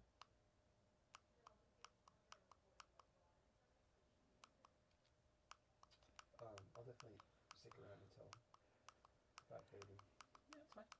to help out, and there's no reason to rush All out. right. So yeah, we are going to do exactly that. Okay. You guys are both going to be introduced before before this video even starts. Okay. But when you start, if you don't mind just doing a quick hello, Intro. my name is. Okay. Do and I then, do the disclosure slides? So kind of go back real quick. This disclosure slide, you can just be like, these are my disclosures. Uh huh. This one, we do want you to be a little bit more verbal about, if that's okay. Absolutely. And then learning objectives as well, if they're there. And also just to confirm, we do want, when it is, so you're doing like the first third and like the second third, the third? Yep. Final third? Just verbally transition to Dr. Mattingly, and as if he had just transitioned back to you, kind of thing. Thank you, Greg. And yep. Exactly. Just stealing one of these chairs. I apologize. Sure. Yep. Thank you. All right. Does everything on the slides look okay? Can you read it and everything? Beautiful. All right. We're good to roll on cameras then. Rolling here. Trigger that. Rolling. Yep, good on both angles. Awesome. All right. Timer started. Yep. I'll go over here. And I will count you in. In 3, 2. Hello, I'm Brooke Kempf, a psychiatric mental health nurse practitioner out of Terre Haute, Indiana, and I'm happy to kick off today's presentation on emerging therapeutic targets for schizophrenia. This is going to be a focus on muscarinic acetylcholine receptor activation. Here are our disclosures. And then when it comes to the disclosures regarding this slide deck, we want to be sure that you are informed that this is a CME activity that has been independently reviewed for balance. So here are today's learning objectives. We want to describe the evidence supporting muscarinic acetylcholine receptor activation as a therapeutic approach in schizophrenia, and be able to evaluate the most up-to-date clinical trial data associated with both approved and investigational muscarinic acetylcholine receptor activators for schizophrenia. And then finally, we will hope to summarize the practical considerations for integrating muscarinic receptor activators into our current schizophrenia management, including treatment selection and sequencing and patient care optimization. So let's first look at the overview of our current schizophrenia treatment landscape. So has treatment for schizophrenia actually changed? What I want you to focus on is this timeline. Let's look at this timeline that reflects over the last 70 plus years now. What we'll see starting way back from 1950, chlorpromazine was introduced to us as the first antipsychotic, and this really revolutionized the treatment for schizophrenia. This was primarily utilized as a D2 blocking mechanism to treat schizophrenia, and we were really focused on the positive symptoms at this time. Therefore, first-generation antipsychotics have gained popularity by the 1960s, but we start to notice what happens with that D2 blockade, and side effects emerge, particularly movement-type side effects. So, as we do in medicine, we try to develop new treatment options, and when we're developing new treatment options, we're looking for not only better efficacy, but also hoping to find different side effect profiles. So that brings us to the 90s, when we introduced second-generation antipsychotics. And here, not only are we focused on positive symptoms, but we were hoping by the addition of 5-HT2 antagonism that we might help with some of the negative symptoms. But then also looking at maybe having a different side effect profile, particularly with those motor side effects. Then in the early 2000s, we have partial agonists that were introduced to us, again, looking at different dopamine receptor management. And here we are now by 2024. Finally, we have a different approach. This is the first time that we're introduced to cholinergic targeting mechanism for treating symptoms of schizophrenia. What you're going to notice over this timeline, up until that 2024 point, we were still trying to regulate D2 receptors by blocking those. So what does that look like in the real world landscape? What you'll see with this bottle of yarn here, it looks like this is actually a large meta-analysis that was done looking at over 400 trials, over 53,000 patients, and the 32 different antipsychotics that were in clinical trials. And what we really wanted to look at were the variability in efficacy among these treatment options. If you look at the overall symptom management, aside from clozapine standing out some, you will notice the overall symptoms pretty much stand in line. There's very little variability when it comes to the efficacy in those current treatment options. When it comes to positive symptoms and negative symptoms, even though we were developing newer medications to try and target a more wide variety of symptoms, we still don't see much change when it comes to the actual efficacy of the medications. And here in general, what we're seeing is we're not even targeting the other symptoms, such as cognitive symptoms, that so affect our patients with schizophrenia. So we saw that there's little variability when it comes to efficacy, but antipsychotics, we have seen differences when it comes to their side effect profile. We have made some improvements in this area, but side effects are still problematic. Think about how we've somewhat changed some of the movement side effects for newer side effects, such as weight gain, akathisia, prolactin elevation. These are still areas that we have to continue to monitor, often treat, try and change our medications because of these side effects. And as clinicians, we're often concerned about these side effects affecting adherence when it comes to the medication. But when they took this meta-analysis and they applied it to other studies, what they found were that patients actually drop out due more to the inefficacy of medication rather than the adverse events. Patients want their medications to be effective. They will take their medications when effective, and having symptoms of their illness is not something that they're willing to deal with. So let's talk about D2 antagonists and how those are supposed to work. This is a postsynaptic treatment for what we now know is a presynaptic problem. So looking at healthy controls, how is this function supposed to work? So dopamine is packaged and then transmitted across the synapse onto dopamine receptors, where you'll see normal dopamine functioning. But in schizophrenia, what we know is we have excessive production of dopamine, which is then going to lead to excessive signaling of dopamine. Now, the body is made with a mechanism that is supposed to help regulate this. And so with the D2 autoreceptors, though they may not be functioning as well in patients with schizophrenia, they're still there to try and offset that imbalance.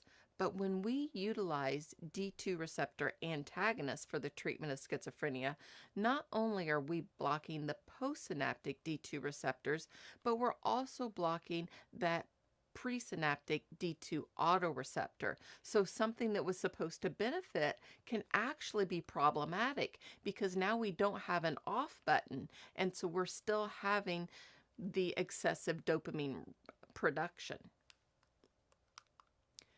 So when it comes to other things that we are learning about schizophrenia, I know I was taught, and I've often taught my students, that this is a problem in the mesolimbic pathway. But what we've learned is that's not necessarily true. And if you look at the PET scans of individuals, we have found again that this is a presynaptic problem of presynaptic striatal dopamine being in excess. And when we look at the postsynaptic factors, there's really only a 10 to 20% elevation in the actual extra activity going on postsynaptically.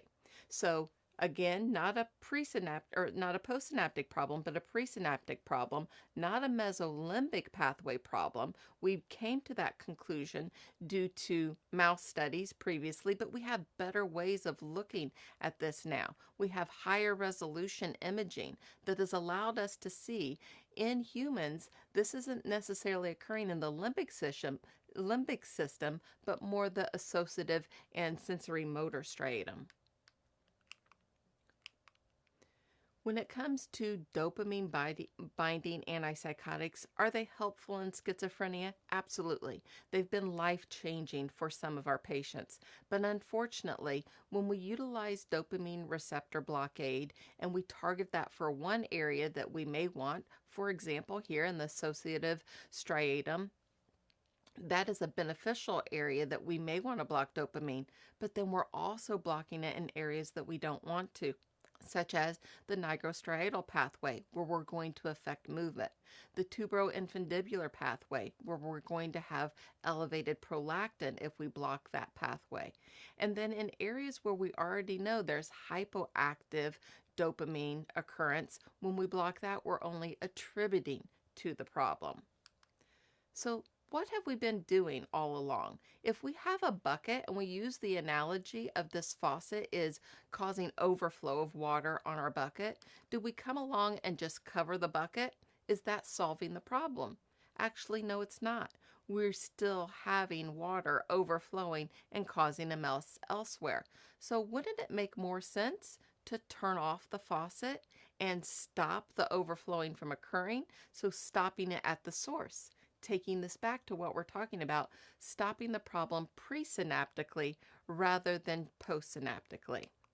So in review of what we've covered so far, we've looked at the historical treatments for schizophrenia involving the blockade of D2 and serotonin receptors, but they're only targeting the positive symptoms, some of the negative symptoms, but not the full spectrum of the illness. Over the past 70 years, we have been focused on the same treatment, and we know that it's a time to do something different.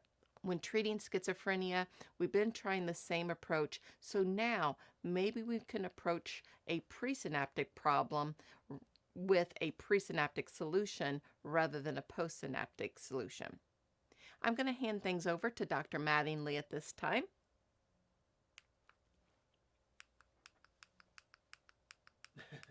Perfect. Awesome. Yeah, great job. If it's a lot, he could maybe do it faster for you. We're about halfway there.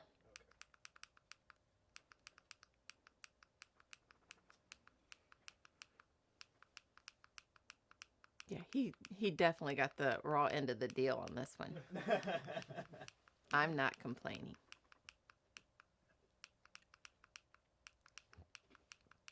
He got to come here a little bit later today, that's why. That's right, so yes. Okay, can I just jump in? I can count you. Okay. In 3, 2. Thank you, Dr. Mattingly.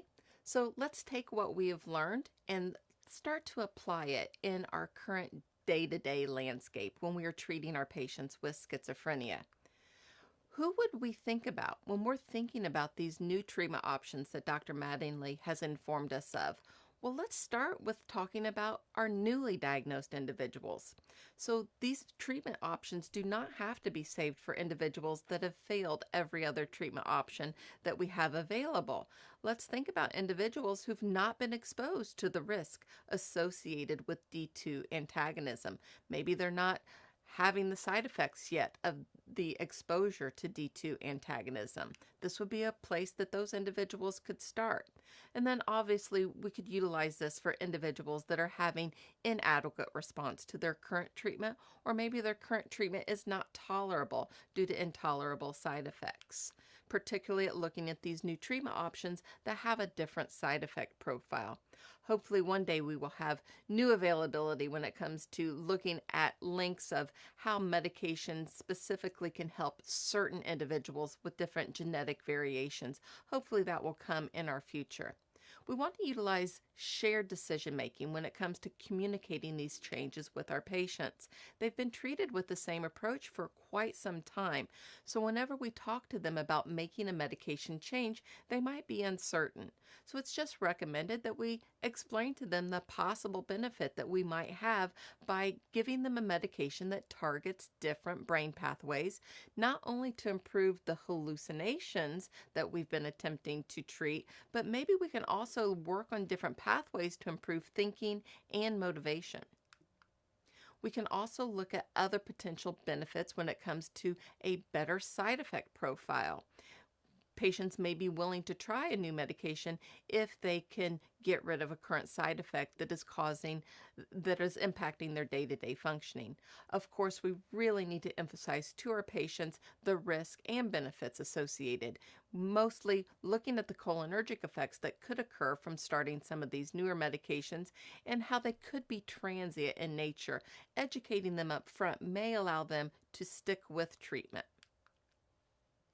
We want to give them realistic expectations, letting them know this isn't an overnight diagnosis and it may not be an overnight, it realistically may not overnight go away, but it may take some time, but if they stick with it, benefit could gradually improve. So how do we overcome barriers to these new FDA-approved treatment options? We're going to focus on xanomeline trospium because it has been FDA approved. So we can use this right now in our practice. But how do we initiate this? There could be some issues.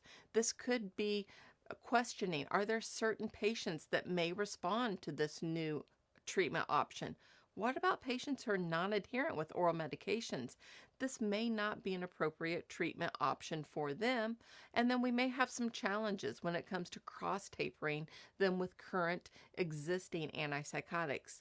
We may not have specific guidelines yet, but we are learning. What we really need to know is the mechanism of action behind their current treatments so that we can safely transition these individuals. When it comes to the anticholinergic impact that could have on xanomeline trospium, we have to keep in mind that CNS acting anticholinergics are going to interfere with the mechanism of action behind these newer medications. They're not going to be as effective if they're on central nervous system acting anticholinergic medicines. So we need to get them off of anti-Parkinson type agents prior to administering them. We still have questions when it comes to the interactions with our anticholinergic antipsychotics, clozapine, olanzapine, and quetiapine, but hopefully we'll have better guidelines. What we do know from this study, that was basically an efficacy study in rat models to see if this medication is effective. What it did prove that it was effective, xanomeline was effective, as with the other antipsychotics, but using a central nervous system anticholinergic like scopolamine did impact the ability of the effectiveness. So let's look at titration issues. What you'll notice that we heard in the clinical trials and from the package insert, how it is recommended to titrate on this medication.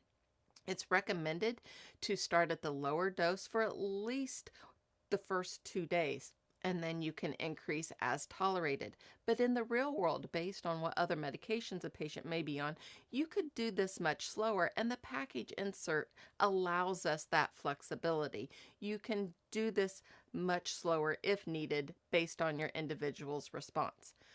The food issue is critical. Patients need to take this medication on an empty stomach. If they take this with food, the trospium is decreased 85 to 90%.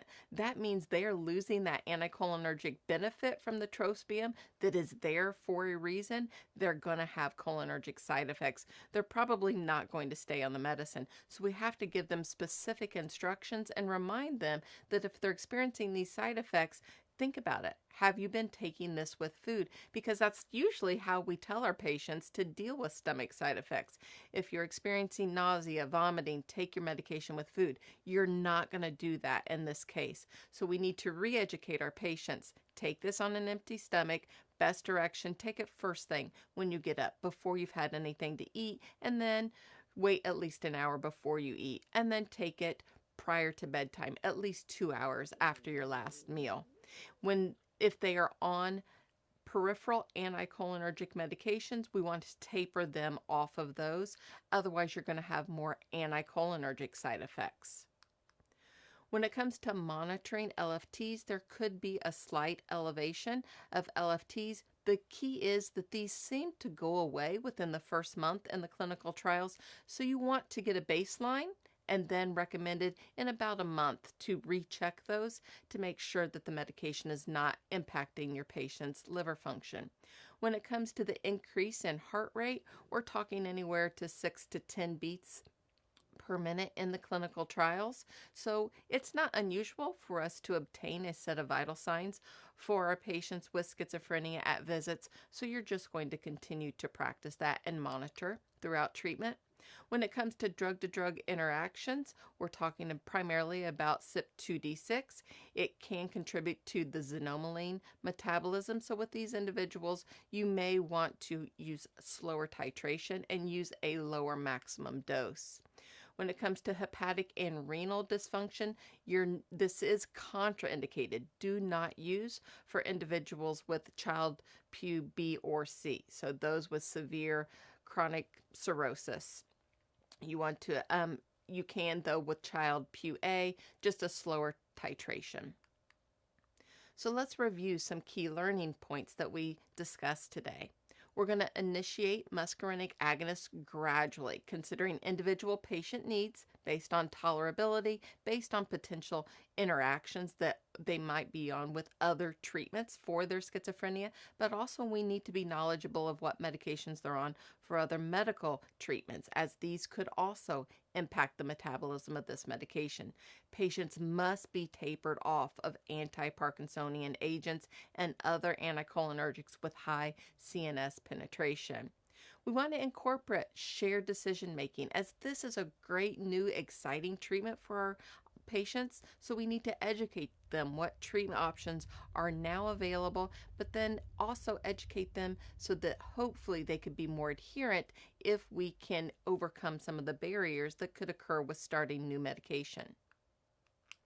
So I want us to embrace this. Let's embrace these new emerging treatments. We want to elevate care for our patients. As a result, we can actually transform patients' lives.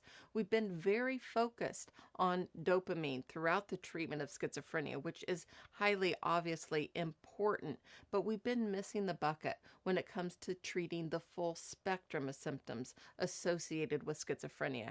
It's not only the positive symptoms that impact patients' day-to-day functioning, but the negative and cognitive symptoms can be very impactful, and we truly can transform patients' lives, hopefully, and provide our patients hope with new treatment options that are approaching this in a different way.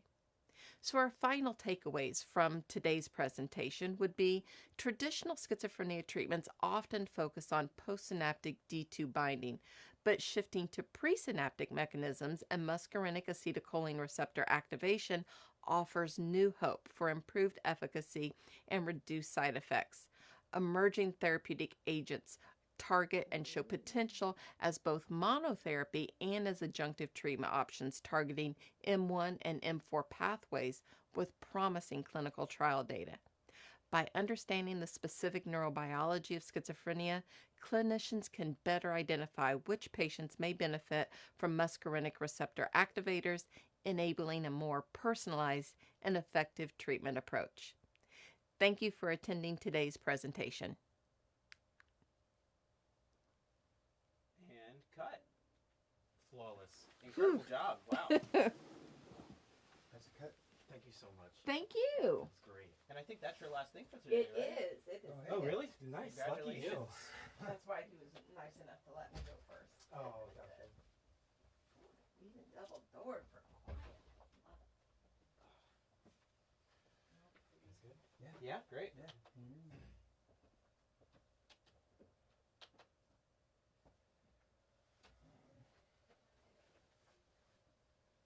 Awesome. So trusting Greg's good.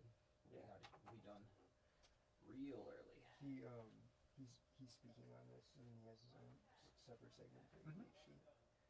Yeah, exactly. I'm gonna run to the 10-1. Oh, yeah, go for it.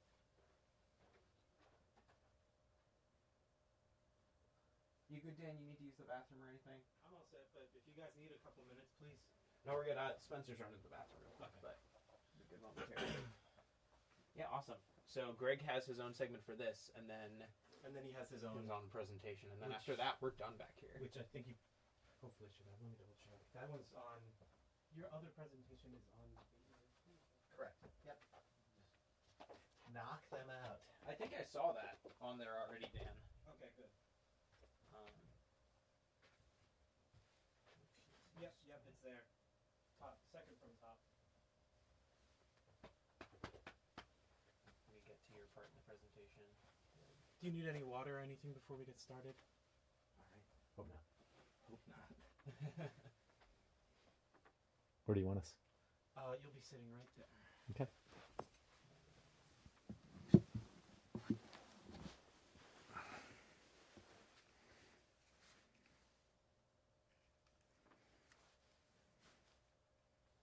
Am I at your part already? These slides are not looking quite as familiar. Back up. Yeah, I don't think we went. Yeah, I was gonna say they were starting to look unfamiliar. I think we did.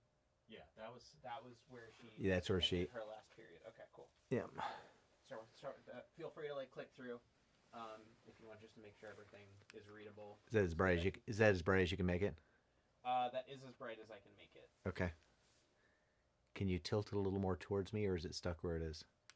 Tilt it towards you? Yeah, sure. Can you- Let me take a look to figure out which way it's leaning. I think we have a light version of the PowerPoint, but it has smaller font, so I don't know if it'll be easier for you. It might be easier. The problem with the white is that it's gonna mess with the color in the camera. Oh. Okay. Just keep it the way it is. Okay. We can, if you'd like, we can go through. I can make some of the text larger if that'll be easier for you to read. Let's just try it. Okay. Let me see if I can get it. I see what you're saying. You want it angled more this way? Yeah, and I'm losing the top of the slide a little bit with that. With the angle of the TV? Yeah. Let me see. Can you angle the TV up? Can you, or is it got to stay down that much? I think the angle is fixed. However, I can once my coworker gets back, we can raise this a little bit, and that might solve that for you. Yeah, it probably would. If you could raise it just a little Yeah, I bit. think you just need it raised a hair, which is fine. We have wiggle room back here. Then you'll have to raise the camera at the same time. I suppose. No, I mean there's because it's cloth back here. We have a little bit of It's wiggle room. flexible. Yeah, I might bring it forward a hair just to make sure. Cloth is good. Spencer, if you can do me a favor, I'm not losing it. help me raise the teleprompter just a hair. He just can't see the top section of the slides. Top line of everything. I'm kind of missing half of it. You want me to lift or you... Yeah, if you can hold the weight of it and raise, do it gently just so we're not messing too much with the cloth of the camera in the back. Right. Get in here. Yeah, you're good. Tell me when you're ready. Alright, I'm unlocking this. How's that? Good. Good? Better. Yeah. Cool. Thank you. No problem. You need to level the TV on the telephone. Let me see how it looks in camera. Yeah, that's fine in camera. Okay, great. Where did Brooke end? Do you have? She ended. I can find it for you. She ended right here at the key learning point. That makes sense. Okay. Yep. Thank you. You guys want me to close this? Yes, please. Thank you. All right.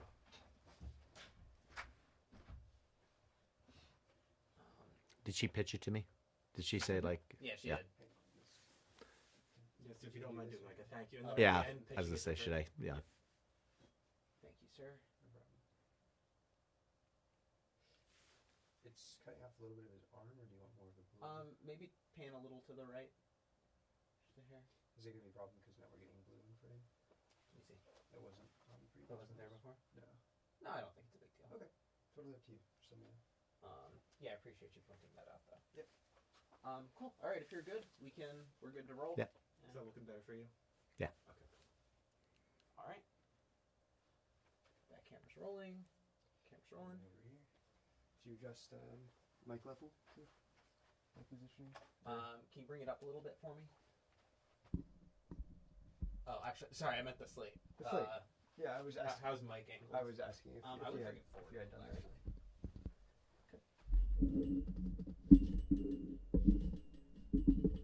Yeah, right about there. As long as that's not in the shot. Good over here. Good over there. Beautiful. Yeah, you're good to slate. Timer started. All right, and if you're ready, I'll count you in. In 3, 2. Thank you, Brooke. Let's now talk about the next generation of schizophrenia treatments. We're going to dive into some of the novel and emerging mechanisms of action of some of the emerging treatments on the landscape. So, if we go back in time, way back when in the 1950s, one of the original medicines that was approved for the treatment of psychosis was actually reserpine. We tend to think about the dopamine modulating medicines such as chlorpromazine that Brooke has talked about, but the original medicine was a medicine that did something different. It depleted the synapse of monoamines and dopamine.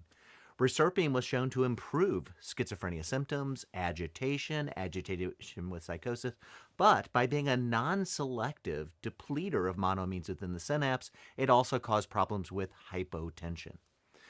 That then led to a discussion of, do we want presynaptic modulation or postsynaptic treatments? Another treatment that has looked at the possibility of being a presynaptic agent is the VMAT2 inhibitors. Most of us know the VMAT2 inhibitors for treatments of movement disorders, things such as Huntington's chorea or tardive dyskinesia. A less known fact, and where I first learned about the VMAT2s many years ago, over a decade ago, was the possibility that by decreasing dopamine stored in our vesicles, we might be able to decrease dopamine release and improve schizophrenia symptoms. In this case, let's go to the most potent of the VMAT2 inhibitors, valbenazine. It's the most potent for decreasing the amount of dopamine in each vesicle, so it has the potential for possibly helping to help with psychotic symptoms associated with schizophrenia. In the upper left-hand corner on this slide, we see that in a tardive dyskinesia study for individuals with schizophrenia, we saw that it not only helped tardive dyskinesia, but valbenazine also helped with symptoms on the PANSS, those 30 items that measure positive symptoms and negative symptoms of schizophrenia. So people had less hallucinations, less paranoia, less delusions, less agitation as we were treating their tardive dyskinesia with valbenazine. Over on the right-hand side, we see that it is a dose-related effect. As we go up on the dose, we see further improvements in psychotic symptoms in individuals that have psychotic symptoms by using a VMAT2 inhibitor. And this is an animal model, but we see that higher doses improve psychotic-like symptoms in an animal model basic model study. Finally, that leads us to an area of clinical exploration. A study currently underway is looking at low-dose valbenazine 40 milligrams, then titrating up to the 80 milligram dose to say, can this improve schizophrenia symptoms over and above an antipsychotic? So similar to what we saw in animal models where valbenazine helped on top of olanzapine for schizophrenia-like behaviors, in this case we're going to say, could we use valbenazine to be potentially antipsychotic sparing or to augment the response? So in this study, we'll see that there may be the chance to improve overall outcomes with valbenazine for augmentation of antipsychotics. So let's talk about different paths, journeys in the road. Back in the 1960s, we made a decision to go after dopamine modulation, postsynaptic dopamine modulation. And for several decades, all of the medicines we developed have been focused around D2 or D3 postsynaptic modulation. But perhaps we went down the wrong fork in the road. Instead of being a presynaptic treatment for a postsynaptic problem, what if we could develop postsynaptic answers for why the brain's becoming ill? So let's take a look at a system that we have not talked much about in psychiatry up to this point, and that is the acetylcholine muscarinic receptor. So if we go back in time and we think about the histories of acetylcholine, I'll bring us all back to medical school, nursing school, PA school, when we probably learned something. It was called Osler's triad. Professor Osler was a primary care physician who studied the brain, studied behavior, studied medicine, and there was a triad of anticholinergic side effects. Anticholinergic side effects were dry as a bone, red as a beet, and mad as a hatter, because anticholinergics could induce psychosis. We know that if anticholinergics can induce psychosis, stimulating acetylcholine could potentially be a treatment for psychotic symptoms. A medicine was developed way back when, many decades ago, called aracholine. Aracholine was a central muscarinic agonist, and it was shown to have some benefits when it came to both cognition and psychotic symptoms. That leads us into further derivations, and finally we come upon a compound called xanomeline. Xanomeline is a central muscarinic receptor agonist, and it stimulates M1 and M4 receptors in the brain. So through a series of research coming out of cognitive research in Alzheimer's disease, coming out of research looking at mood disorders, and now research focused on the impact in psychotic illnesses, we see a cascade of medicines that have been looked at through muscarinic receptors for the treatment of psychosis and schizophrenia. Let's do a little basic neurobiology. This is a different language for many of us. We have two major subtypes of acetylcholine receptors. We have the nicotinic receptors. Those are the ones we're used to thinking about. When somebody goes out and smokes a cigarette, these are fast-acting ion-gated channels. They open up very quickly. We can feel when we smoke a cigarette. We know we've smoked. They disappear very quickly as well. They let calcium enter the nerve cell. They're an ion-gated, fast-acting channel. The receptors we're going to focus on today are on the left-hand side. Those are the muscarinic receptors. The muscarinic receptors are slower-acting G protein receptors that change overall neural tone within the brain. There's a variety of those. We see them up at the top, M1, M3, M5, and another group of muscarinic receptors, M2 and M4, that have opposite actions. We'll talk about where those are located in the body. We'll talk about where those are located in the brain, but they are slow-acting, membrane-coupled G proteins that set neural tone. So let's think about these receptors. So each of them is coupled to a G protein inside the nerve cell, which makes them slow-acting, setting tone. Here's where you're going to have to learn. M1, M3, and M5 are agonists. They stimulate the acetylcholine receptor postsynaptically. M2 and M4 are antagonists. So they have just the opposite. They decrease nerve cell firing postsynaptically. So already we see the potential for feedback loops. We see the potential for reciprocal interactions. We don't want too much. We don't want too little. We want to set the tone to where it should be in the nervous system. Where this gets even more delicate and even more exciting is that these receptors are located in different places. So if we want to target the brain, up above we see that the M1 receptor has high expression in various brain tissues. We see it in the prefrontal cortex, the anterior cingulate, the nucleus accumbens. And then if we go on over to M4, we also see high concentrations in the brain, but different areas of the brain. The caudate, the putamen. Much less stimulation in the prefrontal cortex. We see that M2, M5, and M3 have only mild penetration in the brain and are primarily located in the periphery, along the muscles of the smooth muscle tract in the stomach, the pacemaker of the heart, the salivary glands in our mouth. So if we want to make a central nervous system targeted medicine, we want to hit M1, we want to hit M4, or we want to hit both. If we want to avoid peripheral side effects, we want to be sparing of those receptors that are seen primarily in the periphery, M2, M3, and M5. This is one of the more complicated slides in the slide deck, but it's the basis of when we now look at M1 and M4 modulation. M1 tends to come from those top-down areas of the brain, the prefrontal cortex, the anterior cingulate, And as we said, M1 is stimulatory. M1 sits on a GABA interneuron. If I stimulate that GABA interneuron, remember, GABA is the brake. It slows the nervous system down. That GABA interneuron then interacts with glutamate. It slows glutamate down. Glutamate is no longer excited, and it decreases dopamine release. So it's top-down control of dopamine release from the presynaptic nerve cells. M4, if we remember, is inhibitory. M4 sits in lower parts of the brain, the caudate, the putamen. It reaches up to areas of the brain that release dopamine, and it is inhibitory by nature. So it's decreasing presynaptic dopamine release. So if we look at this slide, we now have the ability to have top-down control of dopamine release through M1. We have the possibility of having bottom-up control of dopamine release through M4. Where this slide is also very exciting and interesting is we're now unifying the theories of psychosis. We're modulating acetylcholine receptors, muscarinic receptors. We're hitting GABA and glutamate receptors, another pathway to psychosis, and we're decreasing dopamine release in areas of the brain that have excessive dopamine in psychosis. So top-down, bottom-up control with a unified theory. That leads us to a compound that is one of our topics of the day, is xanomeline. Xanomeline is a compound that I was in some of the original trials. It was originally being looked at in Alzheimer's disease. If we stimulate acetylcholine and muscarinic receptors, could we help with cognition in Alzheimer's disease? And sure enough, we found that xanomeline stimulated M1 and M4. It stimulated receptors in the prefrontal cortex, the anterior cingulate. It helped with cognition.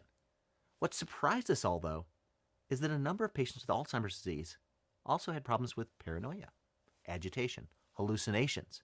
And we found that this compound not only helped with cognition in Alzheimer's disease, but it decreased paranoia. It decreased hallucinations. It decreased agitation. So, an extemporaneous finding that we weren't expecting, but sometimes the findings you don't expect are the ones that are the most exciting in life. We then take a look at dose relationship, and what we found is higher doses of xanomeline had the biggest improvements in gray on helping with psychotic symptoms in people that did have psychosis associated with Alzheimer's. So now we're seeing a dose relationship effect. Low doses, very little effect. As we get up to doses around 150 milligrams, we start seeing improved potency and efficacy for helping with psychotic symptoms. So now as a curious researcher, you're thinking, okay, these low doses may not be enough to help with psychosis, but could I get xanomeline into the brain at high enough doses to help with psychosis in people with psychotic illnesses? That then led to a therapeutic approach for using xanomeline in schizophrenia. And they found that sure enough, xanomeline did have beneficial effects when it came to schizophrenia and psychotic-like symptoms, but unfortunately had a lot of GI side effects. Remember, M1 isn't just found in the prefrontal cortex and those areas of the brain. We also have M1 receptors lining the GI tract, the salivary glands, and other places. So in this case, xanomeline by itself, although being therapeutic, was found to have rate-limiting side effects when it came to the GI tract and other GI side effects. So when we take a look, we said xanomeline, it helped with cognition, it helped with psychosis. Could we help to use it as a tool in combination to help improve cognition in schizophrenia, to help decrease psychosis in schizophrenia, both presynaptic modulation, top-down control through the prefrontal cortex, and bottom-up control of dopamine release through M4. So key learning points: muscarinic receptors come in a variety of families. We have two major families: nicotinic, fast-acting, the ones that nicotine use; slower acting that set neural tone, the muscarinic receptors. The two muscarinic receptors that have high concentrations in the brain are M1 and M4. They have different actions. One works from the prefrontal cortex down through GABA, glutamate, and dopamine release, and one works through bottom-up control, directly inhibiting dopamine release to help presynaptic dopamine release in people where we have excessive dopamine. So let's take a look at these patients. If we want to do trials and say, are they safe? Let's take a look at the potential uses of these muscarinic agents. So we started thinking about, okay, if these medicines help and they help with cognition, they help with psychosis, but they have rate-limiting steps due to GI side effects, what if I could give you a compound that didn't cross the blood-brain barrier? Remember, God created a safety net around the brain. It's called the blood-brain barrier that keeps toxins out. So medicines that are not highly lipophilic won't cross the blood-brain barrier. And in this case, we looked at a variety of compounds that had muscarinic anticholinergic receptor side effects, but wouldn't cross into the brain. We found a compound that's been around for a long time called trospium. It's been used for overactive bladder, and trospium has anticholinergic effects in the periphery, but it has very minimal penetration into the brain. It does not cross the blood-brain barrier. The theory was I could combine various amounts of trospium with xanomeline. Xanomeline can cross the blood-brain barrier. It can stimulate muscarinic receptors, but in the periphery, I could help to neutralize the potential side effects by using this combination. That then led to an exciting series of trials, and I was a part of several of these trials, saying could this combination of xanomeline plus trospium help to minimize side effects in the stomach, the salivary glands, and other places in the periphery, while improving symptoms of schizophrenia through decreasing dopamine release in the brain. So at first we do dose-finding studies. We looked at those original studies when we looked at psychosis and Alzheimer's disease, and we said, it looks like you probably got to get the dose up to 150 milligrams or above. So we're going to titrate the dose from lower doses to let the body get used to xanomeline trospium. We're then going to get up to 100 milligrams twice a day for a total day dose of 200 milligrams. And then we'll flex it on up to a possibility of 125 twice a day, 250 milligrams. So dose-finding preclinical studies. We're then going to run pivotal studies. We call them phase 2, phase 3, saying, does this medicine work? Does it beat placebo? Is there a dose effect? What are the side effects? Is it tolerable? Does this combination truly decrease side effects? And then finally down below, does it work for long-term treatment? Not just a short-term fix over the course of several weeks, but how about over the course of a year? So we'll talk about these longer-term studies saying, does this mechanism of decreasing dopamine release truly work in the same orders of magnitude that traditional dopamine antagonists have worked? Down below, you see a series of studies that are not yet completed, outside the box. And these are studies looking at combination treatment. Could the combination of xanomeline trospium on combination with a standard antipsychotic be better than either one by itself?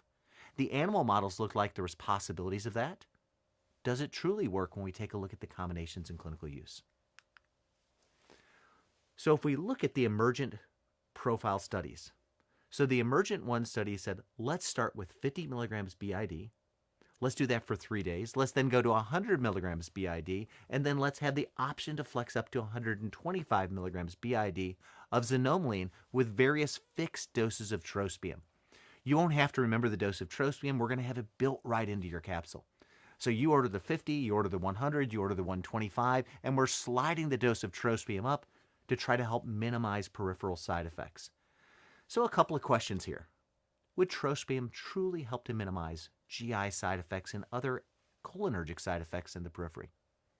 Could xanomeline still cross the blood-brain barrier and exert positive effects? Would those effects be enduring over the course of time, and would this dose range truly work?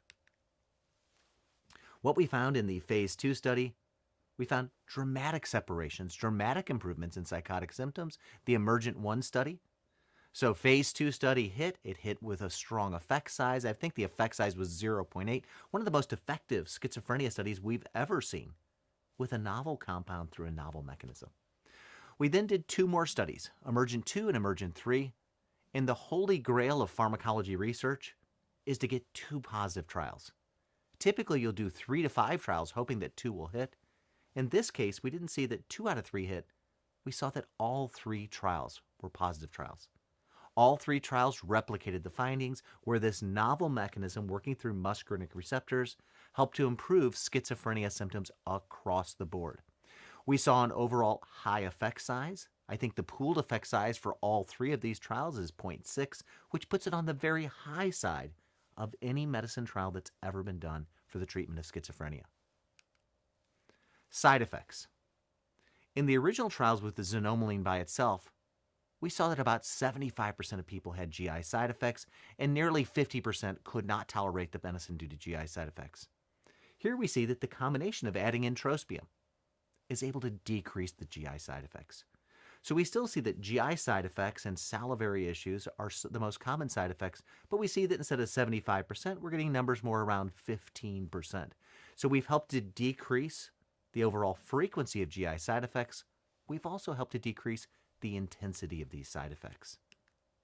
So if we take a look at GI side effects, when are they most likely to occur? Here's a study compared to placebo in yellow and CAR-XT, the combination of xanomeline trospium together in orange. We see that the side effects usually occur within the first week. Very predictable. Within the first several days to first week, when you're first getting muscarinic stimulation in your GI tract, those side effects occur.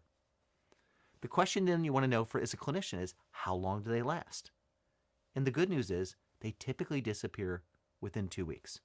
So onset within several days to a week, disappearance of those GI side effects for the majority of patients within 10 days to 2 weeks.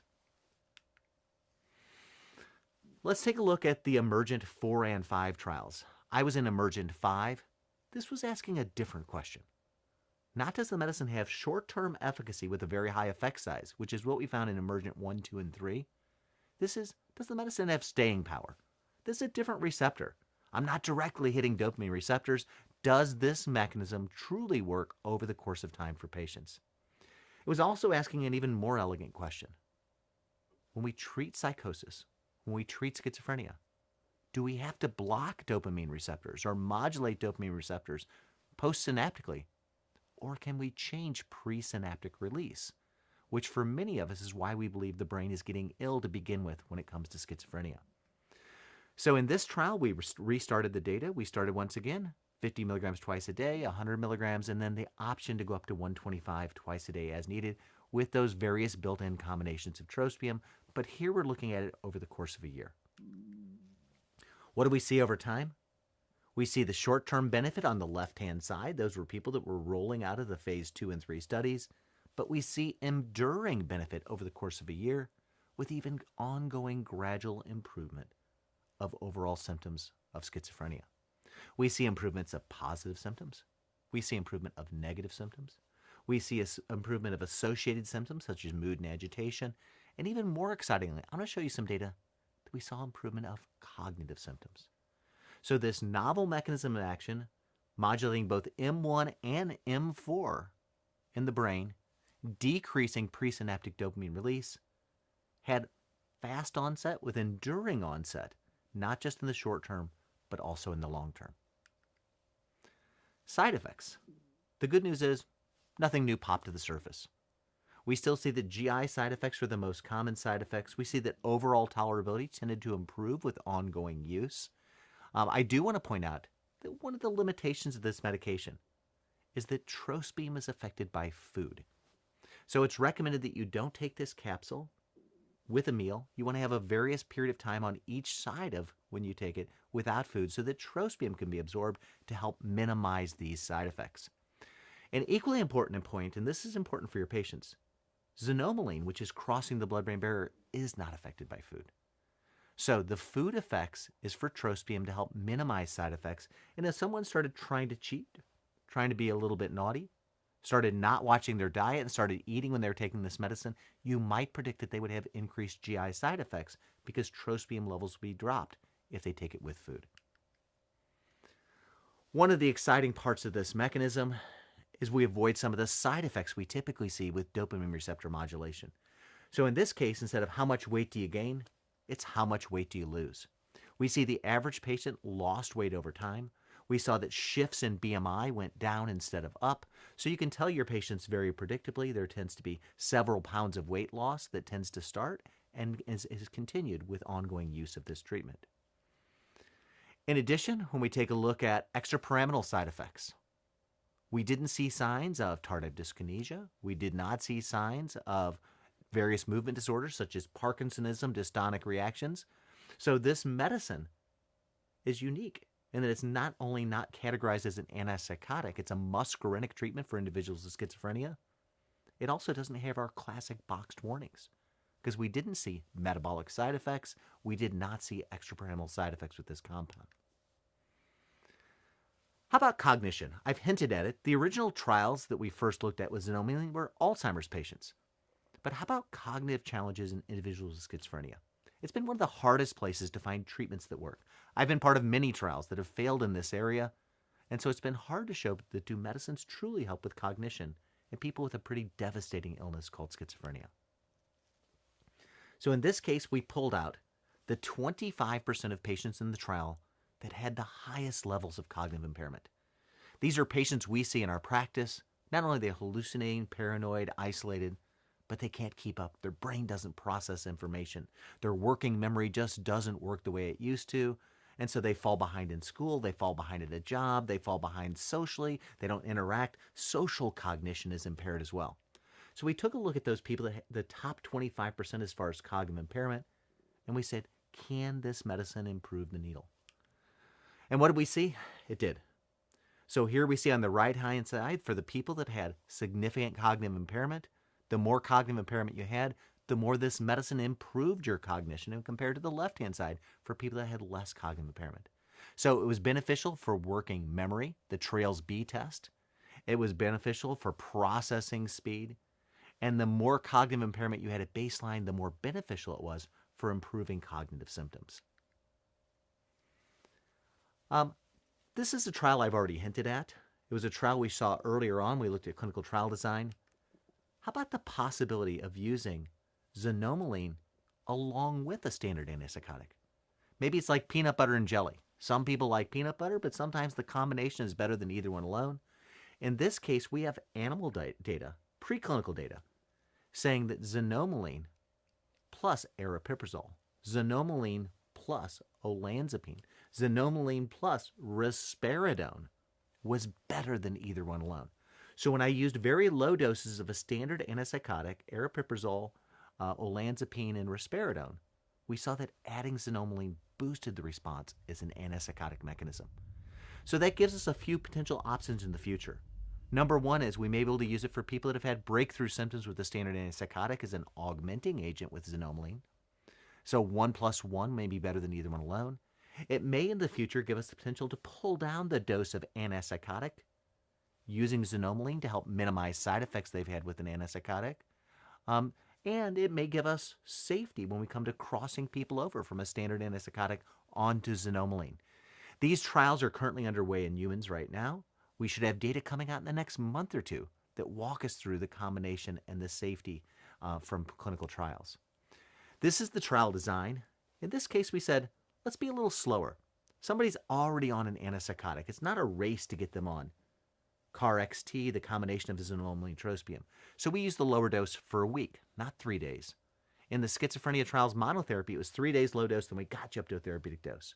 Here we kept you on the lower dose for a week. We went to the next dose up for a week, and then we had the option to flex the dose up to 125 twice a day.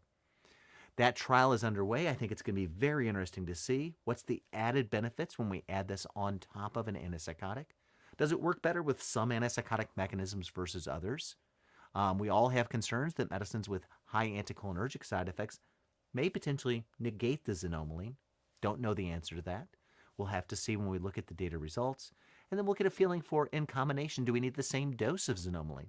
Maybe we use a little bit lower dose. Maybe we need the same dose to have therapeutic benefit.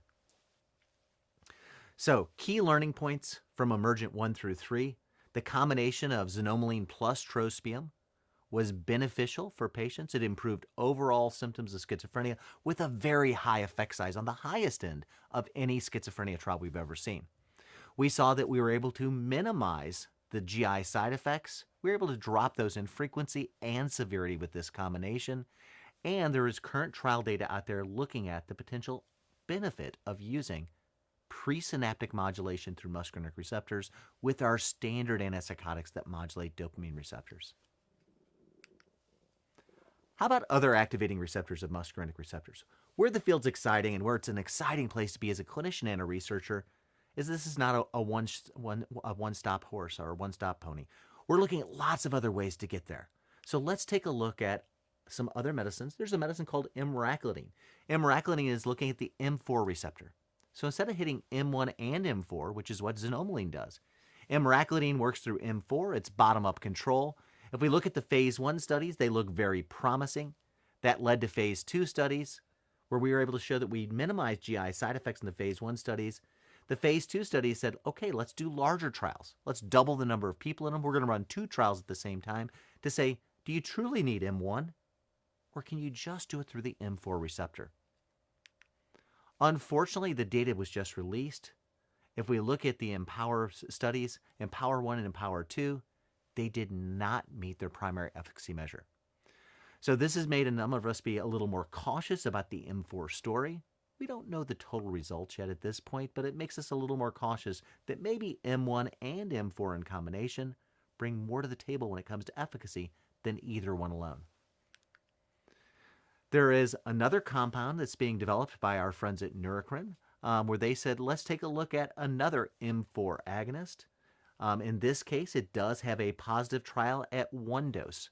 The other doses missed in separation, but we now have a second compound that does have trial data that M4 modulation by itself may be able to minimize GI side effects while having efficacy for schizophrenia symptoms. What's really exciting is the list you see in front of you. Every major neuroscience company out there has various muscarinic receptors that hit M1, M4, or both. They're being looked at for cognition. They're being looked at for schizophrenia. They're being looked at for neurodegeneration, such as Parkinson's disease. And so we're going to learn where the M1 and M4 receptors work, where they work in combination, where they work by themselves. What's the better pathways to use? Is it better to be together, or can we use them individually for various neuropsychiatric conditions? At this point, I'm going to hand it back to my good friend Brooke. It's an exciting place to be, and thank you for joining me. And cut. Fabulous. Awesome. It's a lot of slides. Yeah, It's a lot of slides. Well, that's what Brooke was saying when she was going through, because she had to get from her first section to the second, and she was going. Yeah. Like, I do not envy Greg. Yeah. Hang on, I gotta pass off this camera to our other team. Yeah, there are a lot of slides and pretty deep slides too. Thank you, sir. Are we doing ADHD next? Yes. Yep. Yeah, good. That's my wheelhouse. That should be the easy one. I think we're still doing pretty good on time as well. If you need to use the bathroom, do whatever you need to do. A little water now.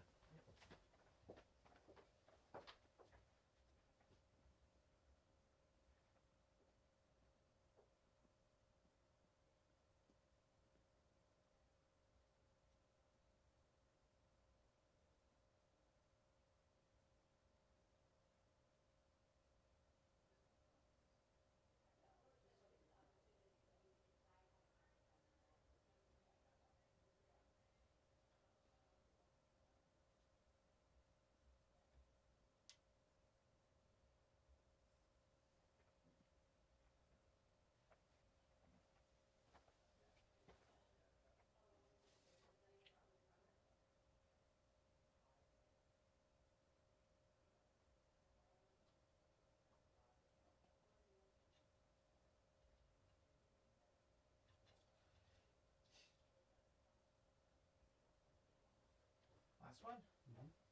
That was not the camera code he needed. Which He needs the gimbal. that makes sense. He will say, hang on, I'm pulling up the text he sent. Who's just bring the number?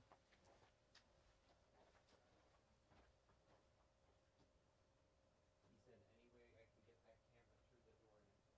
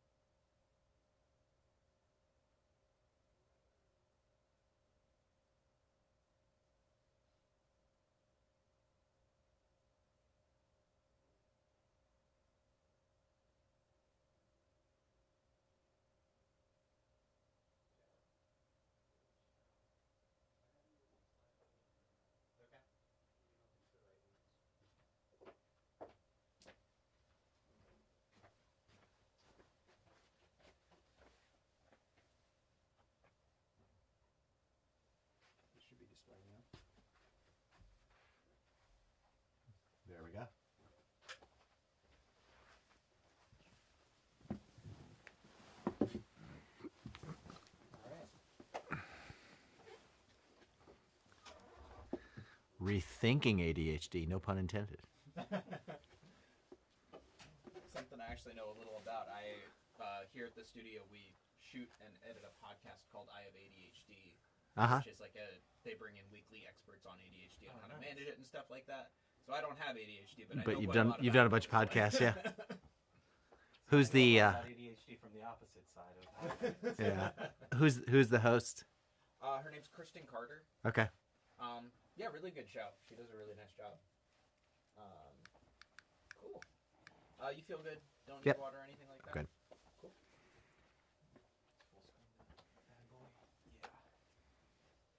It's been fun, Dan. So last one. It's been real. It's been a ride. It's a long 2 days. All right, I'm rolling. Yeah, roll over there. Rolling here. Good. Oop, don't get my stomach noises on camera. Mm-hmm. Yep, you're in both. Good. Nice.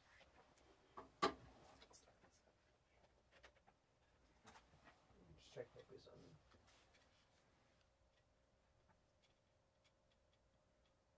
Sweet.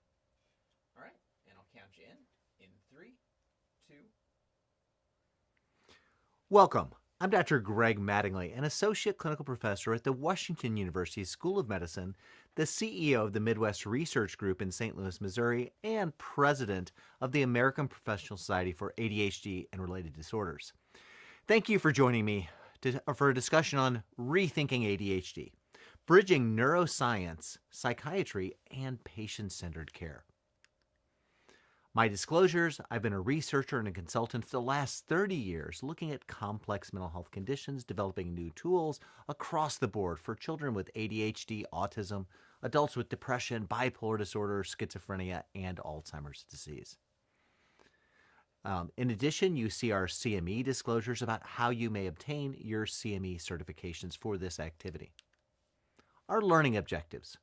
We're going to talk about how brain maturation changes the symptoms of ADHD. That young fidgety boy becomes the inattentive adolescent, becomes the adult who has difficulties with working memory. We're going to talk about the brain and its trajectory of development, but we're going to talk about the brain over the course of life, how things like hormones, stress, trauma also influence the symptoms of ADHD. We're going to talk about managing those transitions, those tricky times. Going from grade school to high school. All of a sudden now, I have to go from class to class. I'm driving a car. Maybe I'm starting to date. Becoming an adult. Living away from home. Having my first house. Paying bills. Dating. Having intimate relationships. Managing the workload. Managing retirement. So we're going to talk about those important transitions in life and how they affect ADHD symptoms and the treatments you may offer for your patients. We're going to talk about pharmacology, various treatment options, how you think about short-acting, intermediate-acting, long-acting treatment options, how you differentiate between a methylphenidate versus an amphetamine versus a non-stimulant treatment when medication is needed for your patients. And then finally, we're going to talk about overcoming some of the gaps in treatment for women with hormones, for young adults when it comes to compliance. We'll talk about psychosocial stressors and the complex comorbid world that many of our patients with ADHD live in. So first of all, why do symptoms change over time? Is that just somebody becomes willful and they say, I don't care anymore? Well, symptoms change over time because the brain is developing. We know that in the childhood brain, neural pathways are being laid down. We're myelinating pathways, and the last part of the brain to become fully myelinated is the prefrontal cortex. That prefrontal cortex is not fully myelinated until the late teens to mid-20s, and as that part of the brain myelinates, we see symptoms start to change. The young child who used to have more hyperactive impulsive symptoms now becomes more inattentive, more distracted, has more difficulties with cognitive load, less difficulties with motoric issues, hyperactivity. So brain maturation changes the expression of symptoms. That's true not just in ADHD, but it's true for other conditions such as bipolar disorder, depression. We see that the maturation of the brain changes symptom expression. When we take a look at the development of an ADHD brain in particular, one of my good friends, Philip Shaw, he sits on the board of APSARD along with me, did landmark research where he imaged the brains of developing children, some with ADHD and a group without ADHD. And he said, let's take a look at the brain when it comes to neural maturation, myelination, and pruning back pathways we're not using during adolescence. And what he found is there's a maturation of the brain that occurs with all of us. It happens with ADHD individuals. But what we found is ADHD individuals in gold, their brain, the prefrontal cortex, matures about 1.5 years later on average. So we see that the brain does mature, but we see there's a gap in maturity. We'll see that quite often with many of our ADHD patients. Perhaps their emotional maturity may be 1.5 years earlier than what it should be based on their chronologic year. Maybe they have difficulties with frustration, time management, organization that don't quite match where they should be based on the chronology of their brain. So prefrontal cortex matures for all of us. It's one of the last parts of the brain to fully mature. Children with ADHD have about 1.5 years gap on average compared to children without ADHD. Now this is the good news, bad news scenario. And everybody looks at that and said, well, what's the good news here? ADHD, my brain's, it's taken longer to get to full maturation. There's one part of the brain in Dr. Shaw's study that actually matured more quickly on average for children with ADHD. It's the primary motor strip, the part of the brain that gets involved with gross motor coordination. If you look at that part of the brain, it actually gets about a 1-year jump start where it matures a little bit quicker than children without ADHD. So if you look at many of the high-level select soccer teams, hockey teams, sports teams, even eye-hand coordination when it comes to video gaming and some of the things we do, we see that many of our children have a little bit of a neurologic jump start when it comes to that. Not all children. Some of our kids are klutzy, clumsy, but the average kid with ADHD, that primary motor strip develops a little bit earlier. So we know the brain is changing, but we also know that life demands are changing. So if we take a look at environmental demands, this was put together by my good friend Sergey Terje, who passed away. He was at University of Toronto, and David Goodman, who was at Johns Hopkins. They said, let's take a look at environmental demands as we age. Well, obviously, when we're in kindergarten, we have low environmental demands. Mom gets us to school, we sit in a circle, our teacher gets us on the bus, they make our dinner. We go to grade school, we start changing classes. We're not sitting in a circle anymore. I have to go outside to the playground and come back in. I go to high school, there's more and more demands. I become an adult, I pay my own bills, so environmental demands go up. And external supports go down. I no longer have that teacher that gets me on and off the bus. I have to get myself on and off the bus. I no longer have my parents who pay my bills. I have to pay my own bills. I now not only have to take care of myself, I have to take care of those around me. So environmental demands are going up, external supports are going down. So already we see a conflict point, a place where perhaps things were doing well early, but now we see a place where there's a potential for having difficulties. What do we see when it comes to hyperactive symptoms? Hyperactive symptoms as the brain matures for most individuals with ADHD will decrease over age. But what do we see with cognitive and inattentive symptoms? They tend to persist. And they tend to persist under periods of stress where the brain is stressed with cognitive load. So let's think about our average child with ADHD. Our average child with ADHD starts on the left-hand side. They have high levels of inattentive symptoms. They may have hyperactive impulsive symptoms. They have a lot of outside support, and environmental demands are low.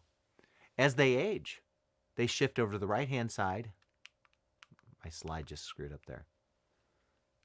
It wasn't advancing, and then it advanced. Okay. There's No a problem. bit. I mean, There's a build that should have been here, and it's not popping up on here. You can make sure that gets into the final slide for the actual video. Yeah. So let me just start here on this. So this would be the last. So what should have happened is the circle was over here, and then there should have been a circle over there. Gotcha. The circle's not there to go from the childhood to the adulthood. Yeah, I mean, just treat it like we can get a picture. Of the Okay. whole thing. I can count you in 3, 2. As we shift from childhood on the left-hand side to adulthood on the right-hand side, we now see an adult with ADHD still has ongoing difficulties with attention, working memory, distractibility. We see that outside supports have gone down. I don't have my family structure, and environmental demands have gone up. So we'll talk about that when it comes to the concepts of what's ADHD like for someone who used to have the structure of a job, who now doesn't have that structure and they're facing retirement. What's it look like for someone who leaves college and has to have their first apartment, pay their own bills? What's it look like when you're having relationships and intimacy? One of the questions I get asked all the time, probably every one of you have been asked this by a patient. How often will I grow out of this? If my kid has ADHD, what's the chance when they're 20, 30, 40 it's going to go away? When can I expect it to go away? When I first went into training, we just talked about kids. We didn't even talk about adults with ADHD. So that's led to a number of landmark studies. This was a study where they looked at children with ADHD. It was called the multimodal treatment study. Children were given medications, they were given family counseling, individual counseling, group therapy. They went to therapeutic summer camps where they learned the tricks about how to manage your life. And what we saw is that most of the children continued to have symptoms despite having multimodal treatment in childhood. This study followed children up at various points into adulthood, and what we found is less than 10% of children truly went in remission, where the symptoms disappeared. What we found is for the vast majority of patients, those symptoms were there, but they came and went in their life based on environmental demands. So about 2 out of 3 patients, about 2/3, said, if I'm laying in the backyard, I'm looking at the clouds, if I'm out sitting by a river, ADHD doesn't bother me. But when I have to sit and concentrate, pay bills, do something distracting, do something that's not a preferred task and really focus, it's still there. So 2 out of 3 patients, a fluctuating presentation based on environmental demands. About 10% said it's just always there. And about 10% said, over time I've learned to compensate. I don't think my ADHD bothers me anymore. So a key take home is only 10% truly outgrew ADHD. The most common presentation for adults was, it shows up when I'm stressed and I have environmental demands. How about screening for ADHD? So when does ADHD show up? It depends on your IQ. It depends on your gender. So this is a study on the right-hand side that said, how does IQ affect the presentation of ADHD? One of the things I've learned throughout the years is you can have ADHD at any IQ. Some of my kids come to me and they have academic difficulties. They have learning difficulties. They're on the lower end of the IQ spectrum. They can have ADHD as well. I also see individuals that are very gifted. They have bright IQs, but they still have ADHD, and I have people right in the middle. So what I like to tell my patients is IQ does not discriminate. Anyone can possibly have ADHD. IQ, however, does change the age of your diagnosis. If you have an average IQ, 100 to 110, your average age of diagnosis is going to be 8, 9, 10, 12 years old. If you have 130 IQ, take a look at the graph. The average age of diagnosis now tends to be 25 to 30. So at first, IQ can compensate. I was smart enough, I didn't have to concentrate. I just kind of learned through osmosis. I'm that one that doesn't like to study, but I do okay. Well, that works for a while, till you get to college, till you have to pay your own bills, till you have to live independently. So IQ forestalls the diagnosis, but it doesn't 100% compensate for the diagnosis. So that was a U.S. study. On the left-hand side is a study from one of my colleagues from Brazil, where it said the risk factors for first presentation for diagnosis for adult ADHD are women more than men, women don't have the hyperactive marker, higher IQ, and then more years of education. If you stay in school long enough and you have ADHD, you're usually eventually going to hit your ceiling. So a take-home here is IQ can compensate in the early stages, but it won't forestall an eventual diagnosis of ADHD for most of our patients. This is some new data. This is something maybe you didn't hear a couple of years ago because it just came out this past year. The CDC did something they hadn't done in over 20 years. They said, we're going to do a study looking at the prevalence of adult ADHD across the United States. I got asked to write a companion article with them that was published in the Journal of Clinical Psychiatry where we talked about this data. And what do we see here, taking a look at adults in particular? It's not just kids anymore with ADHD. We now see that across the United States, 7.8% of adults have been diagnosed with ADHD at one point or another during their adult years. So we see that lifetime adult diagnosis, 7.8%, which means most of our children haven't outgrown it. We saw earlier only 10% do, so it makes sense when we measure adults, we're going to see fairly similar numbers to what we see with childhood prevalence. What we do see is there's a gender bias. So if we take a look here, very similar to those other studies we saw, what we found is women were much less likely to be diagnosed in childhood. Men were more likely to be diagnosed before age 12. Women were more likely to be diagnosed into adulthood. And for the first time ever, we now have data about ADHD in seniors. we see that about 10 to 11% of adults do not receive an ADHD diagnosis until after age 45. So they've had it. The symptoms have been there, but they're just now coming to attention. So, difference between men and women. Greater than 50% of all adults diagnosed are now diagnosed in adulthood and not in childhood. So we now see more adults with ADHD that did not get a childhood diagnosis, but they actually got the diagnosis coming in as adults.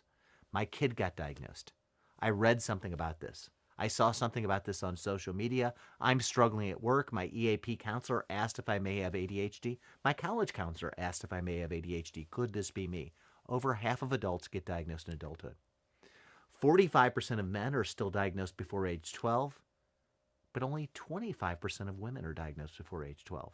They slip through the cracks. They don't tend to have as much hyperactivity. They don't have as much outward oppositional behavior. So men are 1.8 times, 80% more likely to be diagnosed in childhood. Women are more likely to be diagnosed in adulthood. This is a study that looked at how many adults have missed their medicine for a month or more in the past year. And what we see in this study is that a significant number, over 60% of adults, had missed their medicine for at least 1 month in the past year. Why does that matter? It's because this is a separate study I did as a part of APSARD, and we did it in combination with our partners at CHAD, where we asked people, how has missing your medicine affected you? And people said, listen, it's affected me at work. I struggle at work. I don't get things done. I have to bring my work home to my house. I don't get my charts finished. I struggle not just at work, though. I struggle in my home life. I struggle with my children. I struggle with paying bills. I struggle with my emotional frustration. I struggle with intimacy because my partner feels like I'm not paying attention and being attentive to them because I'm distracted. So when we talk about medications, when we talk about holistic treatment, it's holistic treatment in the various aspects where ADHD affects you in your life. Work and school, home life, organization, emotional frustration, intimacy, raising your children, meeting your financial obligations. A little bit about the diagnosis of ADHD. There's 18 symptoms we look for. 9 of those symptoms are inattentive symptoms. 9 of those symptoms are hyperactive impulsive symptoms. If you're a child, you have to have 6 or more symptoms in one of those 2 clusters. So 6 out of 9, either inattentive, hyperactive, impulsive, or both. And now for adults, you only have to have 5 or more symptoms. Because we know that some of those symptoms you may not have as much. I'm not as restless. I'm not as fidgety. I'm not climbing trees the way I did as a kid. So as an adult, you have to have 5 or more symptoms. We have now changed the goalpost. To get diagnosed as an adult, you used to have to say, I can remember symptoms before age 7. The problem is many of our adults don't remember what they were like before age 7. So the new diagnostic criteria are, I have to remember I had some of these symptoms before age 12, and those symptoms were causing difficulty. I remember I was the kid that in middle school, I had a hard time keeping up with my homework. I remember in middle school I talked too much and the teacher would have to sit me out in the hall. I remember in middle school I was the one that tended to be impulsive and I would kind of do things that were kind of klutzy and get myself in trouble. I may not have gotten diagnosed back then. I'm now coming in my 30s because my wife wants me to come in for a diagnosis, but I have to have had some symptoms going back to before age 12. Let me ask a rhetorical question from the audience. Which scale, which screener is the best scale or screener for ADHD? And the answer is, there's a lot of them. The ADHDRS happens to be my favorite. The ASRS was developed by my friend Lynn Etter at NYU. The Conners rating scale is used widely with children. David Conners at Duke developed this. Schools tend to like it. The Brief measures executive function.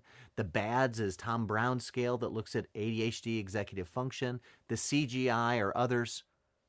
The list is extensive, but the best scale is the one you use consistently. I like the ADHDRS because I know it like the back of my hand. 18 symptoms. 9 are inattentive, 9 are hyperactive impulsive.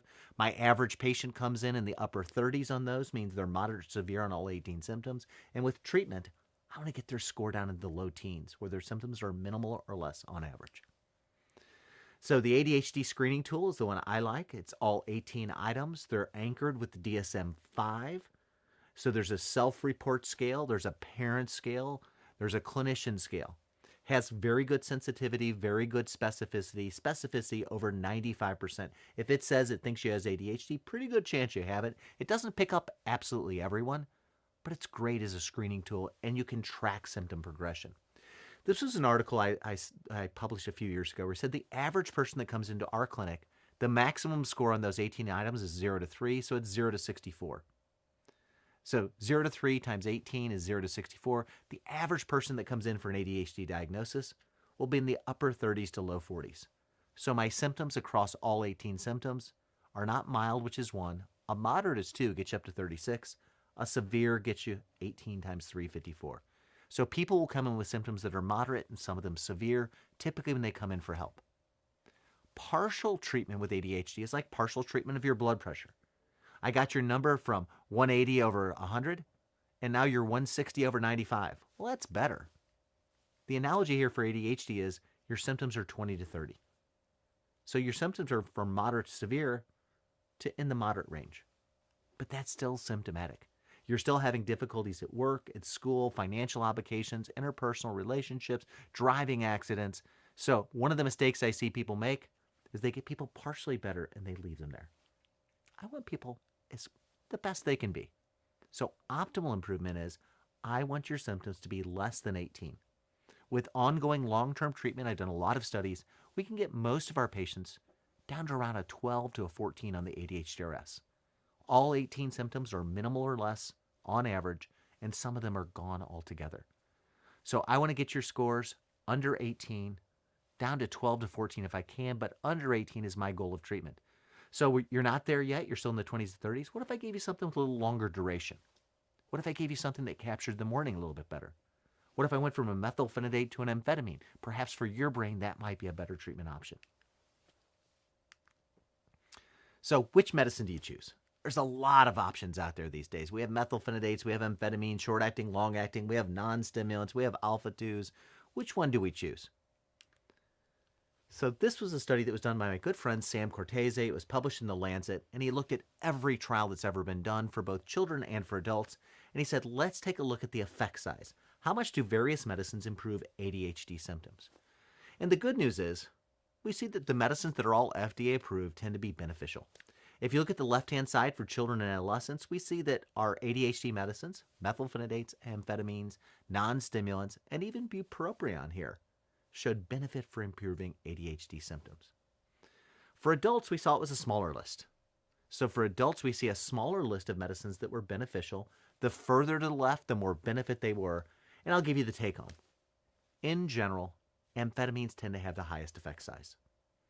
Amphetamines tend to have the highest effect as far as overall improvement in ADHD symptoms because they raise dopamine and norepinephrine through multiple mechanisms. Methylphenidates have a high effect size as well, but not quite as high an effect size. And the take-home from this article is they recommended children be started on methylphenidates, a little bit less effective when it comes to treatment, but a little bit milder side effects. And that for most adults, long-acting amphetamines are going to be the most beneficial medicines, but consider all of these because they all have benefit for individual patients. So let's do a case.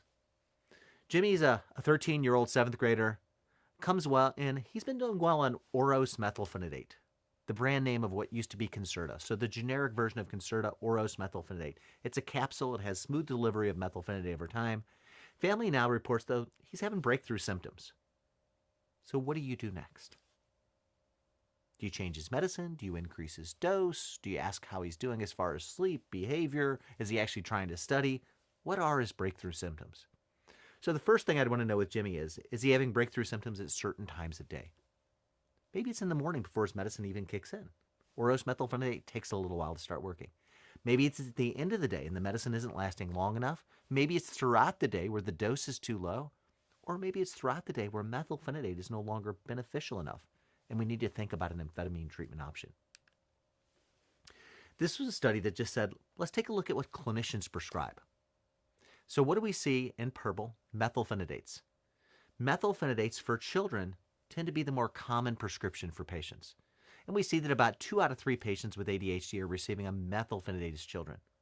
If we follow that trend, though, over into adulthood, only about 20% of adults are taking a methylphenidate preparation. What we see start to rise, and it rises during those adolescent years, is amphetamines. So during childhood, most clinicians are not using as much amphetamine, but by adulthood, 80% of scripts for adults are amphetamines. What's the crossover time? It's those teenage years. As cognitive demands increase, I tend to go to the medicines that have a higher effect size for improving my ADHD symptoms. So life doesn't live in a vacuum. Cognitive symptoms increase, cognitive demands increase. I tend to shift quite often from a methylphenidate to an amphetamine. So in Jimmy's case, I would think about, can we go up on the dose of the oros methylphenidate? Maybe we're not optimized. Do we need something longer lasting, or do we need to change the mechanism of action as he's now going through adolescence? He's gone from grade school to middle school and high school. Cognitive demands have increased. This was another study. It was done in a pediatric population. This was one of the very few studies that said, let's give every child in the study a methylphenidate. Let's give every child in the study an amphetamine. And let's see how many children do better with one or the other. So in this case, what we found is 40-some% of the kids did pretty equally well. Methylphenidate, amphetamine. Stimulant helped them. We see there was a group of kids on the right-hand side, 28%, that had a preferential response to amphetamines. Amphetamine was better for my symptoms than methylphenidate was. And then we see another group on the left-hand side, 18%, a little lower percent, where methylphenidate was better. Maybe I tolerated it better. Maybe for me it's a better one. It didn't make me quite as agitated, irritable, whatever. And then we see something really important down below. About 13% of kids didn't do well with either class of stimulant. These are our non-stimulant kids. These are the kids that stimulants make them ticky, twitchy, moody, irritable, anxious. So if you're going to be a good clinician, you're going to have some favorite tools that are methylphenidates. You're going to have some favorite tools that are amphetamines. And you're going to always have to remember the role of non-stimulant options when stimulants are not the right treatment options. This was an article I wrote with some friends where we said, let's take a look at all of the various methylphenidates. Some come in capsules, some come in beads, some dissolve in your mouth, some come in a patch. There's various technologies to get methylphenidate in your body. It talks about duration, how long do they last? It talks about how quick do they go kick in your body? What's the route of administration? And what are the various dosing recommendations here? Similarly, this is another resource that talks about amphetamines, short-acting amphetamines, intermediate amphetamines, long-acting amphetamines, capsules, patches, beads, tablets, dissolvables, liquids for various patients based on their preference. Non-stimulant options. It's easy to talk about ADHD and just talk about the stimulants. One of the really exciting areas these days is the development of novel non-stimulants that have totally different mechanisms of action. So our traditional non-stimulants all focused around norepinephrine receptors. Atomoxetine, which was a norepinephrine reuptake inhibitor, it took a while to kick in. A mechanism a little closer aligned to being an antidepressant, but it hit the norepinephrine pathway, helped with cognition. We have clonidine and guanfacine, which directly hit the alpha-2 receptor for norepinephrine. Tend to quicken a little quicker, but some people make them sleepy and only approved for kids. And we now have sustained-release viloxazine, which not only hits the norepinephrine reuptake pump, but it also has direct modulation of serotonin receptors. Just added to its package insert just this past year was that viloxazine modulates the serotonin 2 receptors. So direct serotonin 2 modulation. FDA-approved medicines. These are the ones that are approved for adults. This is a partial list. Down below, I have some other ones that have been added since this publication came out. The important thing is what's not on this list. We see long-acting methylphenidates. We see long-acting amphetamines. We see atomoxetine. We also see viloxazine extended release. What we don't see is short-acting stimulants. No short-acting stimulant has an FDA approval for adults. Short-acting amphetamine, i.e. Adderall, short-acting methylphenidate, i.e. Ritalin or Focalin, are only FDA approved under age 18. They don't have safety data. They don't have efficacy data in adults. They also have higher risks of abuse and misuse and diversion. So not that they are ineffective, but they don't have safety data and efficacy data. So there is a strong push right now by the FDA, the DEA, and other governing bodies to use long-acting medicines that do have safety and efficacy data when it comes to adults. So do we ever combine? I acted like each of these classes is its own separate subtype, and the answer is, of course we combine. In the same way we combine different mechanisms for blood pressure control, we combine different mechanisms for diabetes control, we combine various medicines for HIV, viral control. We do the same thing with ADHD. So if I have a mechanism that works over here, I may have a complementary mechanism that either helps with residual symptoms, allows me to reduce the dose, or gives overall better improvement than one mechanism by itself. This is a study that took a look at using long-acting oros methylphenidate. You can see the curve. You see the immediate release, the sustained release. Now let's give a little short-acting booster of short-acting methylphenidate. If I use a low dose on the left-hand side, I extend that peak. I get a little coverage in the afternoon. I've still kept a pretty smooth release curve. And in general, I like medicines that are smooth and consistent. Anytime I start to see ragged ups and downs, means people feel it kick in, feel it wear off. Not my favorite preparation. Let's use a little higher dose in the afternoon. So somebody isn't doing well, 5 milligrams isn't helping, let's give them a little bigger dose of methylphenidate. And you'll see that it works, but you see the curve now becomes jagged. You see the curve becomes jagged, and you can see the dose now loses the smoothness that we had. So in this case, I'd rather go to a smoother, longer acting preparation than use a high dose of short acting for this patient. This was a study that I was a part of that said, how about combining non-stimulant plus stimulant? So this was one of the first studies to say for children that are on a stimulant, could adding guanfacine, which directly hits the alpha-2 receptor, benefit children that have been partial responders to a stimulant?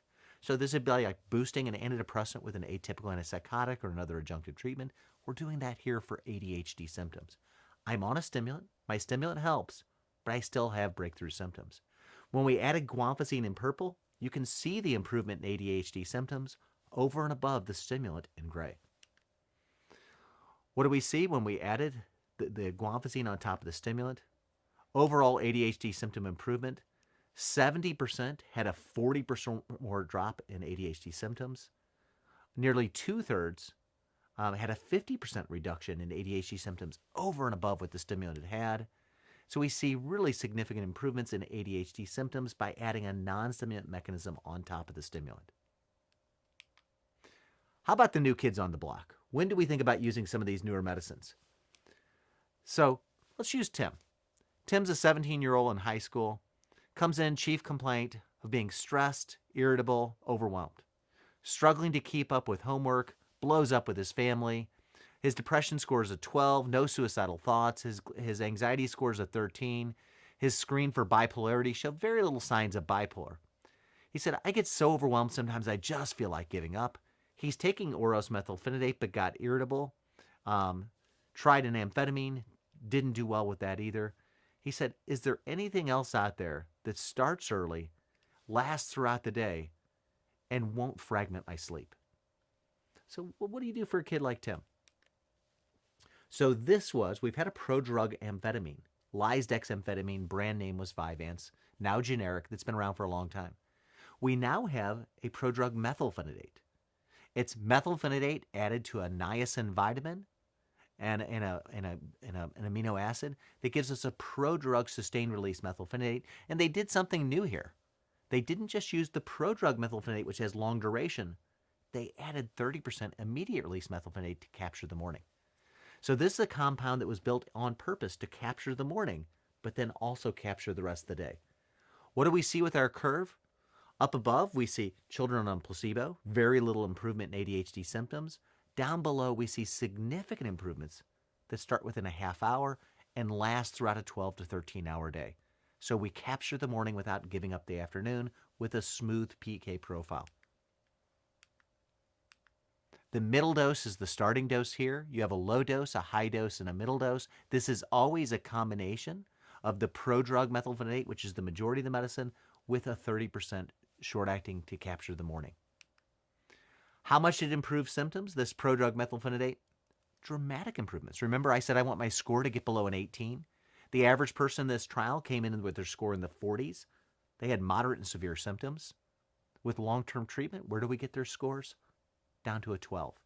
So my cutoff of 18, within a month we see we're getting people there, and over the course of a year we keep people there. So think about 12 means 18 symptoms. 6 or more of them I'm having no symptoms. And the other symptoms I'm having a 1, which means minimal difficulties. How about sleep? I was worried because this medicine does have a long-acting tail of coverage. What would it do to sleep? In orange, we see the sleep structure of children at baseline. These kids are bad sleepers. The average kid with ADHD has a hard time shutting their mind off at night. What happened with long-term use? Their curve shifted to the left in purple. Their sleep quality measures improved.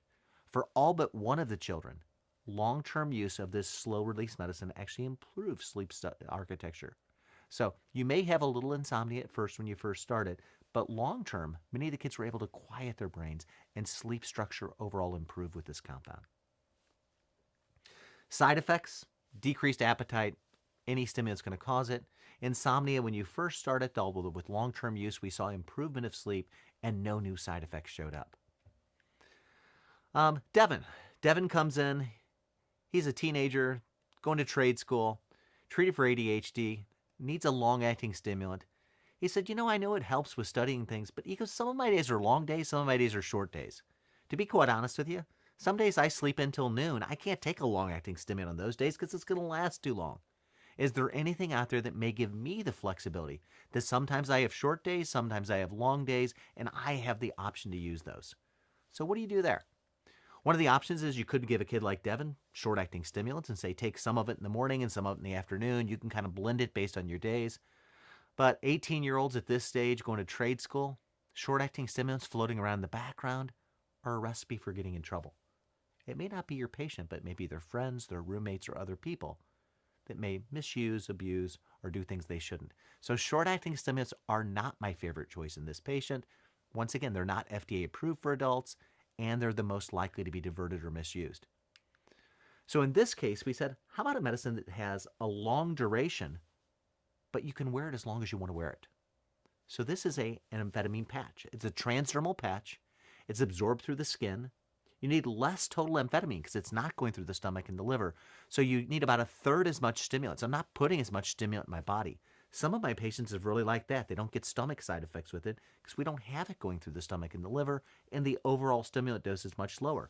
Absorbed through the skin, gets in the venous system, goes straight to the brain before going through the stomach and liver. It also gives you the option, in this case, the studies we did were 9 hours of wear time, which gave you about 12 to 14 hours of symptom control. But if I wake up at noon or 1 or 2, I'm a teenager, I'm a college student, I can put that patch on. I don't have to wear it all 9 hours. I can take it off after 4 or 5. It gives me flexibility and control without having to float short-acting stimulants in the background. So here we see dramatic improvements in ADHD symptoms, and this is something that's important for your patients. This isn't ADHD symptoms. This is how much can I accomplish academically. And so this is a measure where I make you sit down for 10 minutes and do math problems. How many math problems can you do down below when you're not on medicine?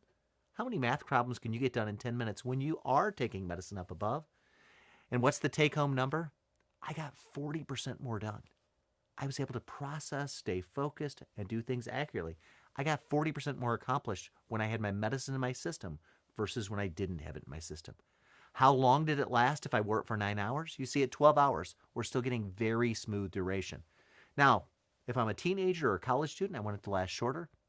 Don't wear it the full 9 hours. Wear it 4 hours, 6 hours. It gives you flexibility with control while also putting less total medicine in your system. Side effects here were no different than anything else, other than we do get some redness underneath the patch, but nobody in the study dropped out due to patch irritability or any issues with the patch. Steve's one of my patients. I've taken care of him for years. He's a 46-year-old divorced fella, comes in stressed, struggling, was really upset over his divorce. His wife kind of beat him upside the head about having ADHD. He was feeling pretty overwhelmed. He was taking top dose of lisdexamphetamine Vyvanse, 70 milligrams. And he said, I feel like my medicine helps, but it feels like it wears off. I think I rapid metabolize it. And we all have some of those patients. It helps. I know it's supposed to last 12 to 14 hours, but for me, it just doesn't do it. So what do you do for a patient like Steve? You want something that has the chance to have longer duration. You could think about a non-stimulant, 24-hour coverage. You could think about various versions of stimulant. We have a triple beaded amphetamine right now that is out there that has long duration. We have the patch that I just talked about, which would be an option for them. In this case, I went to a microparticle technology that's dissolved slowly over time and it's not pH dependent. So microparticles are tiny little particles. They're 1/1000th the size of a bead. So when you see medicines that come in capsules and they have beads in it, microparticles are 1/1000th that size. They're so small that they have pores that we can embed stimulant particles in. But they're so small that we can suspend them in liquid. We can have a liquid formulation. We can put them in a tablet and you can chew it because these microparticles aren't ground up when you chew. We can have them in a dissolvable underneath your tongue because these microparticles will dissolve and be absorbed underneath your tongue. So it gives us flexibility in how you want to administer it, and we can sculpt the release. We can have some of it be immediate release. We can put layers around the outside where some of it will start absorbing in 2 hours, 4 hours, 6 hours, 8 hours. We have a version you take at nighttime that passes all the way through your stomach tract and doesn't start absorbing until 10 hours later. So it lets you sculpt the release patterns that you want for your patient. So you can have different release points. You can have orally disintegrated, chewable, or liquid versions. In this case, on the left-hand side is the liquid version. We have a liquid methylphenidate and a liquid amphetamine that use this microparticle technology. And you can titrate by very small amounts with the liquid. I like the liquid for somebody that doesn't want to go from 10 to 20. Maybe they want to go from 5 to 10 to 15 to 20. I can titrate in really small amounts. On the right-hand side, we have both chewable and sublingual versions of these microparticle technologies. And the microparticles and how we coat them are designed for either methylphenidate or amphetamine. I can change the release point. Tends to be smooth, tends to be consistent, and if you chew or grind it, you don't change the release. So, liquid microparticle technologies, we now have 3. We have a methylphenidate that went by the brand name of Quillavant. It comes in a liquid penetration. You can slide that dose up and down. Tends to have about a 12 to 13 hour duration. We have an amphetamine version that's called Dianavel. You can slide it up and down. Once again, about a 13-hour duration. Gives you flexibility. One of the nice things with the liquid, I can take a bigger dose on a school day and a smaller dose on a weekend. So I'm not fixed with one dose. So I can have an optimal dose for my weekdays, my schools, my summers. I can kind of titrate the dose to find the right dose for me with my clinician. We now have a liquid version of clonidine. So it's a liquid clonidine using microparticle technology. The original extended release clonidine you had to take twice a day. And we see peaks and valleys. In the background, you can see the clonidine XR given twice a day. It's going to kick in and wear off. Above that, we now see the clonidine, which is designed to be given at nighttime. The brand name is Onida. So you take it at nighttime. It gets in your system. The peak effect is while you're sleeping, so any sedation occurs, it kicks in quickly. Some of us like clonidine for helping kids with ADHD to be able to turn their brain off, and then it has smooth duration throughout the day. So a liquid duration allows you to titrate the dose, once daily dosing at nighttime, which I think is beneficial for many of our patients. Susan. Susan is a 34-year-old mother of 2, struggling. ADHD as a kid. Said, listen, you know, I've tried various stimulants, but they make me moody. I just don't love stimulants. Is there anything out there that might be better than a stimulant? What is there new on the market I could try? So let's take a look at the difference between a stimulant and a non-stimulant. Stimulants, by definition, on the left-hand side, this is a methylphenidate. They raise dopamine by blocking reuptake. And they're going to raise dopamine in the prefrontal cortex where they help concentration. They're going to raise dopamine in the striatal area where it helps with the activation but may make you ticky twitchy. They're going to raise dopamine in the nucleus accumbens, which can sometimes cause addiction or addiction potential or cravings for certain patients. I like the way I feel. Atomoxetine, the original non-stimulant, raised dopamine but only in the prefrontal cortex. So it helped with concentration but had no abuse potential. That's why atomoxetine is not a controlled substance. But it's a norepinephrine reuptake inhibitor. We're raising norepinephrine and dopamine. We're not touching other monoamines. There's a variety of other non-stimulants currently in development. Viloxazine XR is a non-stimulant that raises norepinephrine and dopamine. If you look here, it raises norepinephrine, dopamine, and something we hadn't thought about up until now, but it raises serotonin. It raises norepinephrine, dopamine, and serotonin in the prefrontal cortex, unlike atomoxetine. And then down in the nucleus accumbens, the areas with addiction potential, we see it raises serotonin, but very little effects on norepinephrine and dopamine. So it's non-addictive, has no abuse potential. It is not a controlled substance. This is the new part of their package update. I've already alluded to it. The FDA did something they have not done in over 20 years. They changed the pharmacology section of the medicine that was already approved. They added in to Viloxazine XR that it doesn't just hit norepinephrine, but it also hits serotonin receptors.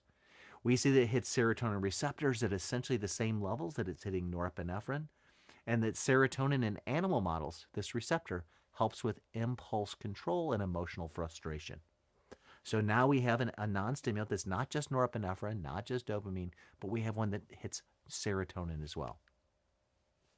In clinical trials with the adult data, we saw that non-stimulants don't work as quick as a stimulant, but with ongoing long-term use, we drove the average adult's ADHD symptoms to be mild or less on average, very similar to what we saw with long-term stimulant use. Takes longer to get there, but with ongoing consistent use, we saw very significant improvements in ADHD symptoms.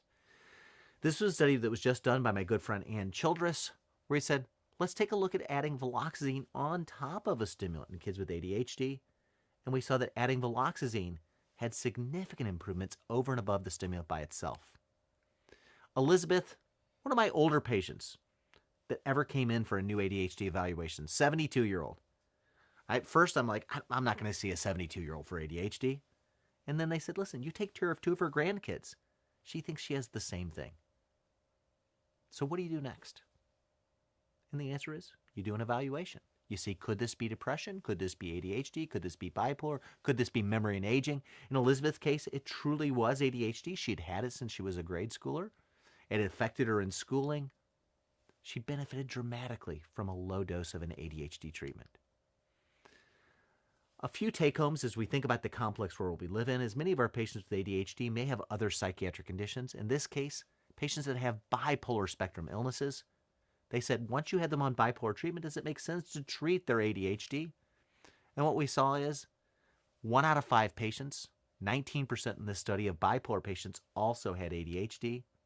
And when we treated their ADHD on top of their bipolar treatment, we saw significant improvements in suicidal behavior, self-injurious behavior, self-injury. All of these things were dramatically helped when we did holistic treatment of not just their bipolar, but also their ADHD. So the take home here is 1 in 5 patients with bipolar will meet criteria for ADHD. And when you treat their ADHD along with their bipolar, we had significant improvements in impulsivity, suicidality, impulsive suicide attempts, and self-injurious behavior. Finally, a last place to talk about is the world of substance use. Here the rule is do not use short-acting stimulants. This is a place we do not use short-acting stimulants, but the question from Tim Woolens and the group at Harvard is, how about long-acting once-daily stimulants? For people that were in recovery, they were in a recovery program, but they have ADHD. They said, let's take a look at their days in recovery, sobriety. Our top graph is people that were treated with ADHD, long-acting stimulants. The bottom graph is people they said, it's too risky, we're not going to do it. What we saw is that treatment of ADHD tripled your days in recovery. You prevented relapses, you were doing better in your life, you were less impulsive, you were less overwhelmed. So consistent holistic treatment. Don't use short-acting stimulants, but with long-acting once-daily treatments, as long as they're truly in recovery and getting treatment for their substance use, can benefit the right patients when used cautiously and carefully. Finally, when you say, when do we get started with ADHD treatment? Maybe we should put things off a little bit. What we know is that untreated ADHD becomes complicated ADHD. Untreated ADHD starts developing problems with anxiety, problems with mood, problems with irritability, difficulties with socialization, difficulties with self-esteem. I'm the kid that doesn't do as well. I don't learn as well. I'm not quite as smart as my friends. I'm the one that my parents are always frustrated with. So Joe Biederman at Harvard did a study before he passed away saying, how much difference do we make when we get people treated with ADHD? How many other conditions do we prevent? So the number needed to treat, for every person I treat with ADHD, how many times do I prevent something else negative from happening? So, and the smaller the number needed to treat, the more impactful the treatment was. So for every 3 people I start with ADHD, I prevent 1 from developing a complex anxiety disorder. I develop 1 from developing oppositional defiant disorder. I prevent 1 from repeating grade in school. For every 4 kids I treat with ADHD, I prevent 1 from going on to develop depression or having a car accident. For every 5, I prevent 1 from decompensating into a bipolar spectrum illness. And for every 9 to 10, I prevent 1 from going on to complicated substance use along with their ADHD. So some practical takeaways. Number 1, medication needs changed based on environmental demands. So a child may need different medicines than an adolescent or an adult. They may need something longer lasting. They may need something that gets in quicker. They may need something that, based on where I am in my life developmentally. So the needs from grade school to high school to middle school to adults will change. Hormones change. Estrogen changes dopamine effects. Haven't talked about it much today, but women, when estrogen levels drop, may need a slight increase in their dose by about 25% to help compensate for the effects of estrogen. Remember onset, offset of duration of your medicine and breakthrough symptoms. Does your medicine start early enough? Does it last long enough? What's it like when it wears off? Does it crash or does it smoothly wear through? And are we having breakthrough symptoms throughout the middle of the day? And remember, some people prefer amphetamines. Some people prefer methylphenidates. Some people do better with non-stimulants. And some people do better with the combination of both together. Thank you for joining me on the complex journey of ADHD and the developing brain. And cut. Wonderful. Fantastic. Yeah, There we great go. job. That was a super interesting lecture. Yeah. ADHD is always, it gets more questions than anything else. Oh, I'm sure. Yeah. Makes sense. You also do a very good job of talking about, medical subjects in a way that people like us can understand. Yeah, 100%. Which goes a long way. Yeah. Knowing the patient profiles and how you were approaching different patients, that was really interesting. I truly, the woman who was 72-year-old, at that point it was taking like months for people to get in to see me on my schedule, and I'm like, I'm not going to see a 72-year-old. And then you screen her and you're And I'm like, like, oh, wow. wow. And she's like one of my most loyal patients. She's so thankful. But it does make sense. I mean, if it runs in the family, then Yeah. Yeah. See you guys. Thank you. Thank you Awesome, so much. thank you. All right. We're done back here. Yeah.